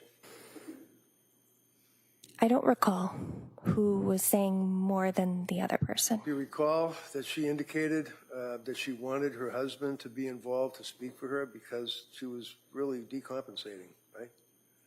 She wasn't self-reporting and self-advocating too well for herself at that point, was she? I just know she did have her husband on the call, and he did speak on the call. They indicated that she was waking up with panic symptoms, right? Correct. What panic symptoms? What does that mean? Panic symptoms can be this sudden rush of intense That's not what can be. What did she tell you, or what did her husband tell you? Her panic symptoms. Panic symptoms. What were they? Panic symptoms are racing heart, intense fear. Those are panic symptoms. Sudden rushes of intense anxiety that seem to come out of nowhere. Okay. Is that something that you learn in school, or is that in a book? Is it in the DSM, or what? So we all have our own opinion as to what panic symptoms might be, but from a medical standpoint. Those are what panic symptoms are. Would you agree that Patrick, in this conversation, also indicated that she was having intrusive thoughts, yet again? Right? Correct. What were the intrusive thoughts that she was having when she wakes up with panic symptoms? I don't recall the specific intrusive thoughts. I recall asking about safety and that she did identify having thoughts of suicide. Well, Patrick told you that she has thoughts of suicide, right? Lindsay as well. Okay, so I'm asking you what you, as an invested healthcare provider, told this woman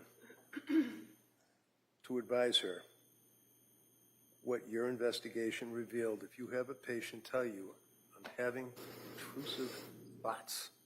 What were they? I recall that they were intrusive suicidal thoughts. And is this a frequent theme that you noted? I don't know if it was a frequent theme that I noted, but I know that it was documented several times throughout her course of treatment with providers in my program. So at this point, with all the providers of your program and her indications, as well as her husband's, about the number of times that she had suicidal ideation, did you prescribe more drugs for her? At this occasion, I prescribed Valium. You bumped her up to Seroquel to 400 milligrams, didn't you? Yes. Did that help? How'd that work out? At 200 milligrams, she was able to sleep. So I felt that the manic symptoms in her mixed presentation were alleviated at 200. So on December 12th, she sent you one of those messages. Thank you, Rebecca. December 12th. She says, for the last 3 nights, I've taken 2.5 milligrams of Valium and 200 of Seroquel. I have to say, I do like the way it makes me sleep deeply and soundly for about 7 or 8 hours. I don't like the way I feel in the morning. You read that to the jury for the DA, right? Yes. But then the rest of the sentence is, incredibly depressed and unmotivated to do anything at all. Do you remember her saying that? Yes. Now, you'd agree with me that that's one of the observations that you make, or symptomology of a person that's suffering significantly from postpartum anxiety, depression. She's incredibly depressed and unmotivated to do anything, right? What Correct. does that mean? What does she mean by that? I'm not sure I understand the question. When she says that she's unmotivated and is incredibly depressed, was she able to go shopping? Could she get in a car and drive? Did you know that she stopped driving? I was not aware of that. On December 12th, she saw Letitia Dukes. Patients reporting thoughts of SI, suicidal ideation, but no plan. She contacted Crisis over the weekend and will be starting a PHP in Norwell. What does that mean? Partial hospitalization program? Okay, and that's because, yet again, she's reporting the suicidal ideation, correct? Correct. And there's a difference between suicidal ideation and having thoughts of suicide, right?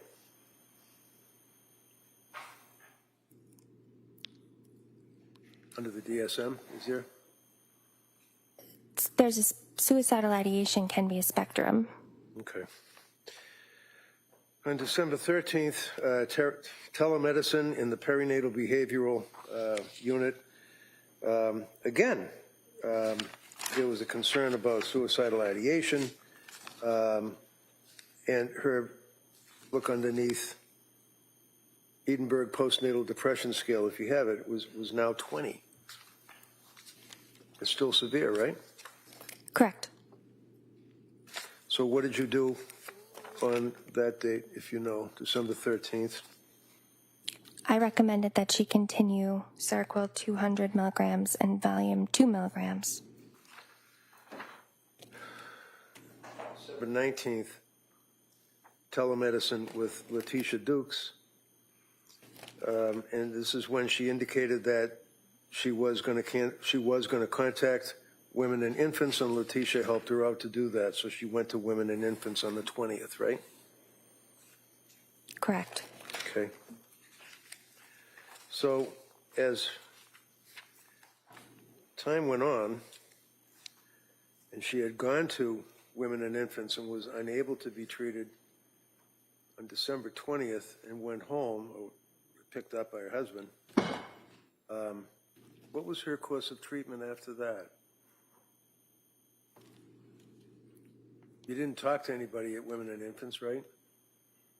At that time, I did not talk to anybody at Women and Infants, but I do know that we re-referred her in a few I days. know you already told us you re-referred her. My question is real simple, and I don't mean to be a bully. I just want to ask you, Yes, did you talk to anyone at Women and Infants? no,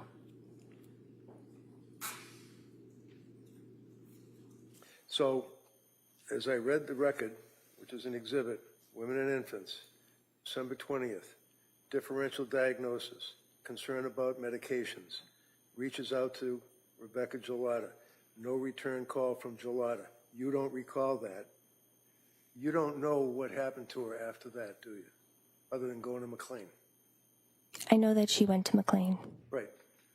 Do you know when she went into McLean? At the end of December, early January. Okay. Did you review the McLean records? Because you have access to them, right? I do not have access to them. You don't. I don't. So if you're treating a person for all of this stuff that we've talked about, and it's now apparent that things have decompensated so bad that they have voluntarily admitted her to a locked ward in a mental institution, is it important to Rebecca Gelada to find out what the diagnosis and treatment was of their patient? Yes, Did you find out? I did not.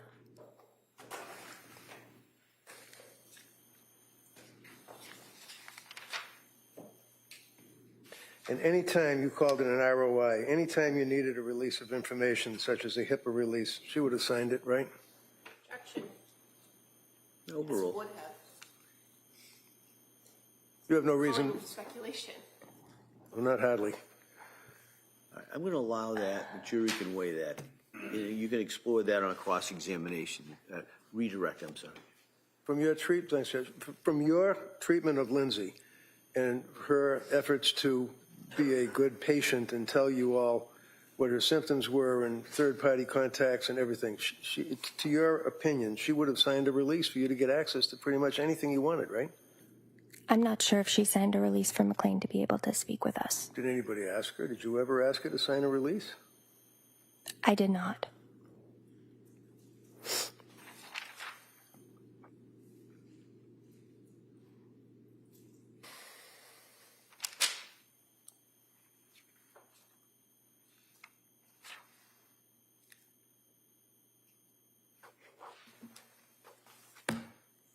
That's all I have, Your Honor.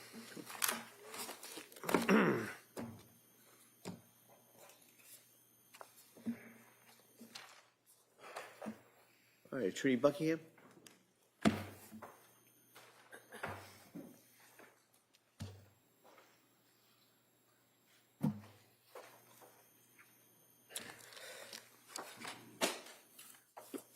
Mr. Lotta, Lindsay Clancy was only a patient at the South Shore Perinatal Behavioral Health Clinic between November 20th and December 13th.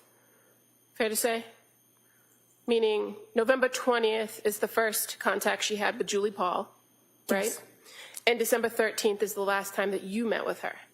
Yes, And she came to that clinic not from a referral from somebody like Jennifer Tufts, correct? correct. And so your information about her contact with that psychiatrist is limited to what she shared with you. Correct. And she never offered to you that maybe you should talk to her, did she? Correct. Now, you've also been asked about providing all the different medications.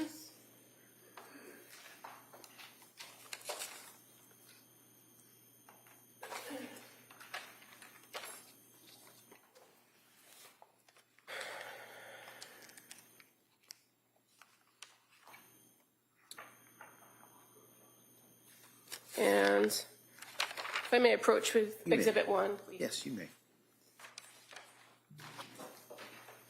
I'm going to show you the second page there. I know it's kind of small, but take your time to take a look at it.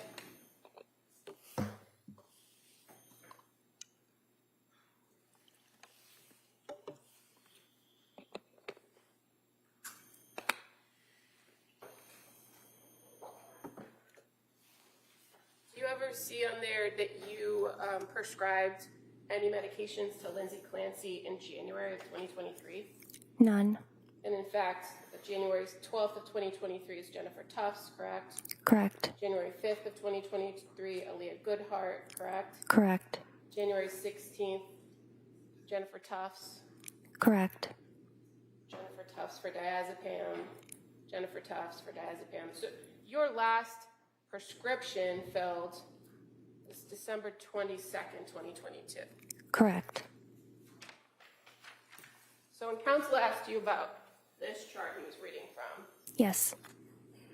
you would agree with me, this record from CVS is what you would generally see when you pull a patient's prescription lists. Yes. And as far as the going back through some of the medications, and you were read by counsel about on December 6th and 7th prescribing the same medication, is it common that you would change prescriptions to adjust for dosage? Yes. And when you start some new medications, do you give somebody an automatic 30-day supply if you're not sure if that's going to be the course of medication? Correct.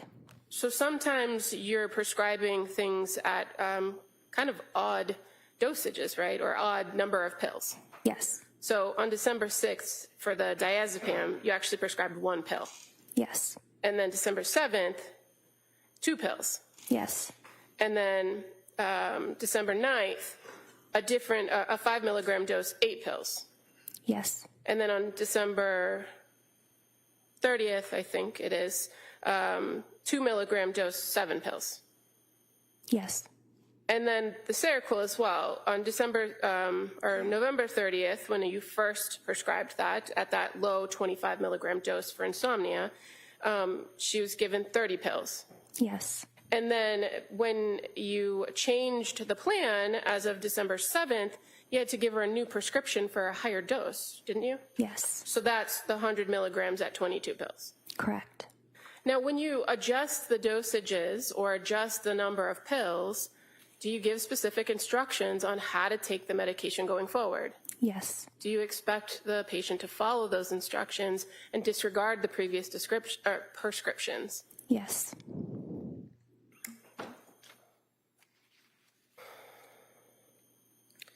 Now, at several points, you've indicated, and counsel asked you about referrals or recommendations that Ms. Clancy go to a partial hospitalization program, right? Do you recall that line of questioning? I do. And does South Shore Perinatal Behavioral Health have a partial hospitalization program?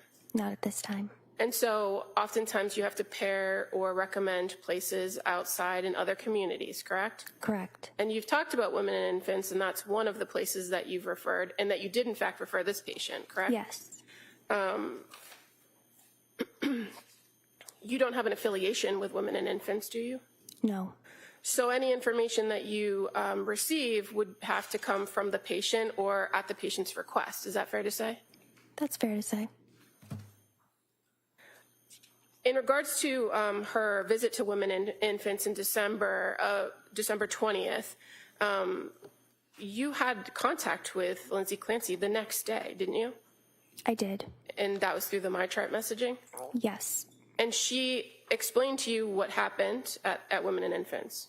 Yes. She gave you details about what they told her, that she wasn't going to benefit from the groups, and that when she told them about her medication history or medication issues, that they believed that she should come off Seroquel. Yes. So while you don't have the records of the diagnosis, you had a report from the patient about what they were recommending, didn't you? Yes. And as a result of that, you started a conversation with her about tapering Seroquel, didn't you? Yes. Were you talking to her about postpartum depression? Let me double check, please. Mm-hmm.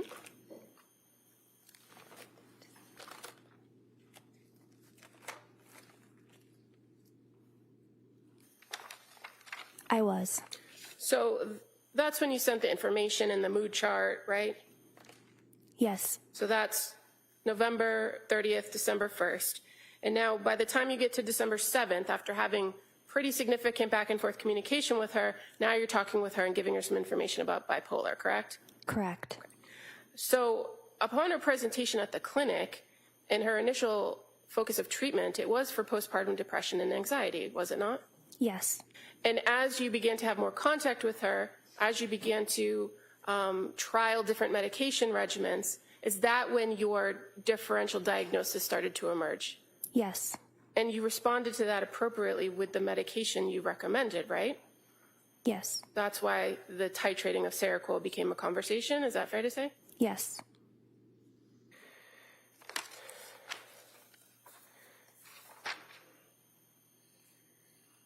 And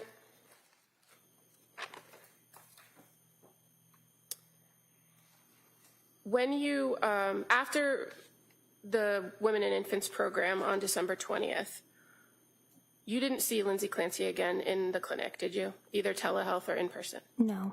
And the only contact you had with her was through the messages about the plan for tapering, correct? Correct. And while you were going to be away and not available to her, you still gave her a plan and a prescription to assist with tapering, didn't you? I did. Was your clinic or your colleagues still available for her if she needed it? Yes. Did she reach out? I believe that either she or Patrick did reach out on December 30th. And that was for a higher level of care recommendations, right? Correct. But as far as issues with the taper, did she reach out to you or your colleagues about issues with the taper? No. Now, counsel went through with you a call in which Patrick and Lindsay, or Lindsay indicated to you that she was having panic symptoms and intrusive thoughts. Do you recall that? Yes. In that call, did you contract for safety? Yes. What does that mean? It means assessing immediate safety. For example, not to speak in hypothetical, but if somebody was saying, I have a plan to kill myself, I have a knife, I am calling 911, I am sectioning that person. If somebody's saying, I'm having thoughts of suicide, okay, what are they? Do you have a plan? Do you have intent?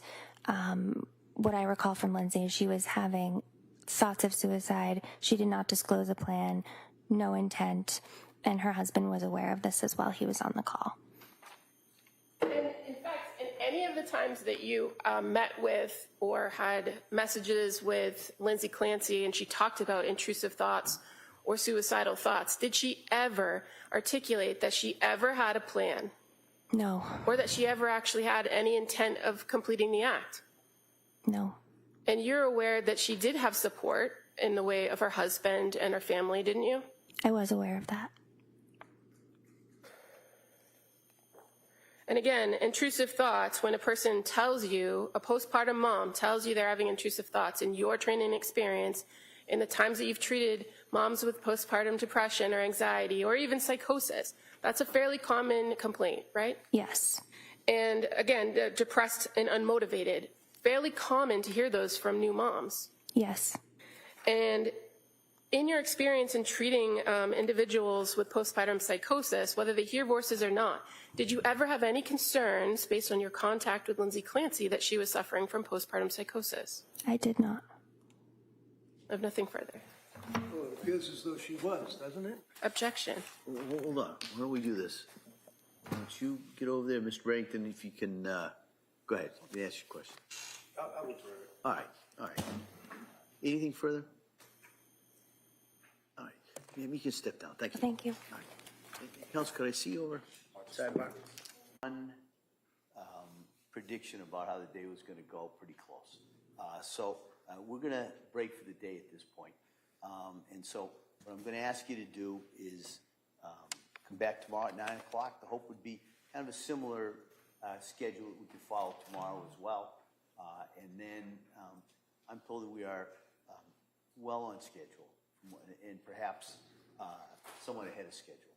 So just for purposes, I don't want to jinx us, but that's kind of where we are. So I'm going to excuse you till tomorrow. Remember those instructions. Don't read anything about this case or any similar cases. Don't do any research. Don't talk about anything. Don't take any field trips. Don't happen to be driving by any certain places. And put this out of your head till tomorrow. All right? It's been a long day. I appreciate it. So I hope you have a nice evening and come back here tomorrow morning. We'll pretty much follow the same type schedule. So again, my thanks. I hope you have a great evening. We'll see you tomorrow. Court, all rise. Jurors, close the notebooks, please. Wait.